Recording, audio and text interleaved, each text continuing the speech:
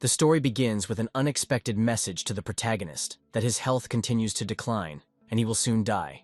But he points his weapon at himself. The hero confidently said that this time he definitely succeeded, holding the sword tightly in his hands. With a sharp movement, he pierced himself, but even so, an error emerged that the player was not detected, and they began to restore his role and status. This error did not suit him, and he began to print something magically and mysteriously. He added some secret entrances and items into the code, smugly considering himself a genius, even if no one needed it. Finally looking away from the monitor, he managed to stretch, noting out loud with hope that someone would find his Easter egg in a future game while he was being watched. Behind him, a threatening male figure loomed closer, calling his name, Sung-an, making the boy nervous.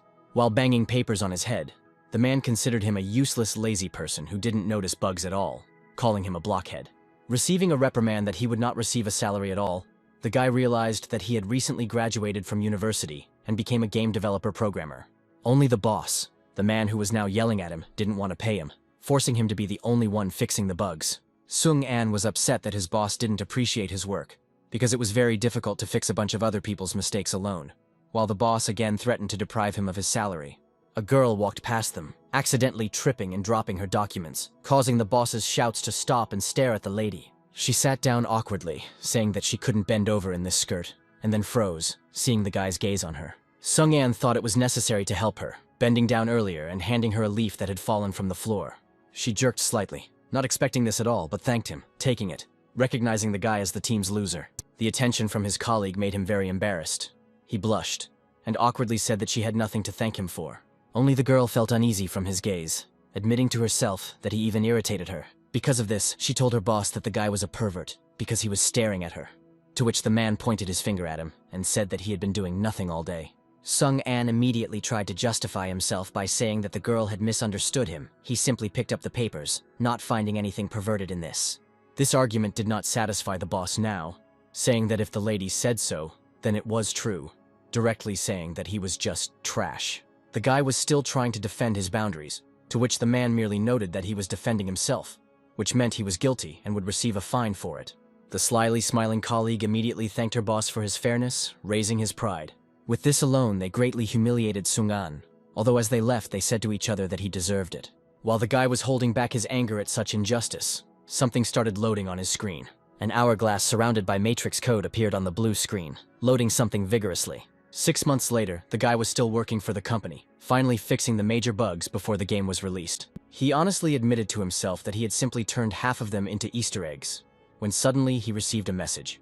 Unfortunately, this was not a significant reason for the boss to shirk the program, since he was worried about the release of their game.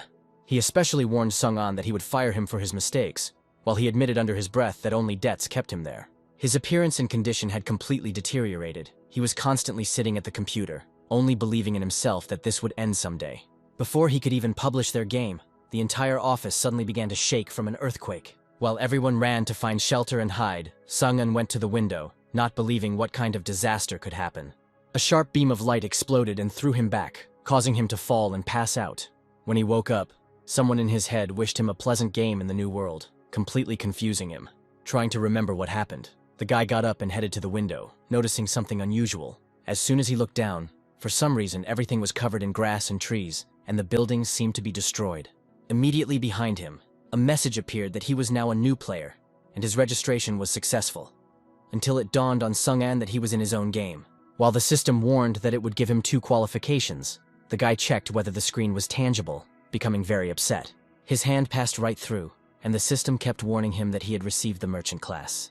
After that, out of nowhere, an old stone knife that was meant for his class appeared in his hand. After looking at it more closely, Sung-an realized that it was real, also realizing that he was a merchant. Since it was his game, he knew what classes there were, and that each had its own skill and advantage. Turning around, the guy realized his situation again, not believing that the office around him was real. Then it appeared on the screen that he had a task that would be accepted automatically in 5 minutes. He immediately remembered about bugs and Easter eggs, because this was his game, and he could take revenge on everyone who humiliated him. Looking at the quest screen, he remembered that if he died before accepting the quest, he could change his class to a random one, receiving a unique qualification. Only while twirling the knife in his hands did Sung-an admit that he had never been able to bring himself to kill himself, especially with the fear of killing himself in reality. Deciding to take a risk, He stabbed himself in the stomach with a knife in a sharp movement, believing that he would not die. Only he didn't receive an immediate answer, remaining on the floor of the room, bleeding and unable to reboot. Suddenly, he seemed to wake up, but completely healthy, realizing that everything had worked. Unfortunately for him, he got the role of a doctor, which was even worse for him, deciding to try one more time, pointing a knife at himself. There were a couple of seconds left to accept the task, but Sung-an, while still dying, did not receive the necessary characteristics, and even received the merchant again. Because of this, sitting on the floor, he considered himself a failure, looking out the window, seeing only one way. Without thinking, he ran out the window, but somehow it gave in to the pressure with a crack, and he began to fall. There were only a few seconds left, and Sung-an was still too far from the ground to crash in time. He couldn't understand why everything was so unfair to him, because he simply didn't want to be at the mercy of others. Finally, approaching the ground, there were 3 seconds left. Why he finally prayed for a free life. A second before accepting the task, he managed to crash, which is why the system began to select a new class for him. His body was illuminated by a golden light, which is why he reluctantly began to open his eyes, looking around. Staring at the screen with his characteristics, he was glad that everything had worked out. The hardest thing is to get 2 classes at once, but he did it by becoming a gold merchant and a warrior. Sung-an stood up and approached his screen, as his glasses had been lost in flight, noticing that he had been given an achievement for dying. Having discovered his skills, the guy began to study them carefully, considering this to be only the beginning, until the goddess of luck leaves him. Having found his glasses, he unfortunately noticed that they were broken, but the fact that they could be used made him very happy, while the system tried to warn him. Finally opening the message, he saw that it asked him to find shelter, which he did not do, considering himself experienced due to the classes. Only next to him was a terrifying roar heard, from which the guy was lifted off the ground. A starting monster with the maximum danger level flew up to him. Trying to crawl away somehow, Sung-an thought that this was some kind of joke, trying to behave quietly. Only the monster clearly noticed him. Why didn't he understand how he was supposed to deal with a whole boss as a newbie?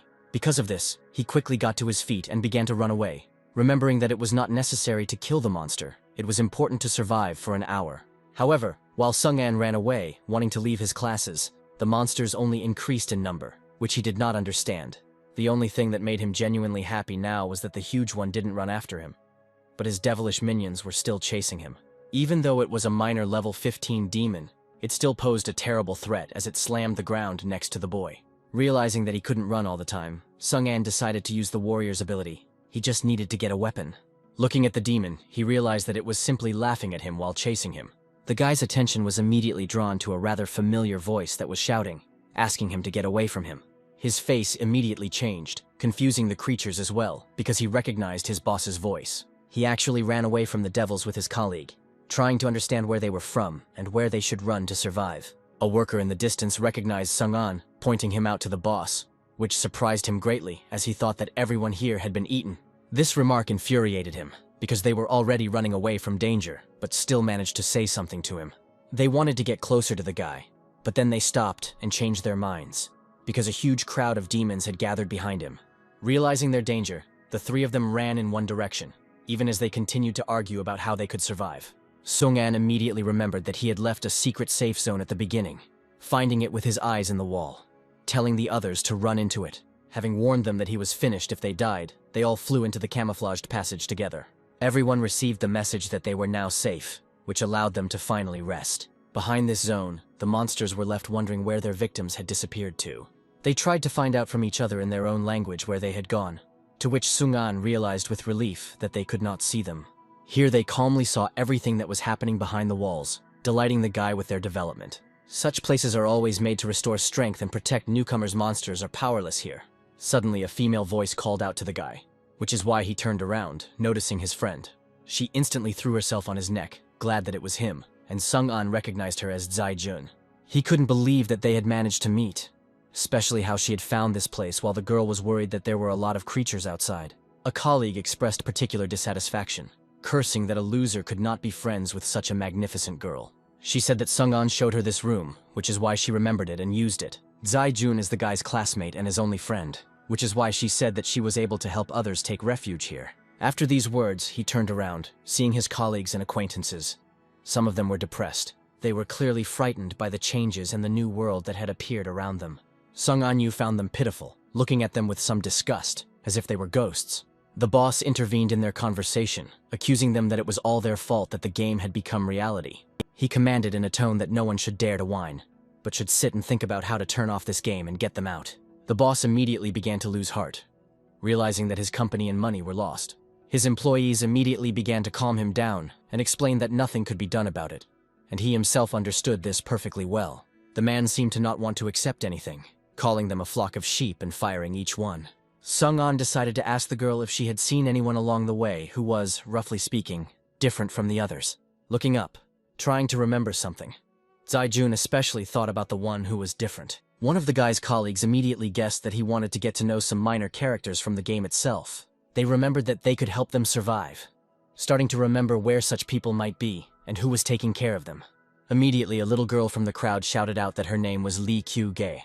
She was very upset that adults had such a bad memory, comparing them to slugs. Pointing his finger at her, the guy noticed that there was a pointer above her head, which meant the girl was definitely not a player, and in order to move forward, he needed to win her over.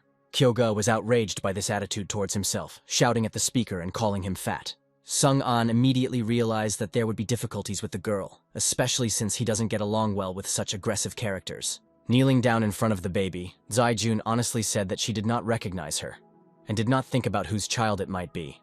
Glad that she was okay. Kogu immediately began to thank her for not even letting her feel in trouble. Because of this, she began to open her backpack, showing that she wanted to give Zai-jun something, calling her little sister. A card appeared in her hands, saying that here it is, handing it to the girl. Magic lines appeared around her, and the system transmitted that it had received and activated the minimap. Everyone on the sidelines were shocked as they stared at this magic, realizing that the NPCs had tools or cards. Sung-an was also pleased because such a find would come in very handy in the future. At that moment, his colleague approached the girl, holding something in his hand and offering it to her. There were candies there, thanks to which she wanted to buy a card from her, to which the little girl stuck out her tongue and refused, calling her a liar. Hyuga saw how the very same one escaped first, and now she lies that she helped, calling her the worst person in the world, clearly angering the lady. The colleagues barely held back the girl's attacks, while the level of their relationship with the baby was falling, because no one was helping her, and now everything was needed.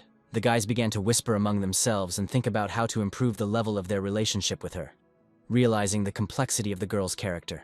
The boss did not share this approach, demanding that no one hang out with this brat, but simply take the necessary items from her by force. As he got closer, he yelled at Chu-gae that he didn't care about her at all, he only wanted the map. She was so scared that she couldn't move or run away, which is why the man grabbed her by the backpack. Realizing that he had not let her go with words, Sung-an jumped and hit him on the cheek, demanding that he stop. Kyogu was able to escape from his strong grip, where the girl was able to catch her and protect her with herself. The guy started yelling at his boss that he had acted abnormally by using force against a child and taking advantage of his status in another world. Spitting blood from his mouth, the man looked askance at his attacker, vowing to teach him a lesson for hitting him. He called the girl a simple creature created by the game, and he only wanted to get the card, while Zai-jun tried to comfort the little one. Unfortunately, this did not help at all, and the relationship with the character dropped into the negative, immediately causing anxiety. For offending an NPC, the system warned that everyone would be punished with a penalty in the form of the safe zone disappearing. Looking up, many noticed that there were only 30 seconds left before the zone would disappear. While everyone started to panic, the man yelled at Sung-an that it was all his fault. He also raised his eyes now, realizing what problems could now await them with this fine. Demons, from whom they had recently managed to hide, began to crowd behind the collapsing wall, realizing that it was stupid to add relationship status. There were only a few seconds left before the disappearance and the monsters began to approach, while Chu-gae only cried loudly. Everyone stood in panic under a pile of warnings, watching these creatures being caught, not knowing what to do. Sung-an stared at the demons, trying to quickly think of a way to help everyone not die and distract these giants. In his mind, he decided to run in the opposite direction from his colleagues, because he needed to get something in the building. The boss snuck up on him from behind, yelling that the guy would go and stall for time. That's why he simply pushed Sung-an into the cracked portal, blaming him for causing it.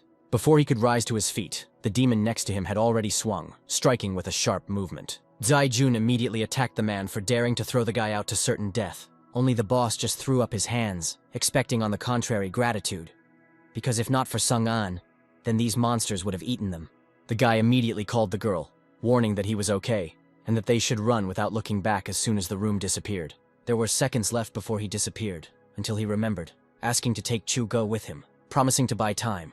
The girl didn't want to let him go to his death, but her colleagues asked her to prepare and not to worry, because the safe zone would soon disappear. As soon as the timer showed 0 seconds, Sung-an yelled at them to run as fast as they could, while blood was running down his face. The shelter was destroyed, and a crowd immediately ran out of it, trying to save themselves. However, this didn't help much, because a couple of the creatures still followed them. Kyogu thanked the guy in her mind, calling him brother, which is why a notification appeared behind his back, where she gave him a minimap. Sung-en couldn't believe his eyes at first, but he was incredibly happy that he had managed to get the map. While running away from the demons, he realized that the non-player character was kinder to him than some living people. Even though he was just a code, he immediately decided to use this map, finding another Easter egg of his own. He quickly got his bearings, realizing that the place he needed was very close and he would notice it right away. The only problem was the monsters that wouldn't leave him alone, but there was no cover nearby. Wanting to open the minimap again, the closest demon caught up with him, managing to knock him down with a sharp blow. The others immediately ran up, and while Sung-an was cursing them, one of them swung hard and knocked him into the floor. At the same time, a fast demon also followed his colleagues, killing one and very close to another. The guy screamed frantically for his boss, asking for help, when the monster's hand literally passed through him, killing him instantly. When they turned around, they immediately assumed he was dead, realizing they had already lost 2. The other guy, turning back to the task, couldn't believe that it was possible to survive here for another half hour, as the game asked him to. Out of the corner of his eye, he glanced at the demon, who was watching them with a sly smile as he spilled the blood of the losing player. Zaijun took over the controls, shouting where the right place to run was, holding the baby in her arms, saying that there was an elevator at the end. No one dared to argue with her, as one turned in one direction, deciding that no one wanted to stay here. At this time, Sung-an was on the verge of his death, hearing a notification from the system that his health was critically low. Barely getting to his feet in front of the creatures, he thanked them, because with their help he was able to find the place he needed. Their blow opened a secret passage, where the guy was heading, immediately climbing into it, telling everyone to see him soon. Looking at them menacingly, he promised to return and remind them of everything. On the other side of the portal was an office where a man seemed to be sitting at a computer desk, working hard. Rubbing his head, Sung-an didn't think that the passage would make it hurt so much, while trying to figure out what kind of place this was. Sitting behind the monitor, clicking on the keyboard, was a skeletal non-player character, depicting an eternal worker named A-kun. The guy was pleased to see his creation, immediately greeting him, while the skeleton was slightly frightened, not noticing him right away, immediately asking about the work. Approaching A-kun while he was saying that he had a ton of work, the guy suggested that he take a rest, patting him on the shoulder, because as a creator, he knew what his character needed. The skeleton refused him because he could only leave after 12, but the clock always showed the same time, realizing that time had destroyed him. Despite the conversation, A-kun continued his work, admitting that he already considered work a part of his life. While the guy reached for the clock, he took a marker and drew noon on the dial, inviting the skeleton to look at the time. Thanks to this time, A-kun was free, because now it was his well-deserved time to rest, which is why the room was lit up with blue light. He couldn't believe his happiness. Why did he even turn his desk over, sending all this far and for a long time, especially wishing death to his boss? He beat and raged until Sung-an realized that it was he who had locked this poor guy here. Thanks to his actions, the system gave him an achievement for completing the secret mission, taking A-kun away. The skeleton began to disappear before the guy's eyes, glad that his work was finished here, and in gratitude he left his things to him. Sung-an mentally wished for him to find a good boss in the other world, while he himself studied the reward that had fallen. He got new glasses and a strong programmer's bone structure, just glad that now he had something. He immediately put on the glasses, immediately feeling pleasure from how clear everything was, and how the glasses were invisible. The bone immediately gave him a strange feeling, and he didn't know what to do with it. Opening the skill panel, he remembered that it was possible to create weapons, and immediately took advantage of it. Luckily for him, he managed to make a bone blade, still with a damage bonus thanks to his class, heading towards the exit, believing that now was the time for payback. The monsters were waiting for Sung-an at a particularly secret passage, and when blue smoke began to pour out of it, they immediately prepared for a fight. Only instead of the guy, they got A-kun's abandoned computer, not quite understanding what it was. At that moment, the guy came out of the portal, pointing his weapon at the nearest one, noting that you should never expose your back to the enemy. After that, he hit the monster on the back with a sharp swing, wishing him death. Only the demon did not think of dying, which is why he even turned to Sung-an and began to resist him. The guy started yelling at the dagger because it didn't do any damage, and his health was on the edge. He couldn't run away. The system immediately warned that the blade had activated its demon hunting mode, instantly exploding the one it first struck with golden lightning, learning that it was 700 damage. His ability took a while to take effect, while the game immediately congratulated him on killing the monster and leveling up. Thanks to this, the wound on his face healed, because by improving his level he was healed. Only the death of one of the comrades did not affect the others in any way. On the contrary, it even made them angry, heading towards the guy. Sung-an stood confidently in place, deciding to pay off his debts to everyone, because now his health is at its maximum. The demons immediately jumped on him all at once, while he stood confidently watching their movements. Not even a moment passed before the guy hid back in the secret area where no damage could occur. After waiting for the demons to come closer, he jumped out of the portal, trying to hit as many creatures as possible. It didn't work out well for him, because only one died, having decided that the hide-and-seek tactic was very successful. Before Sung-an could even run to hide, one monster had already swung its paw at him. The demon tried to squeeze him and not let him get to the portal, which is why he tried to come up with a new tactic, while simultaneously surviving. Another monster, noticing that his comrade was in trouble, immediately swung at Sung-an from above to crush him from all sides.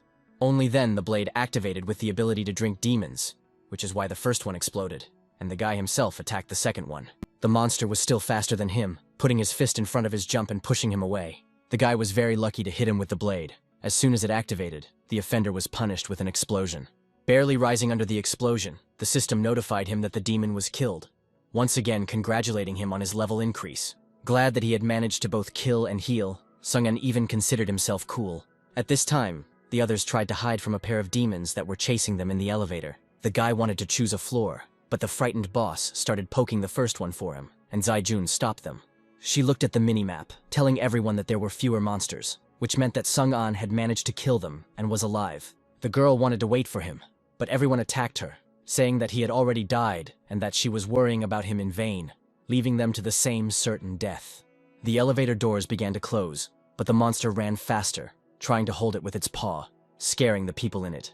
Breaking through the wall and the elevator door, the demon screamed terribly loudly, but the displeased Hei behind him was louder, forcing him to turn around. Before he could even turn his head, Sung-an sharply slashed his blade across his back, leaving a huge scratch. Amid the cries of the dying grass, he spoke to him not to dare attack his friends. The demon died, and the elevator had already left, which is why the guy sadly realized that he was late, because no one even heard his phrase. The system warned him that the floor was completely cleared of monsters, greatly upsetting him as he wanted to level up more. Calling up his stat menu, he remembered about the points to further improve. Sung-an was curious about how much he had improved when he started counting his scores without bonus points thanks to classes. Realizing that he was quite weak and had received too few points, he improved his strength stats, deciding that now it was better. Suddenly, the building began to shake and crumble, as if some kind of earthquake had happened without anyone knowing who was causing it. Thinking that one of the demons might have been reborn, Sung-an immediately remembered the initial invincible boss, the leader of the demons. The people who ran out of the building did not know about it, which is why they encountered a big problem on the street, trying to hide from such a giant. The demon was gaining strength while everyone was screaming, and the system was warning about the maximum level of danger. The guy immediately turned to Zaijun so that she could use her map to get them out of here. To their horror and regret, the minimap was unable to determine their path, throwing up an error. The boss was especially scared and said that he didn't want to die, staring at the huge demon. Out of fear, he simply ran in any direction away from his colleagues to save himself. At that moment, the monster charged its charge, opening its mouth, where the magic was finally collected into a ball. With a sharp blow, he clearly hit the fleeing target, burning the man alive to the bones. Everyone, seeing such strength and power, immediately screamed in panic, not knowing what to do or where to run. The monster stood there, breathing heavily, as one remembered that they had a recharge. Everyone took advantage of this chance, quickly scattering in all directions from each other. Unfortunately for the boy and Zaijun, he followed them, charging up his attack. Because she was running so fast, the girl didn't notice the pebble under her foot, tripping and falling to the ground. The guy noticed her disappearance, turned around and called for her to run further, but she could not get up because of the pain. Zaijun knew that she had twisted her ankle and would not be able to run, but she begged the boy to take Hyuga to a safe place. The girl lost consciousness, and she didn't want to leave her, which gave him a difficult choice. As soon as he noticed the monster behind the girl, he immediately began to run away, apologizing to her in advance. She had no choice either, because the demon was already charged and attacked them, hugging the little girl tighter and mentally asking for help. Zaijun was incredibly lucky, because the entire charge was blocked by Sung-an, who had just arrived and aimed his blade at the ball. He managed to literally beat it off, passing the monster its own blow, amplified tenfold. Because of this, the girl awkwardly turned around, wanting to know how she managed to survive, immediately rejoicing that the guy was alive.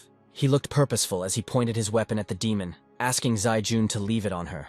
his eyes filled with rage, saying that he dared to touch her, and the guy would not forgive it. They managed to retreat to the forest, learning that they had less than 20 minutes to survive. But the girl would not be able to escape. She also conveyed her concerns about Chu-Ge because she was fine recently, but now she was unconscious. Sung-an tried to reassure her that it wouldn't last long, because she was just scared, asking him to take care of her while he fought. Zai-jun was immediately against it, because this monster is too big, as the guy said that he has a plan. He knew that Sun Yue, the same guy who abandoned the girl to certain death, had fled here. Sung-an explained to him that he wouldn't be able to hide in the forest for long, because the demon would simply burn everything down, but there was an Easter egg that would help him survive. Only the guy desperately needed his help, while fighting off the monster, asking him to hurry up with his choice. Now Zai-jun was also panicking, but she was determined to help him, even with her swollen leg. With barely enough strength, Sun Yue came out from the bush, asking him to command what to do. Turning to look at him, Sung-an explained that he needed to draw a circle around the girl. But the guy didn't immediately believe him, that it could have worked with an ordinary stick. While Sung-an parried the blows, trying to inflict damage, he yelled at the guy to hurry up. There was no other choice but to trust him, which is why Sun Yue took the stick and warned that it was for Zai-jun's sake. With a quick and easy movement, he managed to draw a large circle around her, connecting it evenly. The system immediately announced that he had activated the Easter egg of Sun Wukong's protective circle, causing him to be surrounded by smoke. This circle gave Zai-jun protection for 10 minutes, causing the timer to count down and leaving Sun Yue outside. He turned around to make sure his Easter egg was working, and Sung-an smiled slightly when he found out that everything was okay. But the Easter egg's peculiarity didn't end there. She gave his colleague a monkey outfit, with a monkey on his head, the effect of which was to anger the enemy. At that very moment, the monkey on his head began to buzz loudly into the pipe, to which Sun Yue covered his ears and was indignant at the guy. The demon boss heard these sounds too, turning to look at him when the system reported that he had provoked it towards himself. Sun Yue was saved from the blow by Sung-an, who grabbed him by the collar in time and pulled him aside, causing the demon to miss. The guy immediately thought that his colleague wanted to kill him, to which Sung-an said that it was nothing personal. He just needed to distract the monster.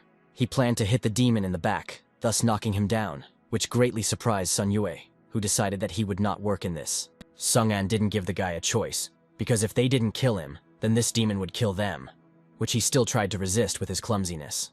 Zai-jun immediately began to tell him how and when to dodge, which is why he had no more reasons to refuse. He was especially touched by the fact that the girl cared for him, prompted and guided him when he almost left her to die. The monkey on his head also gave him no choice, occasionally humming and singing, attracting the enemy's attention.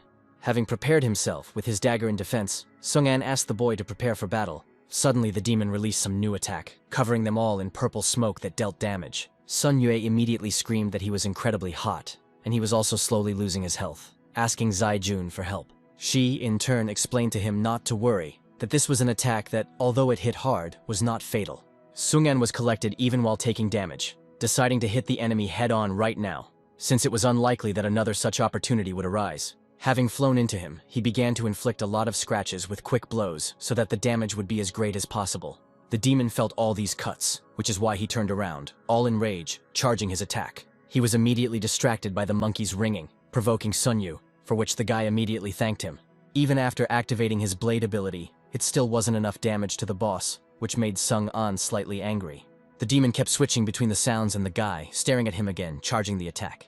Noticing the danger, he immediately asked Sun Yue to distract the monster, worrying about himself. The guy started to run away as far as possible, wishing Sung-an to deal with this problem himself. Only his monkey continued to play and anger the enemy, which is why the newly charged attack was directed at the guy. Thanks to what Zai-jun told him, he was able to dodge perfectly, unexpectedly praising himself. The monkey started playing again, and again the boss responded to him, finding his prey, reaching the peak of anger.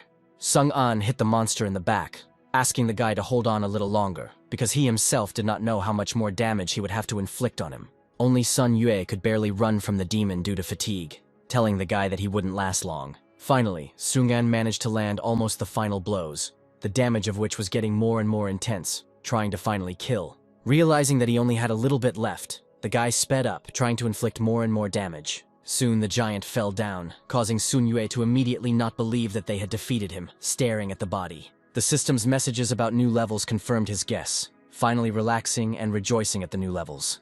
The shield's time also came to an end, which is why the monkey disappeared from the guy's head, making him very happy, promising to kill it next time. Even though he saw that the monster had been defeated, the Easter eggs had been discovered, and Zai-jun was okay, Sung-an still felt uneasy, as if something was missing. He looked at the monster, not believing that for such a victory he was given only a couple of levels, and no worthy reward. Looking closer, he saw an orange glow on the boss, clearly remembering something from when he created the game. The system immediately made everyone happy that the zone restrictions had been lifted, since they had managed to survive for an hour, to which Sun Yue suggested running away. Sung-an suggested they look around first, when a purring voice came from above, asking how they did it. A little cat girl was flying above, saying that she was their game guide, and her name was Rafaela. She immediately said that she came to congratulate them on the premature completion of the task, especially since they were the first group, which made Sung-an realize that they were not alone here. Purring, she noticed that other players had not done so well, especially simply running away from monsters, comparing them to bugs. The kitty immediately realized that they were too cool, wondering how they, newbies, dealt with a high-level boss, immediately suspecting cheats. Only Sung-an immediately pointed to his blade, explaining that he was simply lucky to have received good equipment. Rafaela still suspected him of cheating, because she knew that it was not so easy to get equipment, which is why the guy realized that she did not know about the Easter eggs. Their conversation was immediately interrupted by another group that emerged from the wilderness, under the leadership of Xiao Mei, the girlfriend of Sung-an's colleague. Despite their quarrel among themselves, Sun Yue immediately asked where they had run off to, and how they had managed to return here. The girl continued to grumble discontentedly that they had simply gone into the forest and wandered there for half a day, and after the system's notification they decided to look around. Xiao Mei's gaze landed on the flying creature, asking what kind of thing it was, clearly offending Rafaela with this. Finally, when they had finished sorting out their relationship, the girl happily reminded them that they had completed the task, offering to receive a reward. Out of nowhere, bags of gold appeared in their hands, each with 10,000 coins, realizing that this was the currency here. Rafaela immediately explained that these coins were needed for trading and upgrading, noting that the more coins, the better.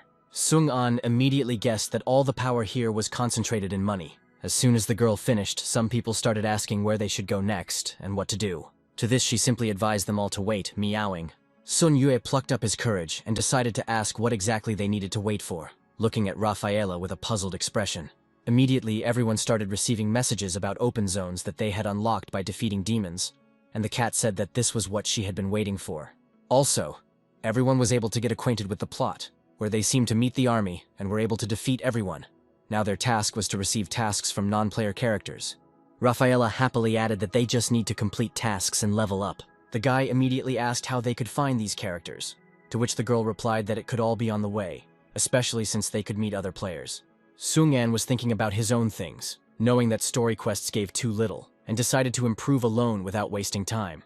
Only then did an idea come to him, asking if there was anyone among the people here with a healer class. Only everyone thought that he was gathering a team. He explained that Zai-jun had sprained her leg and he wanted to heal it, but he himself could not because he was a warrior, deciding not to tell anyone that he had 2 classes. The girl immediately rose from her seat, trying to justify herself that she was fine, immediately saying ouch in pain. The boy and Xiao Mei said that they were not doctors, while Sun Yue was upset that he would not be the one treating Zai-jun.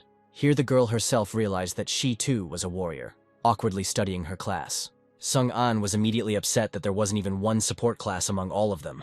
A guy named Lu Renjia came out from the crowd with a healer class and offered his help in trying to cure him.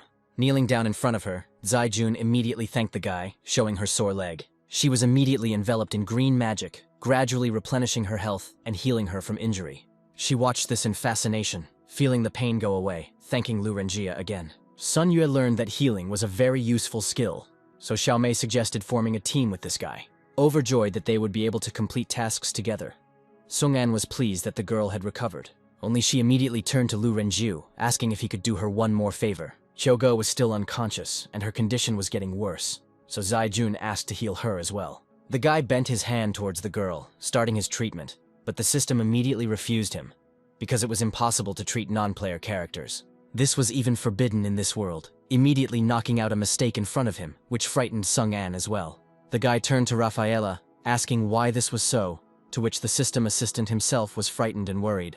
Healing NPCs had never been forbidden, but then someone's voice called the cat, whom she addressed as a master. Only no one else heard this voice except her, which is why Sung-an didn't understand who she agreed with. The voice came from a strange, hallucinatory place, asking the girl to bring Chuge to him, but only so that no one would know. The system reported that the baby's health was rapidly declining, and Zai-jun, seeing her blood, screamed, not understanding what was happening.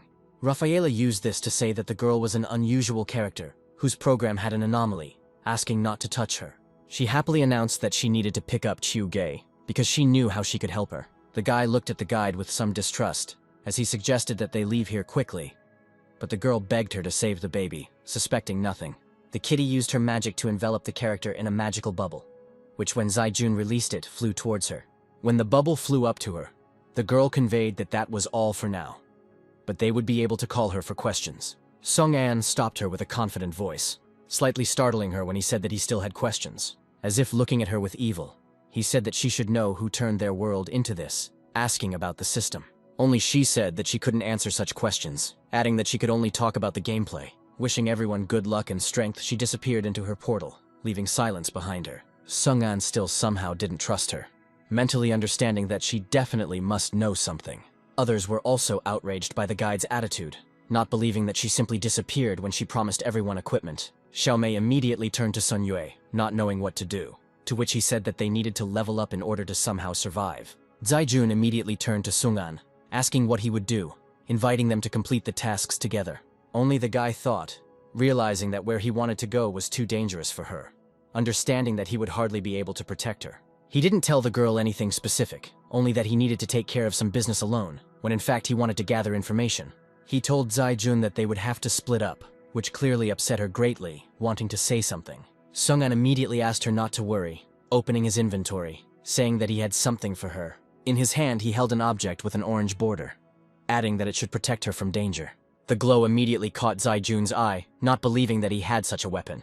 The color determined the rarity and class of the weapon, and orange was considered one of the most powerful. She immediately tried to refuse such a rare and good item, because she was not capable of anything. Only Sung An was confident, offering her at least to use him for a while, knowing her character. Having convinced him that he himself would feel calmer knowing that Zaijun was safe, Sun Yue immediately began to be indignant, since he had also helped. Blushing, the girl had no choice but to agree with him and thank him. Sung An also paid the guy, throwing him a bag of coins that he had received. Slightly displeased, Sun Yue thanked him, since at least he received something as a token of kindness. Then the guy reminded him not to take out and throw Zaijun next time. Without turning around, he went in his direction, saying goodbye and agreeing that he would definitely come to her for dinner. He left quickly, not reacting in any way to the girl calling him, and soon disappeared into the forest. Sung An was warned that he had entered a new zone while he looked around, seeing bodies of people killed by monsters everywhere. He mentally understood that he had imagined the game to be not so gray, and when he saw the corpse himself, he felt such cruelty within himself, wanting to understand what exactly had happened to this world. The guy immediately remembered Rafaela when she addressed someone higher, calling him sir, trying to build a chain. While he was racking his brains, he managed to get where he wanted to go, to the ruins of the supermarket. Coming closer, he remembered his game, because there were two types of monsters in it. The first, of course, wild, just walking around the world to level up. They are quite easy to kill, and they can also be resurrected for convenience. The second type were dungeon monsters, where Sung An went, because their prey was more valuable, but also more dangerous. Realizing that there would be difficulties, the guy found a clothing store inside the supermarket, deciding to change his clothes for new ones. Spinning around the mirror in his new image, he admitted to himself that he would never have thought about a new wardrobe in his life, especially since everything seemed expensive. His thoughts were confirmed when he found the tag on the sweater, and was somewhat upset that he had taken it, because his shirt seemed good against the backdrop of such a price. As he walked further and further past the broken shop windows, Sung An realized that there had been battles here too. There were some gold ornaments on display, but now, after the disaster, their human gold had lost its value. So he used it for himself, stuffing everything he could fit into his inventory, thinking it would come in handy in the future. The system told him that he had no game currency left, but the guy thought that he had already taken everything he needed. He finished his preparations, and having found the necessary portal, he headed to the dungeon. The game warned him of the difficulty, asking if he was sure he wanted to go, but Sung An insisted, believing himself to be fully prepared. A moment later, he found himself in caves, which at first glance delighted him with their beauty. Without moving far from the portal, he looked around at the same time, admiring how beautiful the dungeon looked. As he walked further, various crystals grew in the walls of the cave, which the guy called materials. He carefully took one, turned it over in his hand, and decided to collect a few for the future. In the darkness, a pair of glowing eyes stared at him, hissing angrily at his dominion. Sung An barely managed to dodge this sharp little animal, which decided to attack him immediately. In the light, he was finally able to see his enemy. which turned out to be a small, mid-level cave mole. He was immediately on guard, feeling the speed of this creature, realizing that if he wanted the stones, he would have to kill it. It turns out that he knew the creature's weakness, taking a golden bracelet from his inventory and offering it to the mole. The animal was crazy about its shine, immediately rushing to catch it when the guy threw it up. Before it could even fall, the mole grabbed it in midair, while the system warned that the monster could not control its love for gold. This is what Sung-an used against him, taking out his blade and stabbing the mole in the back, realizing that greed can be his ruin. The guy immediately got upset, because they gave so little experience for killing him, and decided not to waste time on it now, but to collect stones. As soon as he turned his back to the darkness, a bunch of little eyes stared at him coldly, and he clearly felt their gaze. Turning around abruptly, the guy was shocked by their number, unable to find words. A horde of moles flew towards him, snorting, growling, and even cursing among themselves. He couldn't think of a better way than to urgently open his inventory, looking for something that could save him.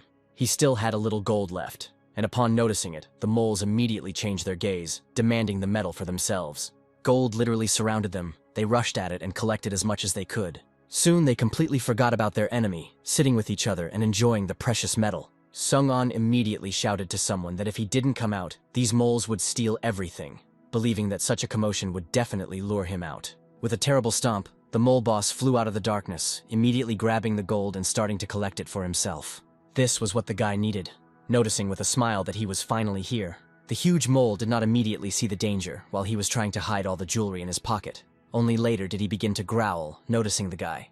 Only his attention was immediately distracted by the little mole minions, who gave him all the gold they had. Sung-an began to bargain with the monster, handing him ingots and a bag full of gold, offering it all to the mole. The boss did not remain indifferent to the metal, immediately staring at it, waiting for what it would do, not even thinking about the danger. This is what the guy needed. A distraction, immediately throwing all the jewelry at the mole. The monster pounced on the bag without hesitation, trying to grab everything at once, leaving nothing small. Taking advantage of the moment, Sung-an snuck up behind him, immediately delivering several blows with his blade. He thought that this would be enough, remembering with a smile that he had recently killed a boss with a level several times higher than the mole's now. Thinking that this would be an easy victory, he gave him another good kick on the back. The damage to the mole boss was insanely small, greatly surprising Sung-an, while the system warned him that he had been spotted. Because of this, the monster immediately tried to push his enemy away with his paw, while his eyes lit up with rage. Sung-an literally barely managed to put his blade out and jump back to avoid taking damage. But even so, the guy hit the wall from the harshness, realizing that he had rejoiced too early. Calling himself a fool, he realized why the damage was so small, because the blade works on demons, not animals. Having looked around a bit, he remembered about his assistants, realizing that such a fight would be incredibly difficult. Besides the boss, the small companies also stared at the guy, preparing to attack. Because of this, he realized that he would have to act differently, because they would complicate everything if they fought. But he wasn't even given time to think, as the monsters immediately rushed towards him, straightening their claws. He tried to fight off the boss with his blade, and his assistants with his free fist, cursing out loud. He also didn't want to waste his energy on the little moles, because otherwise there would be more difficulties with the boss, while he was still bothering him like that. Receiving notifications from the system that he had killed the moles, Sung-an was simultaneously trying to find tactics for a winning battle. Raising his head up, he decided that it would be better to get to the surface now, where he could safely think everything over. Having prepared to jump, he had no other choice but to use the blade to climb up the wall. As soon as his feet left the ground, the moles stared up at him, frozen, not quite understanding what had just happened. Sung-an's jump was very high, even overtaking the boss, which pleased and frightened him at the same time. Once at the top and having landed successfully, the guy began to think about what to do. From the characteristics, he realized that they had greatly changed his physical characteristics. But now he needed to solve a bigger problem. Staring at the mole boss, he realized that he would be able to kill him if he didn't get distracted by the little ones, now thinking about the plan. Opening his inventory, he tried to think of something from his items that he had managed to steal, because there wasn't much gold left. The boss didn't like this weight and started shouting and growling. With a sharp movement, he climbed up to the guy, clinging with his claws, scaring him greatly. Sung-an had just a little time to prepare himself, holding the gold in his hand and provoking the mole to come at him. He offered to take it for him to place a bet, while collecting something in his inventory at the same time. From there, he took out his remaining metal, offering the boss to take everything, which made everyone's eyes run wide from the riches. Only Sung-an himself stood in front of this gold, warning that first it was necessary to defeat it. Having asked, with the hope that the mole understood him, what he would do, the boy prepared for battle. The monster, without even thinking, rushed at him, growling with anger that someone was stopping him. That's why he unexpectedly jumped on top of the guy, for which he had time to prepare. Sung-an acted more cunningly, dodging this attack, sending the mole flying. Smiling smugly, he conveyed that all this gold was now the mole's, giving it to him. Because of this, the monster flew straight into the pile, clearly not expecting it, hitting hard. Gold flew in all directions under his body, while the mole was confused because there was some strange liquid underneath him. At this point, Sung-an was already lighting an improvised Molotov cocktail, smiling slyly at the boss. While he was looking at all the gold in the gasoline, the guy explained that he had used his weakness against him. Swinging his arm sharply, he threw the bottle into the puddle where the mole was sitting, wondering what mole meat tasted like. As soon as the bottle broke, the fire instantly ignited the gasoline and the mole, hearing his shrill scream. Looking at this fire, he was clearly pleased with the trick he had pulled off, waiting to injure the mole as much as possible. Unfortunately, he knew that the boss wouldn't die like that, but having his skin burned seemed like it might help in the battle. The monster did not give up trying to save itself, falling and starting to roll on the floor, trying to extinguish itself, continuing to scream in pain. His assistants below began to worry about this cry, raising their heads and seeing how some of the jewels were falling on them. Sung-an immediately realized that this cry was a call for help, realizing that he needed to speed up the battle process. The boss started to run away, which is why the guy ran after him, shouting that he was here, demanding a one-on-one fight without support. Here the system transmitted that the monster had paid attention to him, all hot and already charred from the fire. Unexpectedly for Sung-an, he released a strange new attack, sending black smoke towards him. As he tried to dodge it, he realized that the smoke wasn't causing any damage, but rather was taking control of something in his body. The system immediately wrote that he was blinded for 10 seconds. But even this time was important now, because no one stopped the boss's attacks. Trying to listen to his surroundings, the guy panicked, because if he received a lesson, the effect would last, and somewhere near him a mole was circling. He began to think in reverse, using sensations and sounds to determine where the boss would be, deciding that he would attack from behind. Therefore, having put the blade under the blow, he seemed to hit, because he felt the recoil of some blow. Still unable to see, Sung-an was glad that he had escaped, and had actually hit the target. Only he didn't stop this boss, sharply hitting him in the stomach with his fist, throwing him to the side, spitting out drops of blood from his mouth. The guy himself was surprised by such a hail of blows in a row, completely unprepared for this. While he was trying to come to his senses, the boss did not leave him alone, immediately swinging for a new blow. Sung-an could barely stand as a series of fists rained down on him from the mole, whose rage only grew.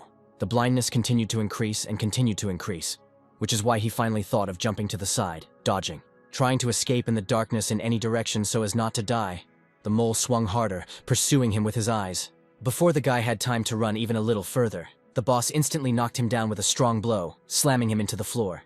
Rising to his knees, barely breathing because there was blood in his mouth.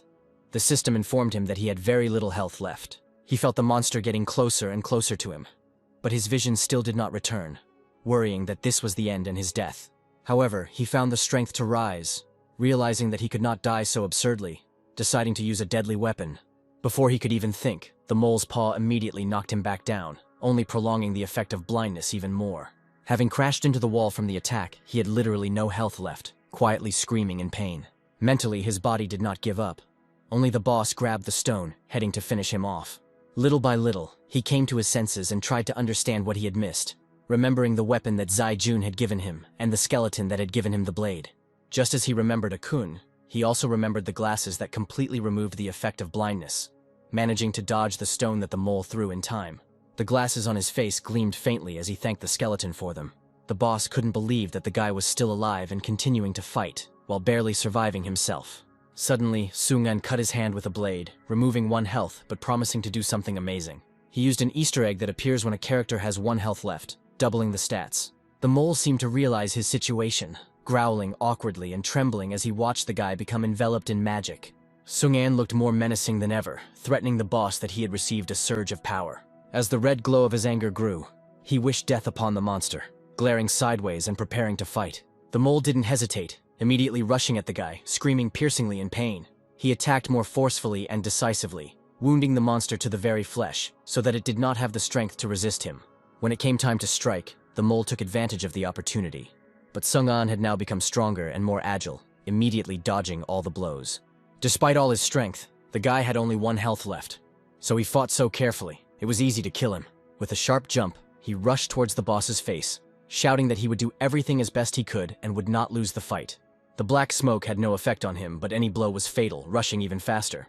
At this time, people were killing the easy monster, noticing that one girl seemed to have broken the game, completing the task and killing any monster at once. It was Zai Jun who, having learned to use the weapon that Sung-an gave her, was raising her level. Sun Yue noticed that even if he didn't hit the monkeys, he still gained experience, and decided that the girl could raise their level. Zai Jun herself asked them not to worry, and not to touch the monsters, but to collect resources and fill their inventories.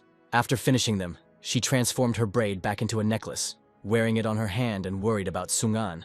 The guy immediately asked why the girl was walking with them if she could improve herself with such a weapon, for example in a dungeon. Sun Yue thought that the dungeon could not be conquered by himself until Lu Renjia counted the supplies they had received. Only the girl seemed to sense that the guy was heading there, confident that he had clearly prepared well and had not died. She considered him the strongest person, while he was actually lying down and recovering after defeating the boss. He managed to raise several levels when he plunged his blade into his throat, lying down and laughing slightly hysterically. He was pleased with himself, because he emerged victorious in this battle, which is why the system gave him a bunch of messages and items for winning. For his victory, he was given an ability. Why didn't he refuse it, especially since it was of a high rank? Grabbing it, magical lightning appeared around him, surrounding him as he absorbed the new power. He remembered that the hero could get 4 abilities, but each one opened at its own level. Each ability is special, and different animals have their own, and you can only choose it forever. It will be impossible to change it. The stronger the enemy, the higher the ability and its rank will be, which is why Sung-an received the strongest one. When the boy read his ability, Black Smoke, possessing control, and learned that its improvement costs 1,000,000, remembering that Rafaela warned about the importance of money. Only even so, he ended up with a crown and a stone of power over moles, deciding to use the latter to earn more money. A bunch of moles crawled out from all sides of the stone, quietly snorting and waiting for what the man would do. They carefully crept closer, beginning to growl with anger, staring at the killer. Because of this, Sung-an smiled slyly, noticing that their king was dead, and it was better for them not to be at odds with him. Activating a special stone, he offered them a truce, immediately gaining the moles as his allies. The stone charmed and subdued almost 200 moles here, and they stared sweetly at the guy. Sung-an saw only the benefit in such quantity, smiling and happy that everything worked out. He began to divide the monsters into groups, directing them to different parts of the cave to obtain materials for him. Clutching a stone in his hand, he introduced himself as a commander, offering to work together and honestly, immediately hearing a squeal of applause. As soon as he told everyone to get to work, every mole ran to his place to work honestly. Suddenly, something gently pulled his leg, but when he looked, he saw a small mole there who was asking about his task. Sung-an stared at him with affection, asking where he came from so small. After patting him on the head, he told him to go for a walk, because there were enough workers, and he was still too little. The mole was immediately upset by such words, wanting to be useful to his commander by touching the guy. Pointing to the worker, he suggested that he make sure that they were not lazy and did not steal stones, reporting everything to him. The guy set a condition that if everything goes well, the mole will receive a special reward, and if not, then just a coin for his work. Having received the gold, the kid immediately submitted a report, delighted with his new job. He hopped towards the adult moles, greatly touching Sung-an with his behavior. He climbed up the rock, showing off his coin, as if bragging in his own language about what he had, which only made the moles work harder. The boy appreciated the little one's efforts, considering him his assistant, because now the speed of collecting stones had increased. Opening his inventory and receiving the red quartz, Sung-an decided to create something out of it so it wouldn't just lie around idle. Only it didn't produce the most reliable items, as now a helmet has appeared, the characteristics of which are not much different from ordinary things. Then he remembered about the weapon classes, that the best one is of course red, and the worst one is white, which he created. Deciding not to rush to conclusions, he removed his helmet, realizing that with the help of his Easter eggs, he could get more and better items. Realizing that he couldn't stay here for long, he mentally calculated how many days exactly he would be here, counting 2 weeks. He was not against such a time. On the contrary, it even suited him, starting to study the cave in order to settle down here profitably. The time for mining the stones had passed when a mole, trembling all over, ran up to the commander's camp screaming. Sung-an barely managed to crawl out of the tent, eating on the go and asking what had happened to him and why he was yelling. A pair of moles began to fight over a large stone, wanting one of them to get it and show off their efforts to the commander. The guy even felt awkward that they were fighting over him, but he exhaled, put his food aside, and decided to thank the moles for their loyalty. He handed each of them a gold bar as a reward, greatly delighting his workers, asking them not to fight anymore. He immediately threw a coin to the little mole, thanking him for his prompt work. In this way, the other moles were motivated to work better, and Sung-an mentally thanked them for such dedication to him. However, As he looked around the cave, he realized that time was up and it was time for him to leave, hearing the sound of objects ringing. While they were mining stones, the guy was creating items, collecting a huge pile of everything, leaving only the best for himself. Finally, he had some mid-tier protection on him, thinking how he could get rid of the rest by just selling. It was only possible to leave the dungeon when all the monsters in it were destroyed, meaning all the moles to which he had managed to become attached. Looking away from the little one, he mentally forced himself to be ruthless, not to sit still, and to quickly go to the cellars. The mole still stood next to him, honestly awaiting his task or destiny, while Sung-an realized that he could not say goodbye to him. Thanks to his item, he was able to take a small cave mole as his pet, which cannot be changed. Delighted that everything had worked out, he conveyed that the little one was now destined to be his partner.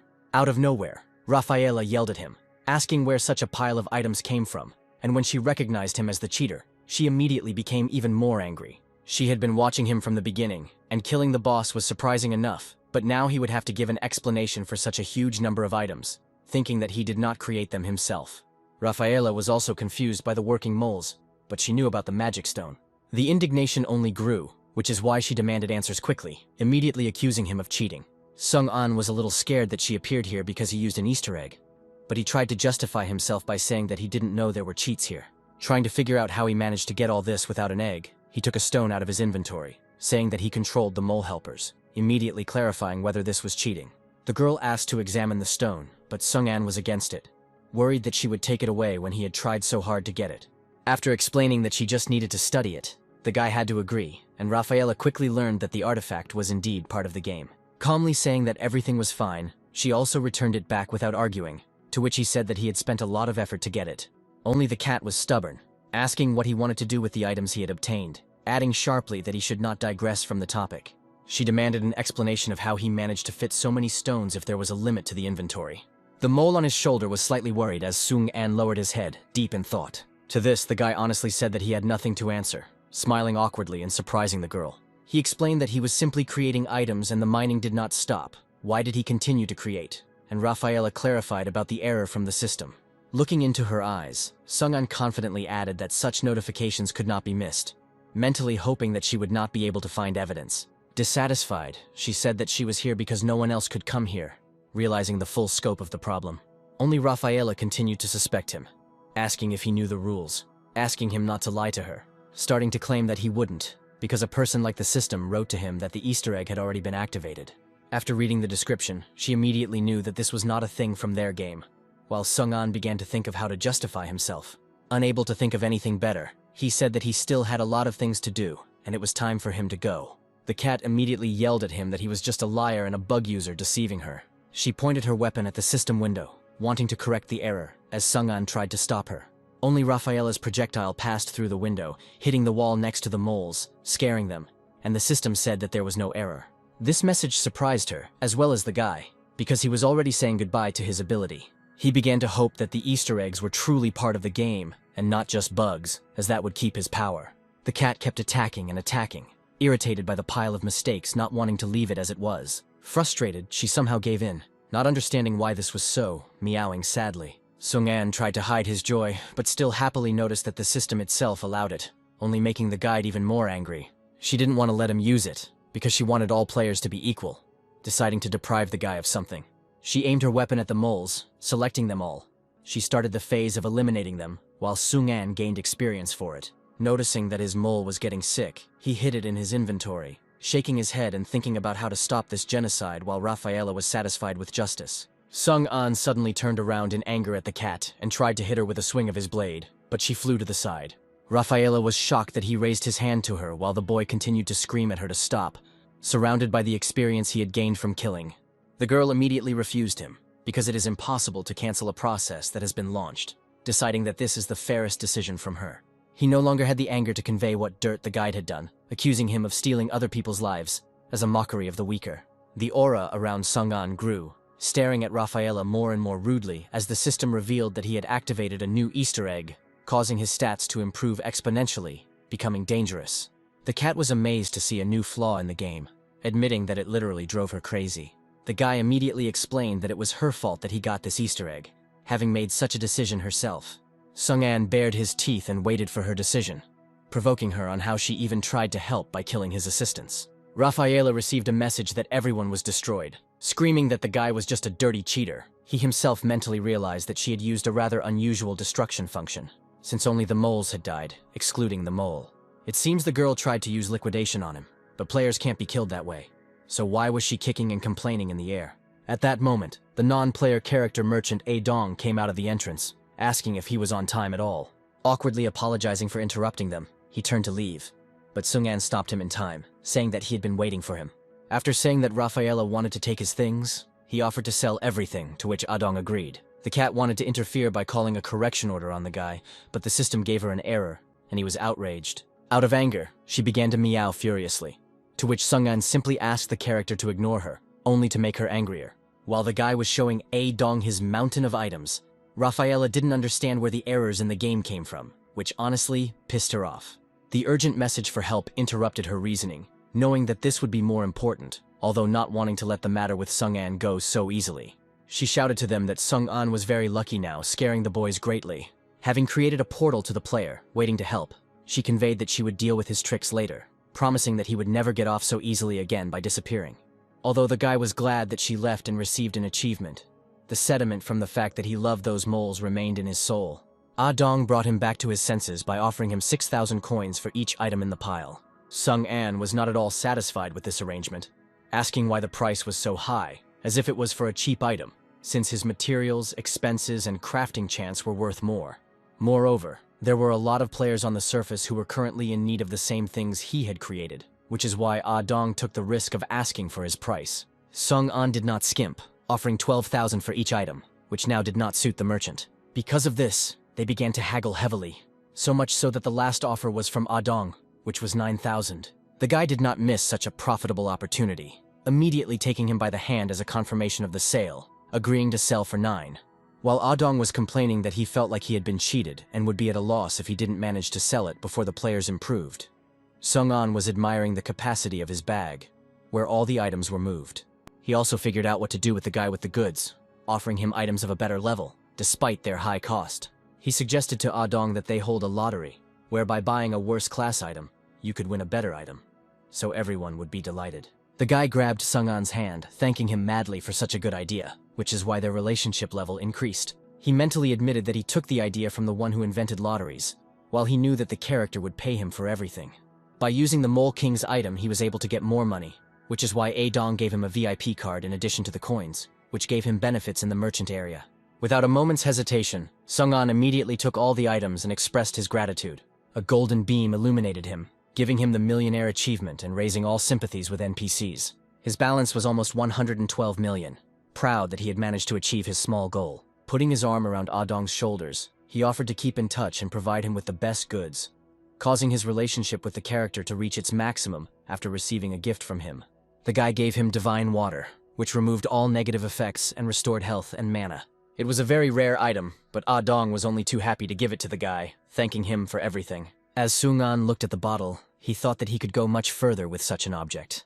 The character wanted to say goodbye and go sell, but the guy stopped him, asking him to wait. He wanted to buy some white powder from him, wondering if he had it in stock. The system warned that the mole cave had been passed when Sung-an came out of it. Turning around, he found out that the location was being updated, as if feeling a little guilty about it. Now he was incredibly happy that he had managed to complete his goal. All that was left was to improve the weapon. As soon as he raised his eyes in front of him, looking around, Sung-an was shocked, not understanding what it was. A crowd of guys pounced on him, offering to get into their cars and take him where he needed to go, whoever was cheaper, whoever knew more. Amazed that there was a taxi there, he asked for time to think, realizing that he did not understand at all what had changed here in a couple of days. The sharp sound of wheels interrupted all arguments and conversations, turning towards the sound. A car stopped near him with a sharp drift, leaving everyone in some shock. The driver looked at Sung-an, offering him a car here now, quickly and reliably, adding that he could provide any information for free. The guy stood a little shocked by the number of taxi drivers. A guy from the crowd called that driver Lin Nan, cursing that he was robbing their business, while Sung-an was amazed at such competition. This made the crowd surrounding the guy seem less trustworthy, offering discounts just to get him into their car. Realizing that he was more interested in useful information at the moment, he mentally refused them, jumping away from them. With a powerful leap, he immediately jumped into the car, sat down, and said that he needed to go to Mount Muchen, slightly surprising the driver. While changing gears, Lin Nan called him brother, telling him that he had not made a mistake in choosing him. With the roar of the engine, they drove away from the crowd of other players, heading towards the mountains with the wind. As soon as they had driven further, Sung-an began to ask who these people were and why they were crowding at the entrance. Lin Nan explained that this is how they earn their living, and that the dungeons are usually in good demand. Sung-an didn't quite understand the tactics of transporting players, because you can't earn that much by offering to kill monsters or craft weapons. Looking in the mirror, the guy noticed that he seemed to be good at games, since he was offering something like that. Sung-an didn't quite understand what he was talking about, so he asked for an explanation. Lin Nan noticed that he was clearly very good at playing games, but not every person could adapt to this kind of world. Taking out some cigarettes, he offered one to the guy and lit one himself with a lighter, noting that survival in this world was already a miracle. Those who go to taxis, in fact, simply cannot kill monsters, wanting to earn at least some money in the game. Sung-an didn't understand why they couldn't, because they were constantly being updated anyway, and there were a lot of them. Lin Nan explained that even simple monsters were difficult to reach now, because the worlds were now ruled by guilds, controlling the spawn points of monsters. Sung-an began to call him Brother Nan, asking him to tell him more about the guilds, because he had been in the dungeon for a long time and did not know anything. He considered himself an information expert, conveying that he had not made a mistake in choosing a driver. It turned out that there were 3 leading guilds now: the Raiders, with their leader Li Zhirui, the Starcoin League, with their leader Xu Fei, and the Dongshan Association, with their leader Gui Long, while Song-an realized that he had heard of Li Zhirui somewhere. The people from the Dongshan Association Guild were the worst, engaging in robbery and recruiting players. Because of their monster taking over the spawn points, no one can really level up, advising Sung-an to avoid such people. Listening to all this, the guy couldn't believe that in just a couple of days, players would change the gameplay so much. Arriving at the place, the guy paid his brother Nan, mentally deciding to become stronger. He asked if he was really going to level up here alone, explaining that the monsters here were of a fairly high level. Sung-an reassured him that he was already used to working alone, mentally gathering himself in the dungeon, and not on monsters. Lin Nan awkwardly advised him not to be brave in vain, apologizing if he was annoying, but asking him to cherish his life. He advised him to run in an emergency, because it was better to survive than to lose everything. Smiling awkwardly, Sung-an thanked him for the advice. As he was leaving to return to the profitable zones, Nan's brother suggested that if the boy needed anything, he should contact him through his friends. As he watched him go with a smile, he wondered to himself when was the last time someone else had been so worried about him. Opening the friends system and seeing Lin Nan's account, the guy regretted not adding Zai Jun as a friend when leaving. Worried about the girl, the only thing that calmed him down was that he gave her a good weapon, and everything should be calm. Walking deeper into the forest, towards the dungeon, he heard someone's disgruntled cries demanding to be let in. The crowd, dressed in various outfits, claimed that there were a lot of them, and that they would cope, demanding an explanation. At the entrance to the dungeon stood a guard, pointing his sword at the chief and clearly repeating, not for the first time, that they had not reached the 20th level. The NPC stood stubbornly, adding that they had no right to enter this dungeon without the proper level. The guards did not let them in, asking them to stop trying, because entry was and always would be prohibited. The chief came closer to the characters, explaining that he was the deputy head of the raiders, Chi Holy, had completed 5 dungeons, and did not understand what was in this game that he could not do. The guard also stubbornly replied that if his level did not meet the requirements, he would not be able to enter. Such were the rules. Having decided to break these rules, his partner also suggested simply going ahead. The guards heard this very well, raising their swords and spears, threatening that they had no right. From the bushes, Sung-an advised not to touch the NPCs, scaring everyone into stopping and turning around. He walked towards them, explaining that he could be punished for killing the guards. Chi-Holi did not believe him about the punishment, asking what kind of nonsense this was that he was hearing about for the first time.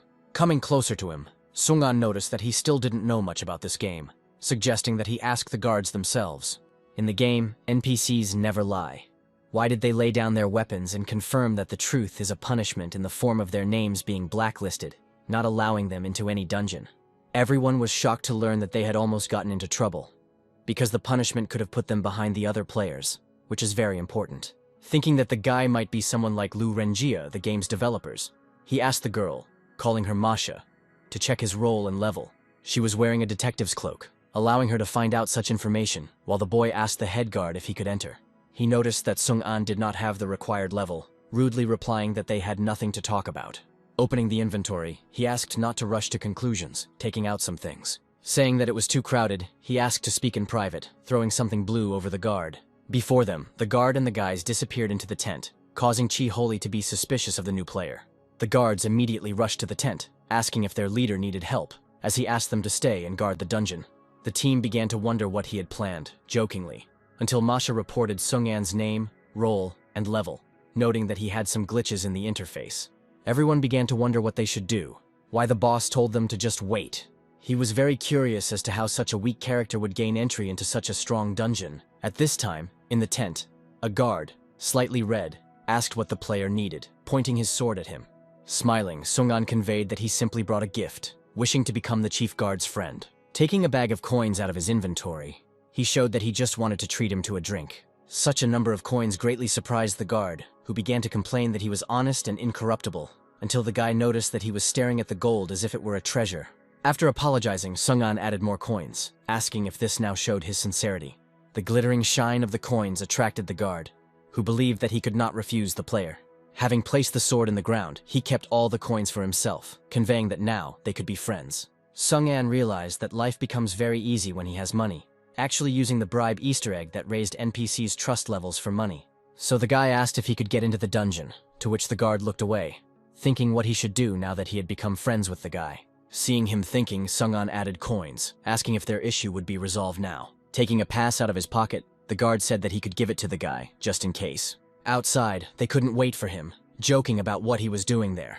At that moment, they left together. While Sung-an was folding the tent into the inventory and reading the pass, the guard conveyed that this was for his victories over the monsters and their strong friendship. Only now did he find a problem with this pass, learning that it was not for individual players, but for teams. Chi-Holi immediately asked his permission to see what useful thing the guy had managed to obtain. The Vice Guild leader glared at them menacingly, asking if they weren't supposed to get this for coming here early. Only threats did not work on Sung-an, offering certain conditions in exchange for him giving this pass. Everyone looked at him with a slightly angry expression, not understanding how he managed to get it, but Chi-Holi asked about the conditions. The guy asked for half of the rewards from the dungeon and all the boss items. One player was not satisfied with these conditions and expressed his dissatisfaction. But Sung-an did not even listen to him fully, offering either yes or no. Chi-Holi himself said that such conditions were too harsh, offering to simply help clear the dungeon in exchange for him joining their guild. The man thought that it would be an honor for the guy that he was invited to the guild by her deputy himself, having learned about his role as a two-hearted one. Only Sung-an was honestly not interested in the invitation to the guild, because progress was important to him. Once again, the same player was outraged that all the players were reaching out to them, but he simply refused, calling them an ungrateful dog. Chi-Holi only said that it was okay since he didn't want to, greatly surprising his partner. He challenged Sung-an to test his skills by swinging his arm to strike. The guy immediately noticed this preparation for an attack, not even believing that he had decided to attack. The partner quickly dodged his fire attack, but no one saw what Sung-an managed to do while the guard shouted that fighting was prohibited here. Only Chi-Holi understood that something was wrong here, with a special feeling, as he saw that the guy managed to stop him. Out of the smoke, Sung-an appeared, holding his hand, calmly saying that he could have simply conveyed with words that he didn't like the conditions. The guy was saved by the presence of new and good equipment, otherwise he would not have been able to survive. Chi-Holi couldn't believe that such a weak player was able to beat him, so he decided to stop and quickly go to the dungeon. The rest of the company also couldn't believe that the guy remained unharmed, justifying it by a simple light attack from the leader. Only one boy from the crowd showed genuine interest in this, wanting to get to know the stranger better. Reluctantly, Chi-Holi slapped Sung-an's hand, agreeing to his terms. The guy immediately reminded him that he had just hit him, asking for some compensation for that. The man only became more enraged by this, wishing that he would calm down already. Dissatisfied, he threw some object at him and demanded that Sung-an hurry up, since they had already lost a lot of time. After looking at what they threw at him, it turned out to be a flower seed, which, when grown, would create a whole field that would attack the enemy. Finally, everyone agreed on why Sung-an showed the guards the pass, announcing that there were 9 of them. Because of the pass bonus, no one could stop them, letting them through calmly. The chief guard asked for his friend to return alive, so Sung-an said goodbye to him, promising to see him later. Looking at the entire crowd that was now entering the portal, he exhaled and realized that there might be difficulties. When they entered, Chi-Holi noticed that this place was different from the one they had been to last time, as there were no paths here. Sung-an looked around and smiled because he knew this place well. He remembered the time in reality when he had to fix the largest number of bugs here, wanting to forget that torment of work. Chi-Holi suggested that everyone go to the left side at 10 o'clock. He himself was clearly worried about something. because the outline of the boss was visible in the distance. Chi-Holi suggested that his team should be quiet now near the entrance of the dungeon to avoid a boss fight, checking the mines first. Staring at the young men, he called them newbies, asking them to stay here while they explored the caves. Sung-an was slightly surprised that the guild had accepted newcomers, especially since they looked like merchants who had been called in at the very last moment. A sharp, buzzing sound attracted everyone to stare in the direction it came from. The monsters turned out to be giant, sharp-nosed mosquitoes flying in groups. Chi-Holi immediately shouted for everyone to get ready and attack, using his own attack. His team also kept up the good work, fighting back and helping each other. Only one shouted that there were too many monsters here. Even so, different partners helped each other, rescuing and killing everyone through teamwork. Sung-an also saw this coordinated work, noticing that the guilds had been formed not so long ago, and they fought so well together. He was especially impressed by the work of the doctors, who did not allow any player to be wounded.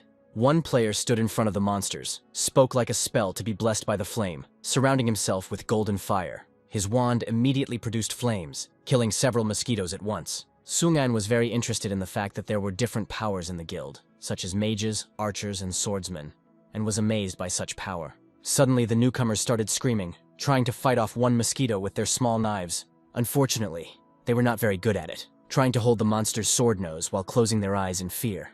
With a sharp wave, Sung-an protected the little ones, asking if they were okay. He also gave them advice that mosquitoes have little health and can be easily killed by hitting them in the stomach, mentally proving to himself that these merchants do not know how to fight at all. The white guy introduced himself as Chen Dong, and his friend Feng said that they had joined at the very last moment. Feng immediately asked the guy point blank why he came here if he was so strong, killing monsters with one blow and even competing with their leader. Sung-an was unwilling to reveal his motive, simply explaining that he had his own plan. He needed a certain item from a mosquito, as it immediately began to shine from the monsters he had recently killed. Before he could bend down, Feng had already grabbed the thin stick-like object, causing them to intersect. The boy began to apologize, holding out a thin mosquito leg as gratitude for saving his life. Sung-an did not refuse, on the contrary, he happily took it, touching Feng's hand, thinking to himself that this was meat and could be sold for even a coin. The boy did not resist at all, smiling at his savior, himself glad that their hands touched. It turns out he had the skill of a thief, so they wanted to steal some cool item from him. Finally, Holi's team dealt with the wave of monsters, looking around the calm area for mines. Finally calling the newcomers to follow them, they said that they had found the mines, while Sung-an thought that mosquitoes would not appear in the mines. Feng received the item from the boy's inventory, but hid it from his friend when he called him to hurry up.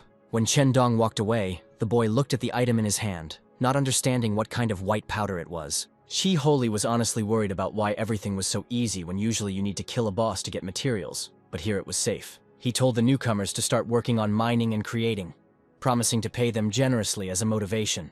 Sung-an was thinking about his own thoughts, thinking that it was time to use his powder to attract the boss here. His thoughts were interrupted by Chi-Holi, and from his voice the boy realized that something was wrong. He was especially confused by how they knew his name, but the main one had already noticed that if he stopped his attack, it meant his strength was no worse than his. Only now he was more interested in what kind of equipment he had, since he had improved so much, demanding it for himself. Sung-an tried to explain that it was just luck and nothing more, mentally seeing that this was their true motive. Chi-Holi gave the order to his team to prepare, offering to watch and find out what his power really was. But Sung-an decided to use his powder. Opening his inventory, the leader immediately ordered everyone to shoot at him and not let him use anything. Only the guy quickly noticed that his powder was missing, asking to wait a minute. No one even thought of stopping, instantly attacking him, and Sung-an barely managed to turn around. Masha especially tried to hit him, as the guy used his acceleration ability. He decided that he would find the powder later, wanting now to get rid of the scoundrels who had betrayed him. The magician warned his leader that he was rushing towards them to attack, while Chi-Holi saw this as stupidity. The archer aimed his arrows at him, warning him that he would shoot through his skull. Only Sung-an didn't just rush along, realizing along the way that they were in his attack zone, summoning smoke. Chi-Holi recognized this black magic, instantly ordering everyone to go back in fear. However, it was too late, and his army began to be consumed by control, blinding everyone. Because of this, everyone started missing the guy, and he turned around successfully. It turns out that he used coins to improve his ability, which increased the attack radius and made it last longer. Chi-Holi immediately told everyone to come closer to him, calling Azul separately. The boy took it as an order to try to get rid of it using his magic. However, he failed to do so, saying out loud that Sung-an would still get what he deserved. The guy didn't want to let someone like Azuo say such things to him, and immediately cut off his hands without saying a word. Staring at the screaming boy, he thought about how to finish everyone off for their actions. Masha ran up to her partner, offering to save him and warning him that it was a trap. The other guys crowded around their commander, trying to be ready for an ambush. Sung-an himself saw these attempts at defense, realizing how that white powder would help him. Looking back, he realized something for a moment and remembered, looking around. Behind him stood the frightened new traders, begging him not to kill them. He did not wish death on the little ones, asking them himself why he should kill them. But he didn't give up his guess that Feng could have stolen the item from him, asking him to confirm something. Sung-an explained that he needed to test his skills and backpack, putting a lot of stress on the boy. Feng realized that he was in trouble when he started running away from even his friend. The guy took this as a confession to the crime, activating the acceleration and running after him. It didn't take long, and Feng was soon lowered and pinned to the ground. Sung-an held him tightly as the boy confessed, asking not to hurt him. Pointing his blade at him, he directly demanded his powder, while Feng asked him to let it go, since it was in his pants pocket. Sung-an was against such a proposal and decided to get it himself, while the boy shouted that he should not dare touch it there. The guy soon managed to get his powder back, a little surprised that he had not been deceived. While stretching his back, he called him a pervert, despite the fact that he had now been pardoned. Sung-an didn't quite understand what this was for, but he immediately remembered the time, and the effects seemed to have already ended. His suspicions were immediately confirmed when Chen Dong began to shout that he had nothing to do with it, and that it was all Feng's fault. However, another of Chi Holi's partners didn't even listen to him, plunging his sword straight through the newcomer's chest. Before Sung-an's eyes, he collapsed, frightening and surprising him with such a crude method. He wanted to go to the guy, shouting that he would get what he deserved for his brother, but the leader calmed Au down, promising to take revenge. He slyly noted that now they knew his skill, so it wouldn't be difficult to send him to hell. Sung-an himself looked at them confidently, conveying that he too wanted to end this. Because of this, Chi Holi ordered everyone to attack him together. Only then did the guy realize the full problem of his situation. Feng asked fearfully what they should do, while Sung-an, fighting off the attacks, told him to hide. The chief watched everything, commanding not to give the guy a break, to beat him continuously. Only Sung-an had already grabbed his bottle of powder, mentally conveying to them that he would not simply give them victory. He threw the bottle, and the powder, touching the fire, immediately exploded. Watching this, Sung-an was pleased with the work, while Feng stood frozen in place, waiting for what would happen next. The explosion floated towards the guild, completely spoiling the air, as if the stench was from a snuff box. The entire team covered their noses and tried to hold their breath while Au continued to swear. This smell immediately attracted a bunch of mosquitoes in their direction. As it turned out, it was bait for them. Even when attacking mosquitoes, Au could not calm down for Sung-an, promising to kill him. Only his plans were ruined when some huge tentacle pulled him through the entire team. It turned out to be the tongue of the boss frog, who came to hunt mosquitoes, having eaten their partner. Chi Holi immediately turned around, looking for the guy, while his team was confused about what to do. The frog was not as attracted to mosquitoes as it was to people, so when it turned towards them, it would occasionally attack them with its tongue. Sung-an successfully managed to escape, immediately scolding his boss to leave him. Only the frog was not interested in this, trying in all directions to reach him, not realizing that he was under a secret dome. Because of this, the boss's attacks could still deal damage, but she couldn't see it, which surprised the guy. At that moment, Sung-an noticed that she began to emit poison, turning bright green. Before he could react, a drop of poisonous mucus landed on his hand, immediately alerting him to the poisoning. At this time, Chi Holi's team was losing battle after battle to these mosquitoes. The boss, whom no one was able to kill, dealt especially a lot of damage. The leader could not believe that his impeccable team had perished so quickly. Out of the corner of his eye, he noticed Sung-an, remembering that it was his fault for chasing her away from here. The frog stood firm, croaking and preparing to attack. Only Chi Holi didn't think of giving up, using his skill and increasing his body size, resisting the attacks. Now he was ready for battle, calling the boss to him, confidently clenching his fists. Feng stared at him and honestly said that he looked more intimidating this way, while Sung-an assessed him as an opponent. With just one glance, he was able to assess all of the leader's abilities as he activated his second skill. Due to the strong blow, he killed the mosquitoes, for which Feng and Sung-an received a lot of experience, wondering if he would be able to defeat the boss. The boy understood that Chi Holi could be killed, deciding to intervene, but demanding that the boy stay out of it. The leader himself did not think of giving up, stopping the frog's tongue and asking if this was really all it was capable of. Just from touching him, his body was poisoned, and the boss's attacks began to deal more damage. Even so, Chi Holi was not prepared for defeat. Rising to his feet and despite the poison, he wanted to continue the fight. Before he could do anything, the frog's tongue suddenly hit him, knocking him off his feet into the rock.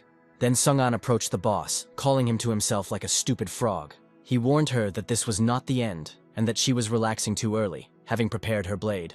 The guy said outright that he came for a reward for her murder, asking not to disappoint him. For such a statement, she sharply lashed out with her tongue in his direction but missed. Feng, from behind cover, began shouting to Sung-an not to run in that direction, because there was a swarm of mosquitoes there. Only he deliberately rushed towards them at full speed, not allowing himself to be hit. Standing in the middle of the monsters, his shield activated, preventing them from dealing him any damage. Because of this, the boss began to feast on mosquitoes, attracting them to himself one by one. It turns out it was an Easter egg where the frog can't resist the treat. This is what Sung-an used, because now the boss couldn't attack him because of the mosquitoes around him. Even so, the frog tried to aim its tongue, thoughtfully trying to hit the guy. However, she didn't succeed, and he, under acceleration, hit her with all his might. Screaming in pain and raising its paw, the frog almost fell over due to loss of balance. Only Sung-an, staring at her, conveyed that this was absolutely not all.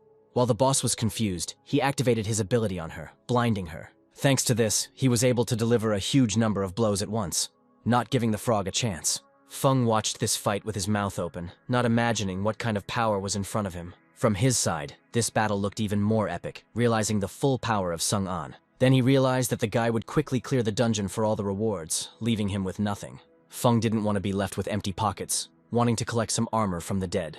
The boss didn't even have time to croak at this point, as the series of blows continued, and the blindness did not pass. With her last breath, she used her new phase, transforming into a poisonous creature. Sung-an did not immediately realize that this was aggression due to his low health and that he was now in danger. Due to too much thinking, the frog managed to summon poison onto its tongue, immediately attacking in front of it. Luckily for her, she managed to hit the guy at random, poisoning his body. It turns out that a long time ago, during the development of the game, Zai-jun suggested such a natural technique as poison to make the game more exciting. Only now Sung-an thought it was a bad idea. But he was glad that there was an antidote to this attack. His thoughts were interrupted by a sharp attack from the boss, which he did not have time to properly dodge. Even though she only received a scratch, it reduced his movement speed, prolonging the poison. Walking back, I came across some cattails, something that could become an antidote for him. Grabbing it by the stem, he was incredibly glad that he had a merchant class that allowed him to create things anywhere and anytime. Thanks to one cattail, he was able to create a small test tube of medicine. All the effects immediately disappeared, leaving the frog confused as it hit its tongue. She saw the boy continue to use plants for healing and was very unhappy about it. So the frog suddenly jumped on him, without any warning, trying to crush him.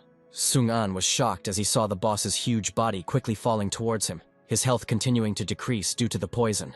He barely dodged it, realizing that just a little bit more and he would have turned into a pancake. The frog was very outraged by his actions and immediately turned in his direction. She didn't want to give him time to catch her breath, rushing forward as small pixels enveloped her, surprising Sung-an as well. It turns out that there was a bug in this zone, which saved the guy, because the boss was stuck in the problem area. The guy luckily remembered how he tried to find a bug and fix it here, but still couldn't find it, and was glad that this saved him. Now he took a breather, drinking his fresh antidote, finally ridding himself of the poison. Without hesitation, he rushed at her, deciding to use the bug to kill her. With a sudden onslaught of attacks, he finally defeated her, raising his levels and looking at his work. To his surprise, he found the frog to be very simple, deciding that he had made great progress in the attack. While the game was counting the boss to give out rewards, Sung-an couldn't wait for it. The frog also dropped an ability that the guy really liked, upsetting him that he was too low a level to take two. Only the game somehow found a free slot for him, offering to take a new one, surprising him greatly. It then dawned on him that because of the merchant's ability, the game seemed to have given him extra slots. This made him very happy, because due to his two classes, he received a wonderful addition in the form of more abilities. But before he could agree to his reward, Feng kept getting closer and closer, shouting for him to be let go. It turns out that Chi-Holi came to Sung-an, holding the boy in his arms, wondering how the boy managed to defeat the boss. He also gained a level, recovering, which Sung-an did not expect at all, but he stood firm without showing it.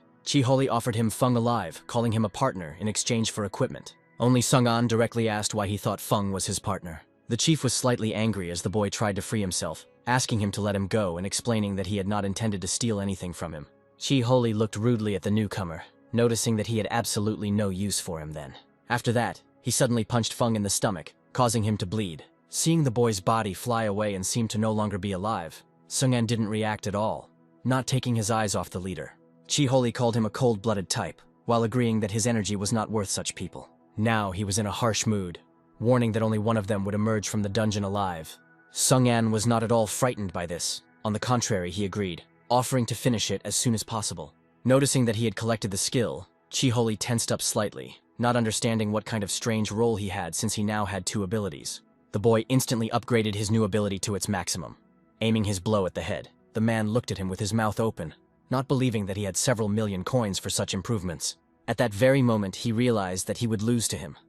But before he could use his ability, he was attacked. Sung An confidently noticed that the deputy head of the Raiders Guild was such a weakling.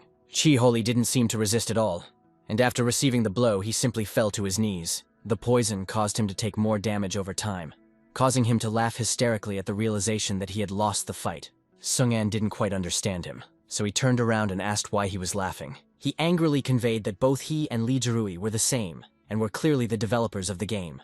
The guy didn't hide it, honestly answering that he took part in the development of this game. Chiholi added that despite his performance as an ordinary player, he was always behind them, the human creators.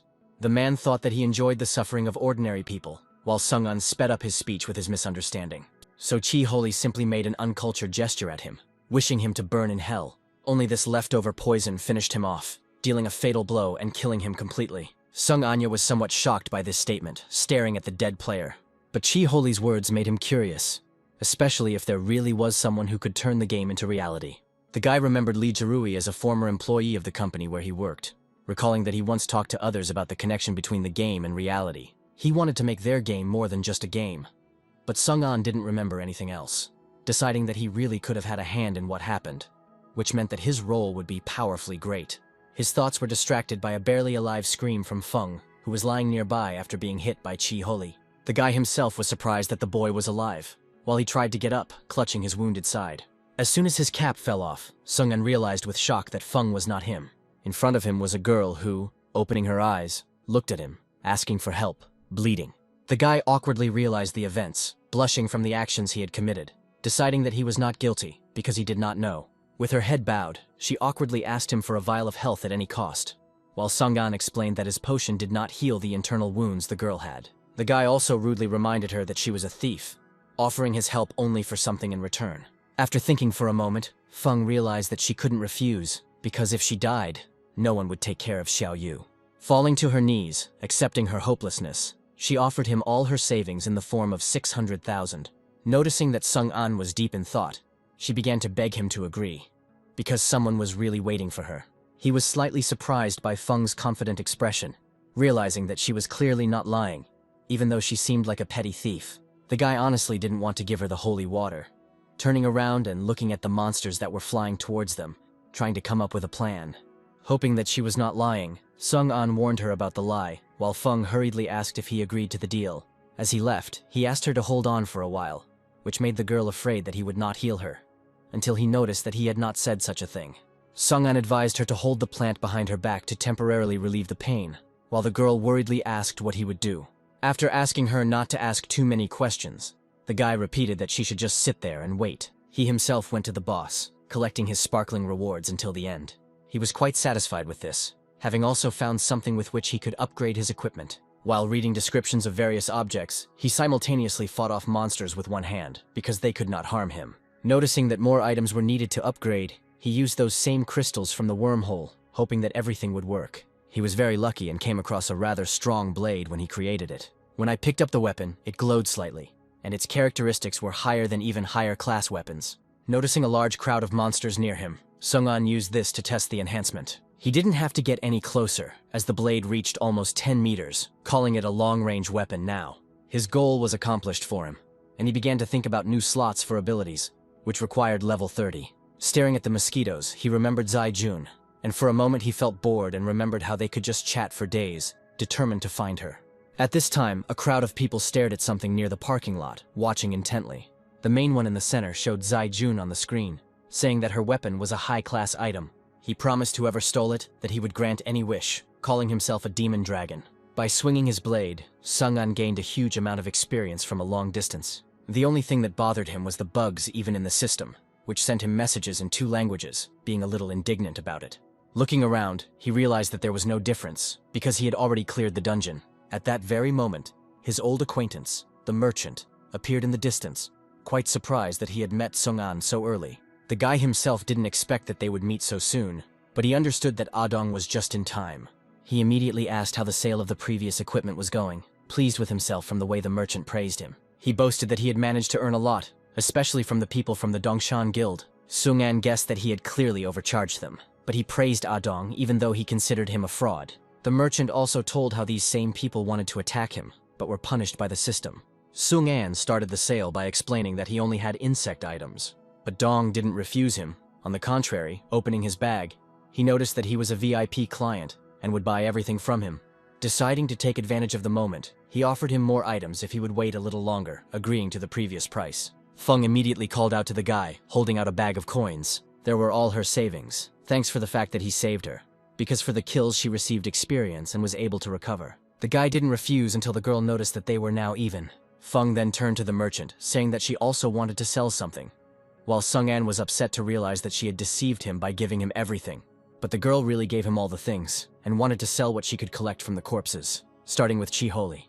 Using her ability to steal, she began to rummage through the leader's things, trying to find at least something valuable and worthwhile. She explained to others that her ability randomly gives her an item from the inventory of another player she touches, having recently learned that it works on corpses as well. Turning to Sung-an, she asked if she could take it all, to which the guy said that it was no longer part of their deal, and she could take whatever she wanted. The boy mentally realized that because the game had been transferred to reality, death here meant the literal end. As Chi continued to search, Holy Feng was indignant that he had so many useless things, and her skill was limited to one purpose. Suddenly she managed to pull something out, immediately asking the guys what it was. Sung-an asked the girl to open the ball, slightly confusing her. He explained that it was a video ball that they used to store video recordings, thinking that if the boss carried it with him, there was something important in it. Upon pressing the button, the ball actually lit up and brought out a projection of a man in a demon mask, asking if he had thought about their discussion. Ah-dong immediately said that it was the leader of the group that bought the items from him, while Sung-an thought it was Lee Jarui. The masked man continued that after a long period of cooperation with Chi, Holy decided to make him the leader of the raiders. While the guys were again wondering who it was, the hologram offered a deal where he would give a person a high-class weapon, immediately making Sung-an nervous, because no one would get a high-class weapon so early. At this time, a group emerged from the dungeon, satisfied with the cleanup. There was Sun Yue, awkwardly holding the item from the boss, not believing that Zai Jun wanted to give it to him. Catching his gaze on her, the girl said that he had worked hard and fought well, and that this award was fully deserved. Sun Yue felt embarrassed but finally agreed, taking the reward under Xiao Mei's displeased gaze. Zai Jun proposed to divide the remaining reward equally among everyone, without receiving any objections. It was only when Xiao Mei counted the coins that she noticed that she had received less this time, asking if it was really all equal. Sun Yue immediately took the team's side, reminding the girl that she was of no help at all in the dungeon expeditions. Only she could create weapons, and the lack of material that she did not collect made not only Sun Yue very angry, while Zai Jun tried to calm them down. She offered Xiao Mei to take her coins as well, so that she could create better equipment. Opening the map, she asked everyone to wait a little while she looked for a place to rest. Even after receiving more rewards, Xiao Mei was unhappy with how everyone seemed to be sucking up to the girl with the top-class weapon, blaming only her for the team's problems. Just as they wished for Zai Jun's weapon to disappear, a gang appeared near them, introducing themselves as the Dongshan Association with their leader Gui Long. The team instantly rallied together to protect each other, completely unaware of the different clans. Realizing that they were surrounded, Zai Jun began negotiations, because there were definitely no hard feelings between them, and it was just a misunderstanding. Guilong himself replied that they had no grievances or misunderstandings. They came here for her weapon. The girl hid her hand with the weapon bracelet, shouting that she would not give it up, because her friend had entrusted it to her with the fact of returning it. A fat man quietly approached the leader and whispered that the bracelet was a weapon, making him very happy. The guy from the Zai Jun team immediately became indignant that it was not nice to attack them without any reason and in such a large group. Guilong told Wu Zhe to shoot, saying that he would give them grounds to attack. With a sharp blow, the spear flew towards the group, jerking sharply. Because of this shadow spear, Chung Yun was unable to turn around and it passed right through his shoulder. After ordering her clan to capture the people, Zai Jun asked everyone to come closer to her, revealing her hand with the bracelet. She used her magical power to push back the enemies and create a protective dome around herself and her group. Everyone around the ball suddenly disappeared, but Xiao Mei remained behind it. The enemies, who had just run to attack, froze in place, not understanding what it was. Guilong immediately yelled at them that it was just a shield, ordering them to continue attacking with all their might. The people just looked at each other, nodding in agreement, even though they didn't understand everything. Sun Yue noticed them running towards them, telling Zaijun to fight back. The girl was smarter, explaining that they couldn't defeat them all, suggesting they come up with an escape plan when the enemies got tired. Lu Renjia tried to heal the wounded man, quickly noticing that this healing was turning into a lesson. This was the ability of the spear that struck Chung Yun while the boy was proud of his weapon. Inside the shield, the people quickly realized that Xiao Mei was missing, soon seeing her outside the walls of protection. Not understanding how this happened, the guild boys immediately surrounded her, pointing their spears at her as the girl tried to save her life with the information she had.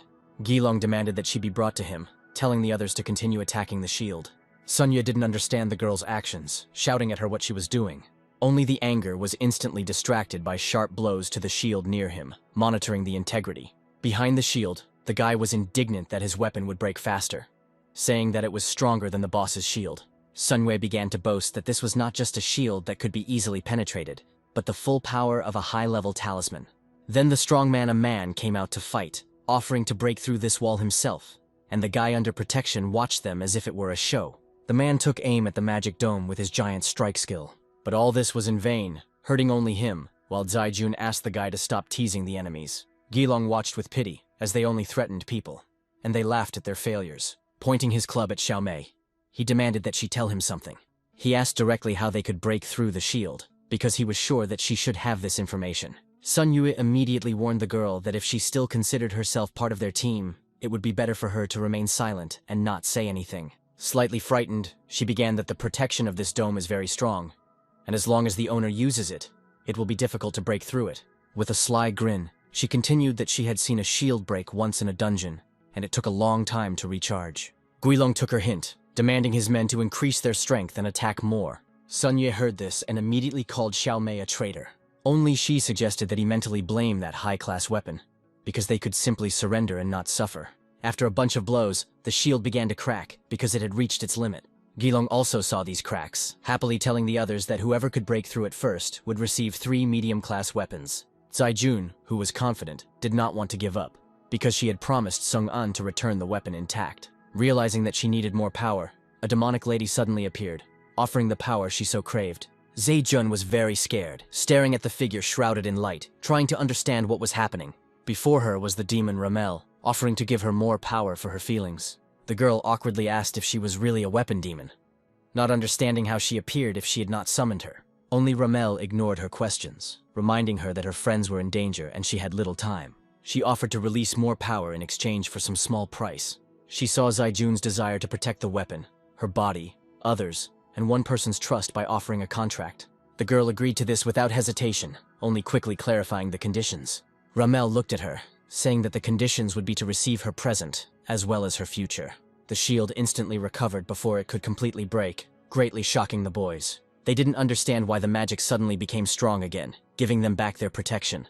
A tired Zaijun was happy that the contract worked, gaining more power. Only then did she receive restrictions, where all characteristics, except strength, became one, without the possibility of improvement, creating shackles on her. Everyone saw these chains, but they evaporated as quickly as they appeared, and the guys flew to help her. She celebrated the pain of her stats decreasing, and while Sun Yue scolded her, she was glad that everyone was alive. She believed that it was at least some bet on their survival and fate to stand up and be ready to fight. Guilong couldn't believe how the shield was able to recover after they destroyed it. Turning to Xiao Mei, she raised her hands and admitted that this was the first time she had seen such a miracle. The chief immediately ordered to call everyone who was guarding the dungeon, because he did not want to rest without weapons. At this time, Brother Nan's car was racing through the forest. Sung An was already in the back seat, yelling at him to go faster while the man explained that he was almost out of fuel. The guy couldn't contain himself, swearing and clutching the chair while Feng tried to stay in place, clutching her hat to herself. Sung An was extremely worried about the girls' team, just praying that they would be okay until he arrived. It was only as evening approached that the shield finally fell, while the boys stood forward, protecting both Zaijun and the weapon. The tired girl received a message that the necklace needed to be recharged for an hour and a half. Guilong was angry, not understanding how they naively believed that they could stand up to him without protection. The only thing that made him happy was their fatigue on their face, but their resilience made him angry. Watching as the girl put the weapon on her bracelet, he was pleased with how it was able to repel all the attacks of his subordinates. Giluna was very excited at the thought that such a first-class weapon would be his, laughing slyly. Looking at his 2 leaders, naming a man and Wu-Zhe, he ordered them to finish off the group, greatly surprising them.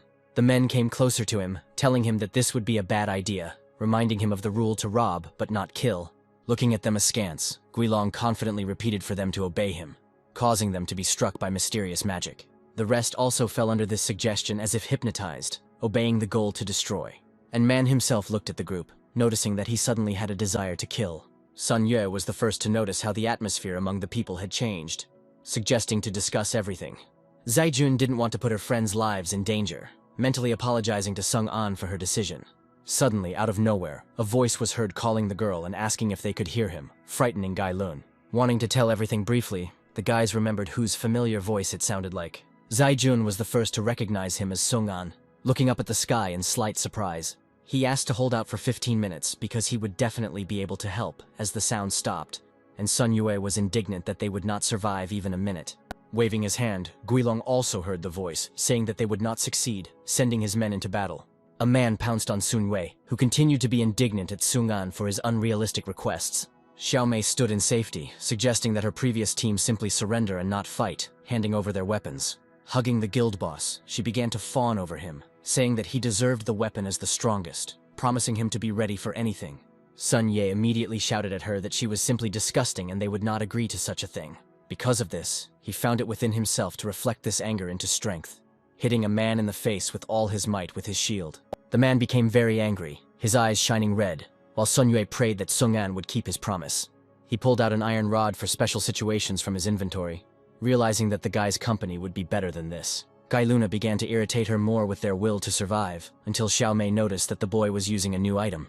Jaijun knew what he could do, but before she could object, he reminded her that her stats had been lowered and he would protect her. Having drawn a circle around the girl, Sun Yue honestly said that he really did not want to repeat this ritual. She saw the boy become the Monkey King, hoping for Sung An's words that salvation was near. The monkey with the trumpet on his head immediately began to sing irritably, reminding him of his first serious battle with the demon.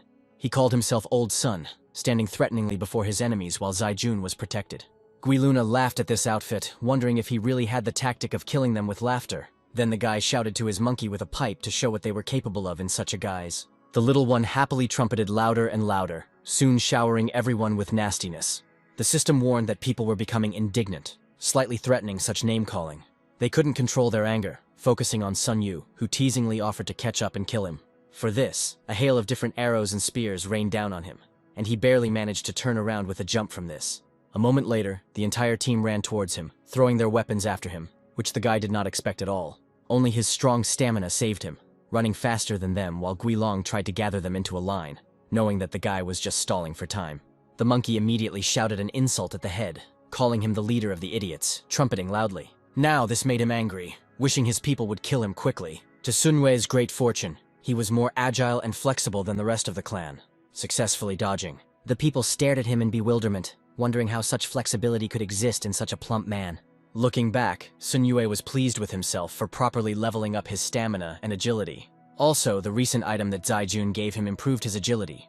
Realizing that there was only a little bit left, a man suddenly appeared in front of him, with a strong blow aimed at the boy's stomach, stopping the boy. The giant's blow instantly knocked him off his feet, knocking him to the ground, delighting everyone around him with his ingenuity. Standing in front of him, a man rudely asked why he wasn't running like he had a couple of minutes ago. Unfortunately, the Monkey King's ability was lost to Sun Yue, and the blow hit his health as damage. Zaijun found herself in danger, but gave up her weapon, asking not to harm her friends. Behind her lay the body of her friend, while Guilong asked for something else, because now one weapon was not enough for him. He explained it as the consequences for getting in the way of the Dongshan Guild, while the girl threatened that he would pay for it. Coming closer to her, he offered mercy in exchange for her becoming his, because he saw in her attractive features and pity for murder. Zaijun rudely refused him, sending him far away, because she believed that death would be better than being with him.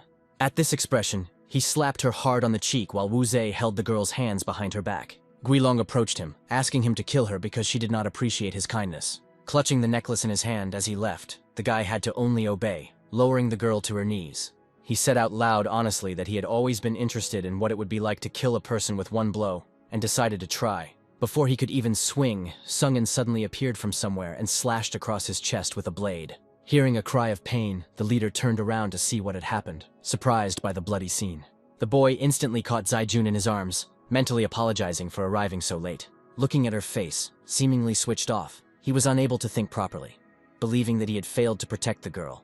Looking up at Guilong, Sung-an immediately recognized their guild, threatening to kill each and every one of them. The chief couldn't believe that the guy was so self-confident, while he mentally tried to understand who he was, since he killed one of his best fighters so quickly. Guilong pointed his club at him, warning him that there would be only one outcome, while Feng and brother Nan hid in the bushes nearby. They quietly whispered to each other, trying to understand why he was in such a hurry to come here when there were people from the Dongshan Guild around. The leader started yelling at Sung-an because he had not paid any attention to him, having secured the girl's position. Rising from his seat, he rudely asked him to shut the door, offering to fight if he attacked. Right away, Sung-an took out his little mole from his inventory, which jumped out and clung to him. All the people were in some shock, because it was a hostile mob, which the guy kept as a pet, just a cub. As the mole climbed up to his master's shoulder, he bit his finger until it bled. When a drop had collected, he gave it to his baby, asking him to eat it for him. The mole obediently drank, immediately becoming illuminated by a magical light, blinding everyone. From the bright magic, instead of a tiny mole, a huge magical mole emerged, with shining eyes and causing horror in those around. No one could believe their eyes, and for some, the bright light made their eyes hurt. This animal put a lot of pressure on others with his gaze, while others noticed that he was more terrible than any boss. It turns out that this was a bluff Easter egg, making the mole merely look scary without giving him any power, which is why Sung-an called him over, deciding to leave him with Zai-jun. Guilong saw the fear of his men and immediately shouted that there was nothing more to fear from them. While the mole ran to complete his task, the guy was ready for battle, offering to begin already. Having summoned poison, he hit a bunch of people at a huge distance, knocking some of them off their feet immediately. For some, such a blow turned out to be almost fatal, frightening others with its blood. Sung-anya, on the contrary, was incredibly happy about this, because this way the fight would be insanely fast. He charged towards Guilong with a swift force as he tried to gather his men together for battle. A man also entered the battle, trying to become an obstacle in front of the guy, taking his partners with him. His eyes glowed red, warning that Sung-an would not be able to pass through him. Only the guy didn't want to fight with everyone, using his blinding ability, hitting the head as well. He dashed right in front of Guilong, saying that it was now checkmate, and swung his sword. At this time, Zai-jun was unconscious, lying on the fur of the mole, who was carrying her to a safe place. However, they stopped near Sun Yue, who begged the monster to let go and not squeeze him so tightly. In his eyes, the gong was a terrible spirit, feeling like his bones inside were breaking from his grip. At this point, the mole opened the bottle, indicating that the boy needed to drink it, while he begged that it was a parcel from Sung-an. But he didn't really have a choice, and the mole smoothly poured the contents into him. Because of this, Sun Yue was immediately completely healed, and the monster let him go, amazed by the effect. While he was enjoying the integrity of his body, the mole showed him on the sign that his master needed help. Sun Yue didn't immediately believe that Sung-an needed his help, and awkwardly asked again. At this time, the guy had some problems, because even blinded people rushed at him, trying to grab and detain him. And Man especially grabbed his leg, squeezing with all his strength. Sung-an had no choice but to crucify everyone in different directions, aiming for Guilong. The guy was annoyed that the leader didn't fight him himself, only showing that he had mind control. Everyone attacked like crazy and blinded by the order. Their senses were dulled, which is why Sung-an's blinding didn't work. The leader only egged everyone on to hold back the enemy, having finally gotten rid of his blindness. Those who were not bewitched by the leader's power could not believe in those zombies that thoughtlessly rushed at the enemy. They didn't like being cannon fodder, risking running away from this horror. Only Guilong had already decided that he would send everyone to fight, and he himself would quietly escape, catching the fugitives with his ability. Sung-an didn't like the fact that more and more people were coming under his control, violating the parameters of the game. Only the guy had no choice but to fight. Taking out his blade, meeting the madmen with it, the chief just kept shouting for them to hold him back as long as possible. Because they began to attack in a crowd, it became more difficult for Sung-an to fight, since he could now be easily knocked down. Guilong couldn't believe that some newbie stranger had almost cornered him. He was angered by the fact that his efforts for the guild were in vain, promising revenge while someone watched his escape. Opening his hand, Guilong was only happy with the fact that he had received this necklace, because with its help one could even resurrect. Then a shield hit him in the face from the side, knocking him to the ground and dropping his weapon. Sun Yue was next to him, which was very surprising because the leader thought that he was dead. Staring straight ahead, the guy called him a noob with cool gear. At this time, another guild wanted to pursue Dongshan, but Bai Mu decided to take a little rest by opening a soda. Before he could even take a sip, Gucci-nana immediately hit him and asked him if he had done everything as Brother Jirui asked him to do in order to rest. The guy began to explain that all the information was already in this ball, while the girl continued to scold him for his behavior. Bai Mu found out that Guilong's class was called Traitor, which was very different from all the others. His role was a primary skill that only worked on his comrades, called puppets. Chinana read all the specifications, amazed at how everything suited him perfectly, without even imagining who came up with the idea to create this. The guy noted with a grin that all the classes in the game were invented by her brother Jejui, which is why she immediately took her words back. Only Lee Jerui, the captain of the Raiders Guild, himself did not know what kind of role this was, wanting to study the entire world, because the game was very different from what they created. Immediately behind their backs, a beam of light flashed sharply, forcing them to pay attention to it with some horror. They quickly realized that the Dongshan Guild was there, thinking that something serious had happened. But the girl insisted on waiting for Bao Li and the others to return. The head of the guild agreed with this, deciding not to risk sticking his nose in there himself, since he had a bad feeling about it. Before this beam, Sun Yue began to beat Guilong with all his might as revenge for his actions towards him and his friends. When the mask cracked, the man began to ask him to stop, that he would return the weapon and apologize. Only Sun Yu didn't need this. He swung and explained that he had spared neither him nor the team. Due to such a blow to the face, when Guilong stood up, his mask was completely broken, falling to the ground with no trace. Now the guy realized that he had overdone it, hoping that the boss hadn't died after that. But after examining the man, he realized that he had killed the leader of the Dongshan Guild, fearing revenge from his servants.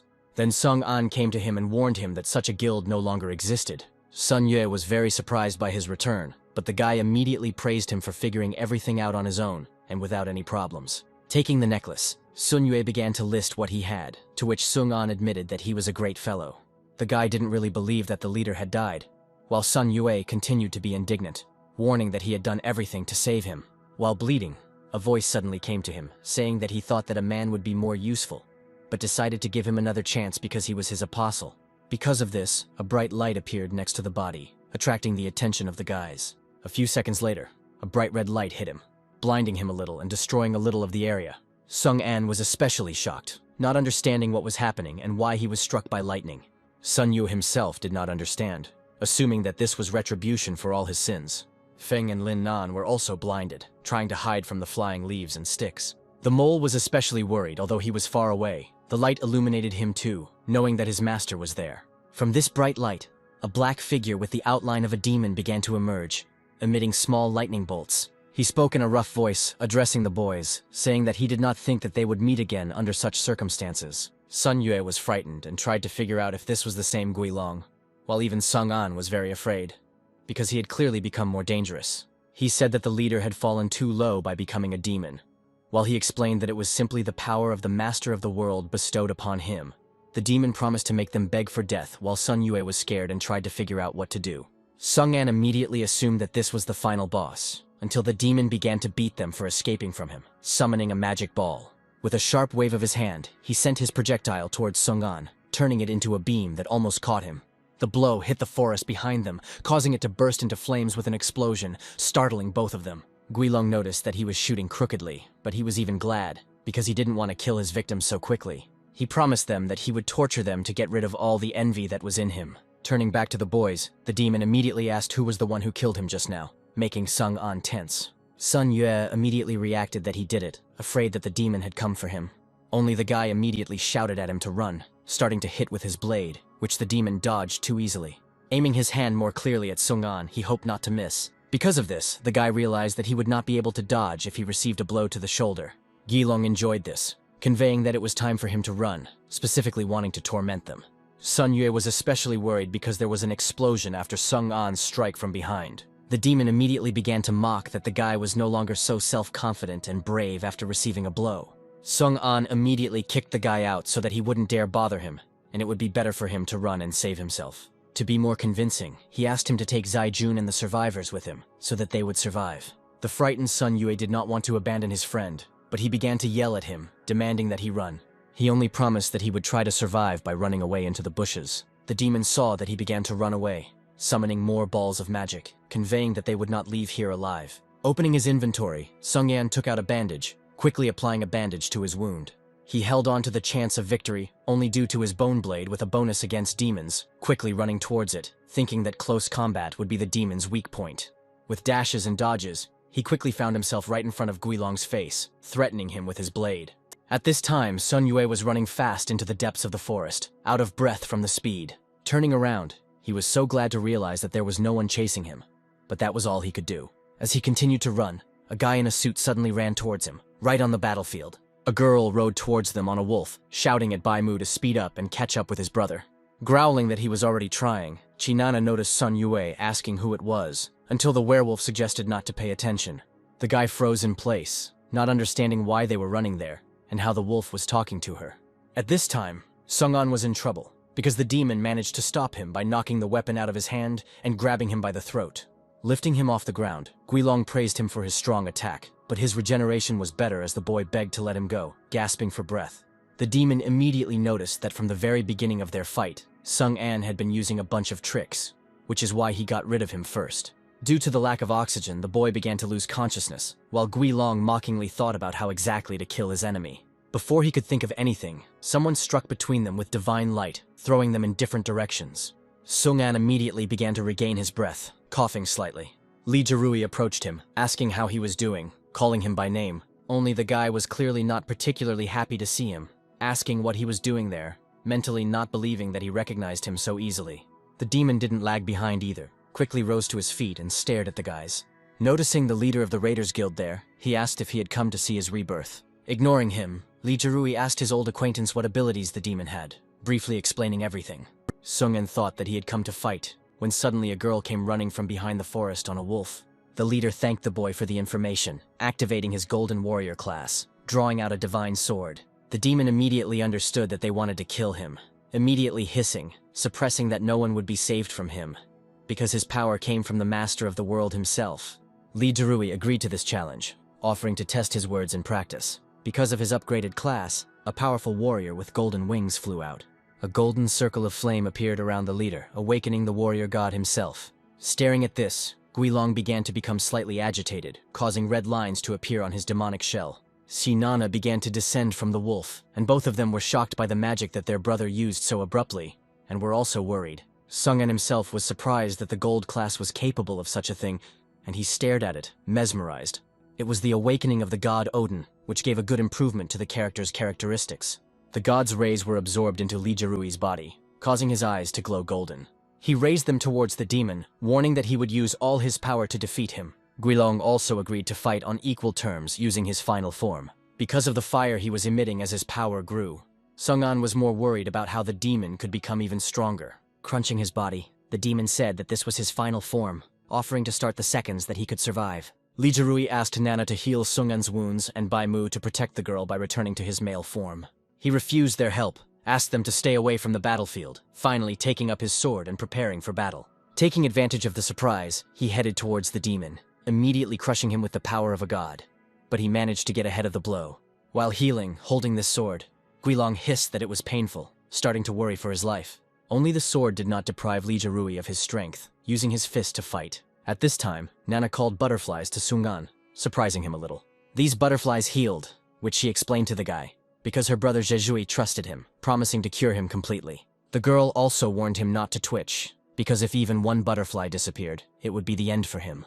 So Sung-an realized that she also had a special class, while everyone watched their fight, seeing their brother's special advantage. Only the boy knew that relaxing so early was a bad idea, because Guilong was an especially cunning person. Turning back, he found his blade, deciding that at the right moment he must deliver the final, decisive blow.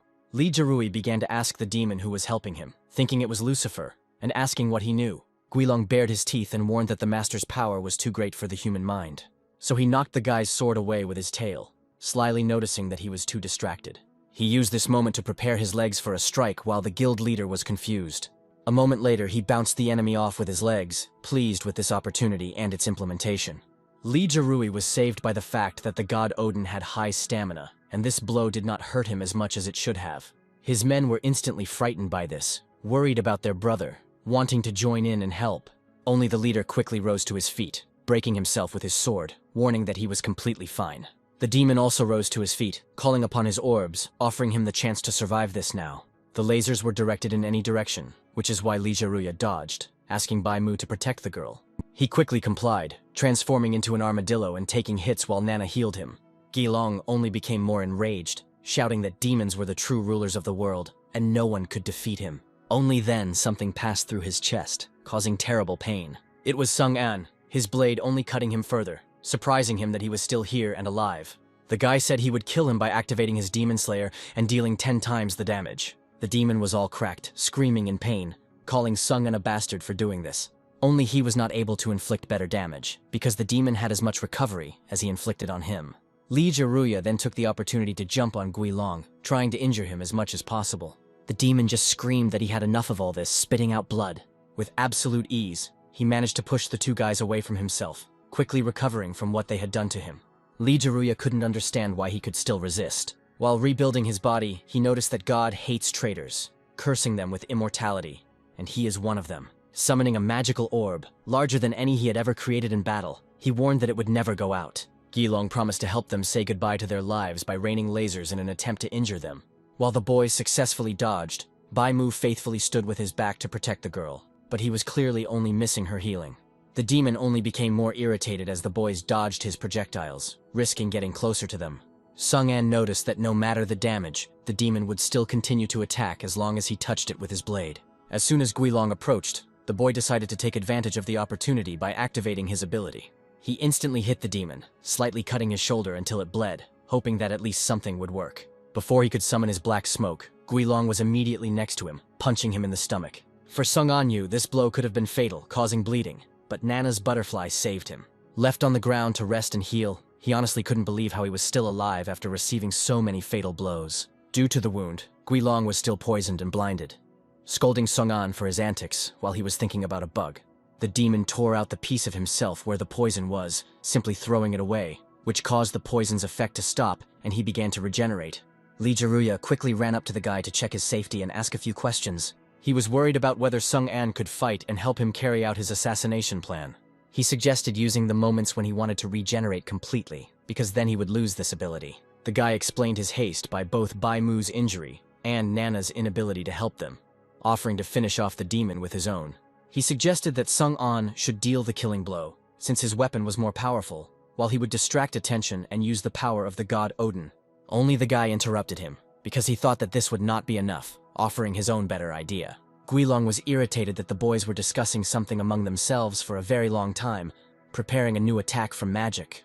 After briefly explaining the plan to Li Jirui, Sung An simply ran, asking him to trust, heading towards the demon.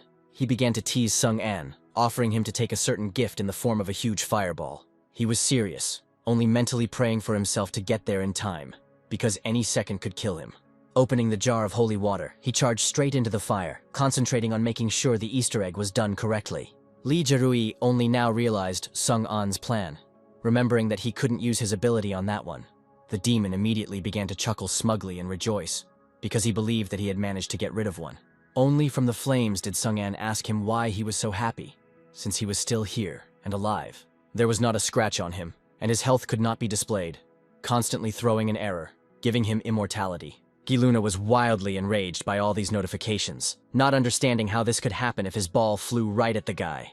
But this didn't matter to Sung An now, because the demon's attacks no longer had any damage to him. This statement only enraged the demon even more, saying that it was impossible to summon the balls. All the balls flew straight at the guy, causing a large explosion, in the center of which he stood. It didn't harm Sung Anyu in any way, but he knew it wasn't forever, and he wanted to end it as soon as possible. Having summoned his strongest attack, Guilong continuously sent everything at the guy, wildly angry and wanting him to burn. Looking at the area he had destroyed, from where smoke was coming, the demon exhaled and immediately said that he was dead. However, to his shock, Sung An stood in the same place, not believing how he had survived all this.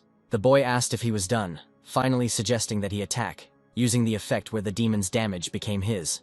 Now the blade was illuminated with a powerful red power that Sung An had only received from Guilong's attack. Li Jirui only now realized what the boy had been expecting from him as he smoothly joined the fight. Guilong recognized his own power, staring in shock and not believing that he would use his own power against him. The blade only grew more luminous as Sung An conveyed that he would simply return to the demon what belonged to him. He glared at him, defiantly displaying his strength, challenging him to recover from it now. Staring at the approaching blow, Guilong only now realized that he had shown his full power back then. Having decided to somehow remove it, his thoughts were immediately interrupted by Li Jirui, threatening that he would not escape anywhere. Sung An was especially pleased, because he hadn't had time to voice this to the guy, and was happy with his approach. The demon tried to resist, somehow fighting off his sword with his hands, only becoming more aware of his problematic situation. Finally, Li Jirui struck from above, catching Guilong off guard as he screamed in pain. With a special grip and the power of a god, the guy managed to twist the demon, knocking him to the ground. This was what Sung-an needed, finally moving to attack, quickly jumping to his side. At that moment, the strength increased, wishing the demon to return to his hell. Seeing this, Guilong began to beg for at least a moment of respite, but it was already too late. The blade with an explosion and improvement illuminated the area with light, leaving only dust after a couple of seconds. Sung-an was immediately worried about Li Zhirui, trying to find him and praying that he would survive this. The guy rose from the rubble to the cries of his name, having managed to activate the ability of a god. But it turned out to be more difficult to dodge the stones. Shaking himself off, he didn't accept Sunaran's apology, since it was nothing compared to the fact that they were able to defeat Guilong. Only Nana did not accept this heroism towards Sung-an, immediately blaming him for turning to Brother Jejue and his butterfly, while he asked him where the demon came from during development. He said that it was a plot of the game, where people encountered demons, only according to a written scenario. The two of them began to discuss who could be the creators, since they control this game, realizing that he did it on purpose. Only Guilong didn't know how to the end, becoming a small eye, rejoicing at his survival, but immediately cursing Sung-an for everything. Here the boys realized that they had received nothing for the murder, and began to suspect that something was wrong.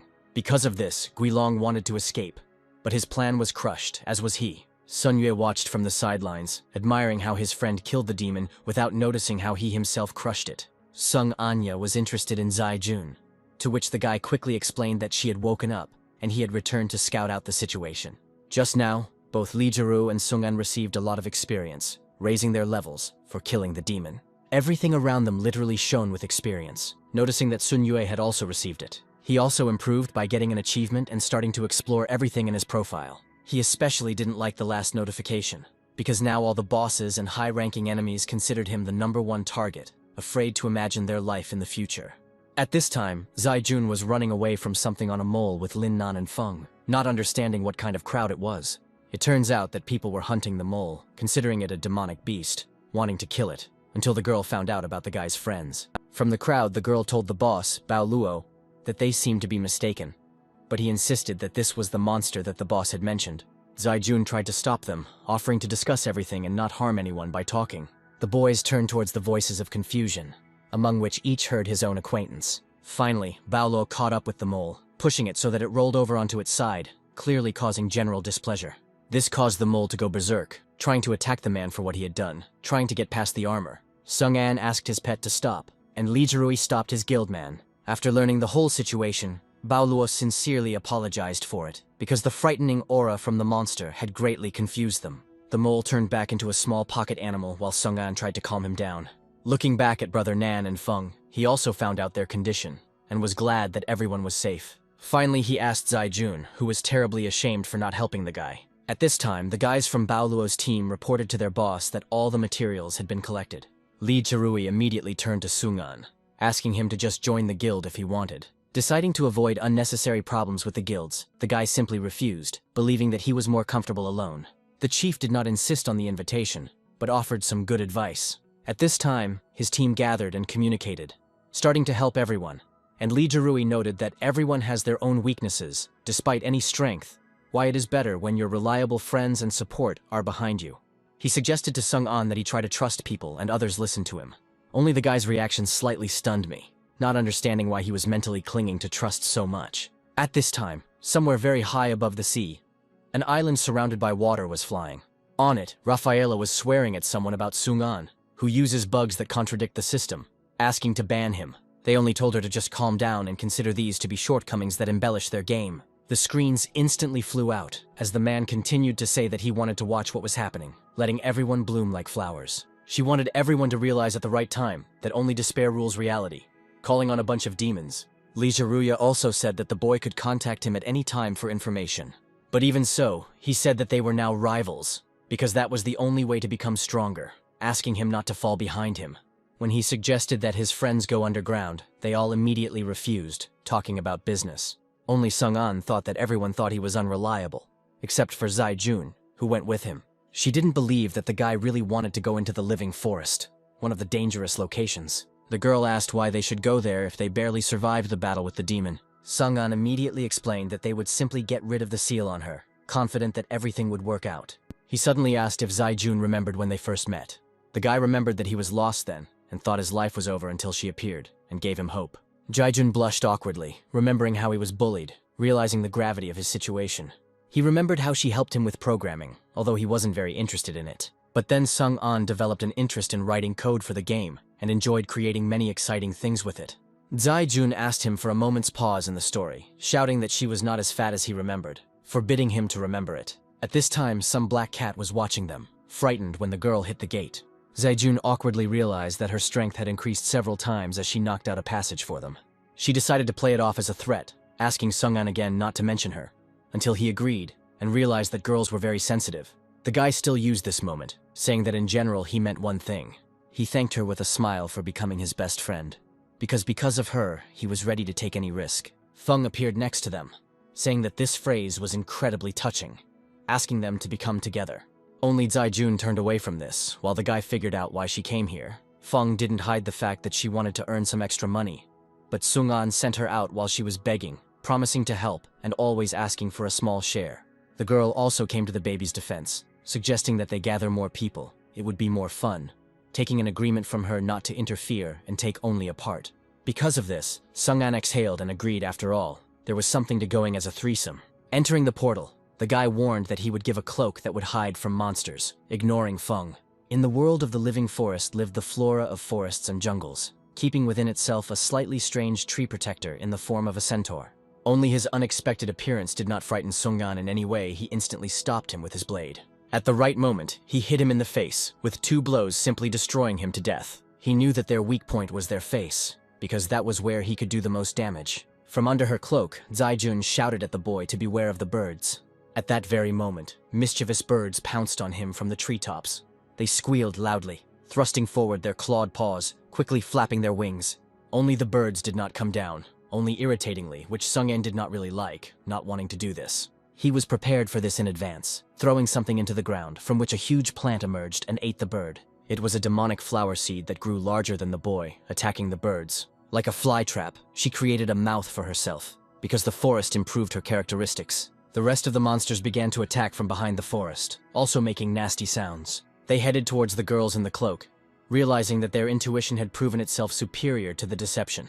Taking out her necklace, Zai-jun stood up for defense, promising to deal with the couple. She crawled out from under the cloak, but Fung told her to stay there, summoning a scythe from her weapon. Luckily for her, her attack was further away, attacking them from a great distance, literally cutting them apart. Fung watched this and said with delight that it was simply amazing.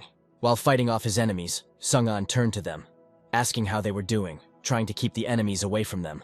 Zai-jun warned him that she would be able to get rid of them, promising not to let him down, but to be careful. Sung-an was honestly surprised that she had improved so much in her weapon, destroying most of the monsters so quickly. He also used poison to kill birds, content to see them die in flight over time. Immediately, all of their enemies received an additional buff, where they were immune to disease and poison. This improvement was someone in charge, crawling out of the ground right in front of the guy, asking who dared to invade his forest. With a sharp blow, he attacked Sung-an's flower, slightly hitting it as well, which is why he had to quickly dodge. While the guy was enjoying the monster even more, Fung was shocked that the boss could talk. In front of him was the living tree itself, Lexi, the ruler of the forest, calling the team disturbers of the peace of the forest. Sung-an stood under the tree, and new centaurs and birds appeared in front of him. Staring at them, he loudly wished them a speedy death.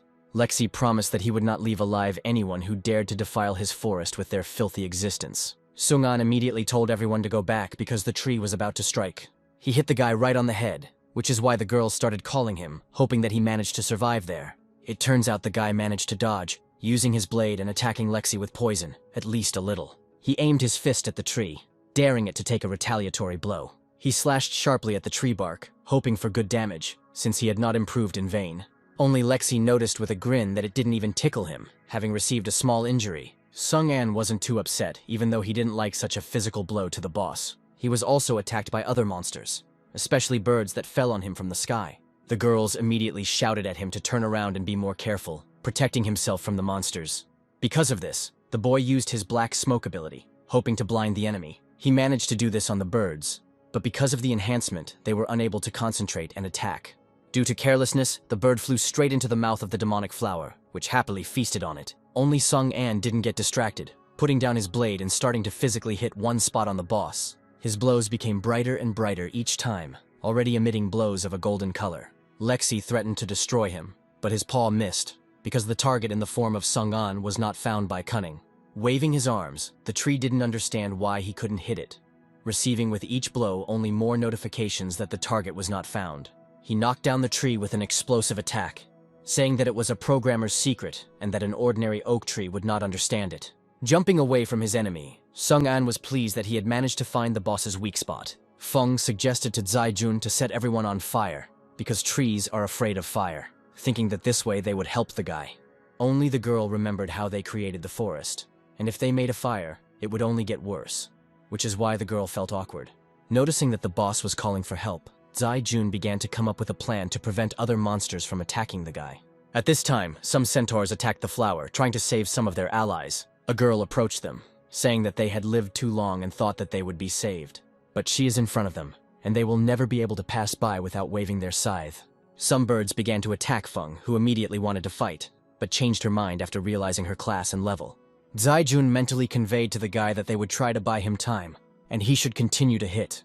Lexi kept trying to defend himself, summoning spikes and using his hands, but Sung-an was still invisible to his attacks. The guy asked the tree to shut up and turn into a normal tree, while continuing to beat its center. Finally, with the blade, he managed to scrape through the tree bark, reaching the center. Within it shone a green, pure wooden crystal, the core of the tree that was killing him. Lexi was very scared, asking why the guy needed his core, trying to summon his attacks to survive. Only Sung-an said that his best friend needed it, apologizing and pulling the core out of the tree. In an instant, Lexi dried up, losing all of her leaves and bark, screaming no. Leaving only a green light behind, Lexi's living tree was completely destroyed, leaving behind only a core. At that moment, all the enemies around the girls began to explode and die, giving them experience and levels. Sung-an held the core in his hand, noticing how the ability to bind lives had destroyed them by becoming attached to the tree. Jumping from the dry tree, he landed next to them, holding the cannonball especially gently so as not to damage it. Sung-an explained that this core would help Zai-jun remove her restrictions by simply changing her class, which both girls didn't really believe because it looked too ordinary. Using one secret command, the guy gave this crystal such a magical ability, only its activation was 24 hours. He told Zai-jun this too, but she trusted him, agreeing to wait while Feng looked through the things. Only Sung-an asked her not to trust her too much, because he might forget the command while joking. Finally, he gave the core to her as the roots began to surround her to change her class and remove the contract restrictions. He looked at the cocoon that had so quickly slammed shut with her inside, remaining to wait for a miracle. Suddenly, Sung-an's stomach rumbled, remembering that due to all the commotion, he had completely forgotten to eat. At this time, Feng began to collect a bunch of items that dropped from various monsters, seeing this as a profit. Remembering that the girl hadn't eaten either, he wanted to ask her too, but before he could even call her, she dropped all the items and jerked. She awkwardly held the remains of the items, instantly apologizing, acknowledging his strength, and simply gathered her things. Having given him the materials and the cloak, Feng immediately ran away, promising to collect magic crystals for him as well. Sung-an was a little confused by Feng's reaction, because he just wanted to ask if she was hungry. But the girl simply ran away. Having decided to eat alone, he looked at the equipment that he had managed to obtain by finding the spiritual body of a living tree, keeping it for himself. Taking it into his inventory, Sung-an continued to study what magical abilities he had while Feng collected the crystals. The girl heard perfectly well what he was saying under his breath, slightly surprised by the characteristics of the object, but continued her work. The most important thing for Sung-an was a high-rank necklace that only dropped from high-level bosses. Having picked up and put on the necklace, the boy remembered the words of Li Jirui, who told him about the attack of demons, deciding to prepare equipment against them in advance. Thinking about Lucifer, suddenly the voice said that this demon's name was very familiar to him, making the guy nervous. Suddenly, everything disappeared, frightening Sung-an and forcing him to scream into the void, asking what was going on and where he was. Spinning around, he called out to Zai-jun and Feng, trying at the same time to understand who was there. Suddenly, a voice answered him that there was no one here. This was a spiritual world where there was only she and he. The original Lexi stood before him, saying that she was incredibly happy to see him, calling him a hero. Sung-an was a little scared. He didn't understand why there were several Lex in this forest. She began to calm him down, saying that she was the goddess protector of this forest, and the voice of his heart woke her up. But she was here in peace, but the guy was still on guard, asking if she would really take revenge on him.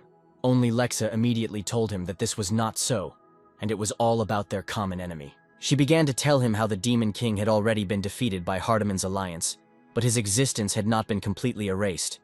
But the guy clearly wasn't particularly interested in that. She feels like an army of demons wants to attack this world, but their power has become greater, and she can only survive in this small area.